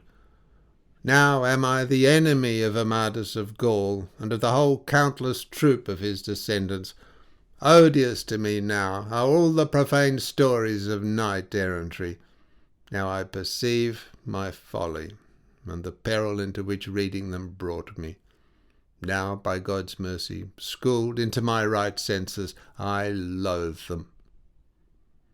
When the three heard him speak in this way, they had no doubt whatever that some new craze had taken possession of him, and said Samson, "What, Señor Don Quixote, now that we have intelligence of the lady Dulcinea being disenchanted, are you taking this line? Now, just as we are on the point of becoming shepherds, to pass our lives singing like princes, are you thinking of turning hermit? Hush, for heaven's sake, be rational, and let's have no more nonsense." "All that nonsense," said Don Quixote, "that until now has been a reality to my hurt, my death will, with heaven's help, turn to my good. I feel, sirs, that I am rapidly drawing near death. A truce to jesting. Let me have a confessor to confess me, and a notary to make my will. For in extremities like this, man must not trifle with his soul. And while the curate is confessing me, let someone, I beg, go for the notary." They looked at one another, wondering at Don Quixote's words, but though uncertain, they were inclined to believe him, and one of the signs by which they came to the conclusion he was dying was this so sudden and complete return to his senses after having been mad, for to the words already quoted he added much more, so well expressed, so devout, and so rational, as to banish all doubt and convince them that he was sound of mind. The curate turned them all out, and left alone with him, confessed him. The bachelor went for the notary, and returned shortly afterwards with him, and with Sancho, who, having already learned from the bachelor the condition his master was in, and finding the housekeeper and niece weeping, began to blubber and shed tears. The confession over, the curate came out, saying, "Alonso Quijano the good is indeed dying, and is indeed in his right mind. We may now go into him while he makes his will."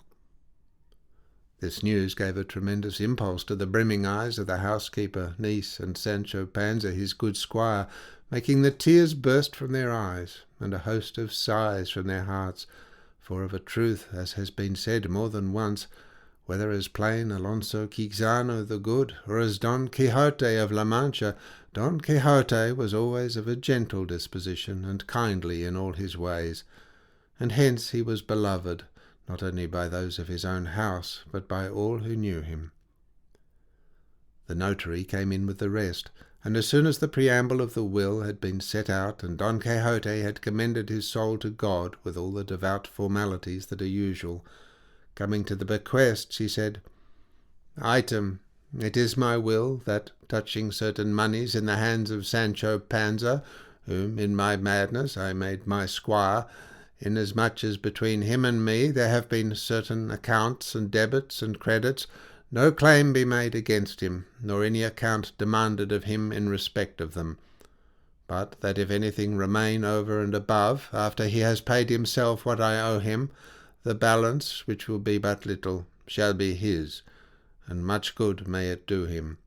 And if, as when I was mad, I had a share in giving him the government of an island, so now that I am in my senses, I could give him that of a kingdom, it should be his, for the simplicity of his character and the fidelity of his conduct deserve it. And then, turning to Sancho, he said, Forgive me, my friend, that I led thee to seem as mad as myself, making thee fall into the same error I myself fell into, that there were and still are knights-errant in the world. Ah, said Sancho, weeping, don't die, master, but take my advice and live many years, for the foolishest thing a man can do in this life is to let himself die without rhyme or reason, without anybody killing him, or any hands but melancholy's making an end of him. Come, don't be lazy, but get up from your bed, and let us take to the fields in shepherd's trim, as we agreed. Perhaps behind some bush we shall find this lady Dulcinea disenchanted, as fine can be. If it be that you are dying of vexation at having been vanquished, lay the blame on me, and say you were overthrown because I had girthed Rocinante badly. Besides, you must have seen in your books of chivalry that it is a common thing for knights to upset one another, and for him who is conquered today to be conqueror tomorrow. Very true, said Samson, and good Sancho Panza's view of these cases is quite right. Sirs, not so fast, said Don Quixote. In last year's nests there are no birds this year. I was mad, now I am in my senses. I was Don Quixote of La Mancha. I am now, as I said, Alonso Quijano the Good, and may my repentance and sincerity restore me to the esteem you used to have for me. And now let Master Notary proceed. Item, I leave all my property, absolutely, to Antonia Quixana, my niece, here present, after all has been deducted from the most available portion of it that may be required to satisfy the bequests I have made. And the first disbursement I desire to be made is the payment of the wages I owe for the time my housekeeper has served me, with 20 ducats over and above for a gown. The curate and the bachelor Samson Carrasco, now present, I appoint my executors. Item, it is my wish that if Antonia Quixana, my niece, desires to marry, she shall marry a man of whom it shall be first of all ascertained by information taken that he does not know what books of chivalry are, and if it should be proved that he does, and if, in spite of this, my niece insists upon marrying him, and does marry him, then that she shall forfeit the whole of what I have left her, which my executors shall devote to works of charity as they please.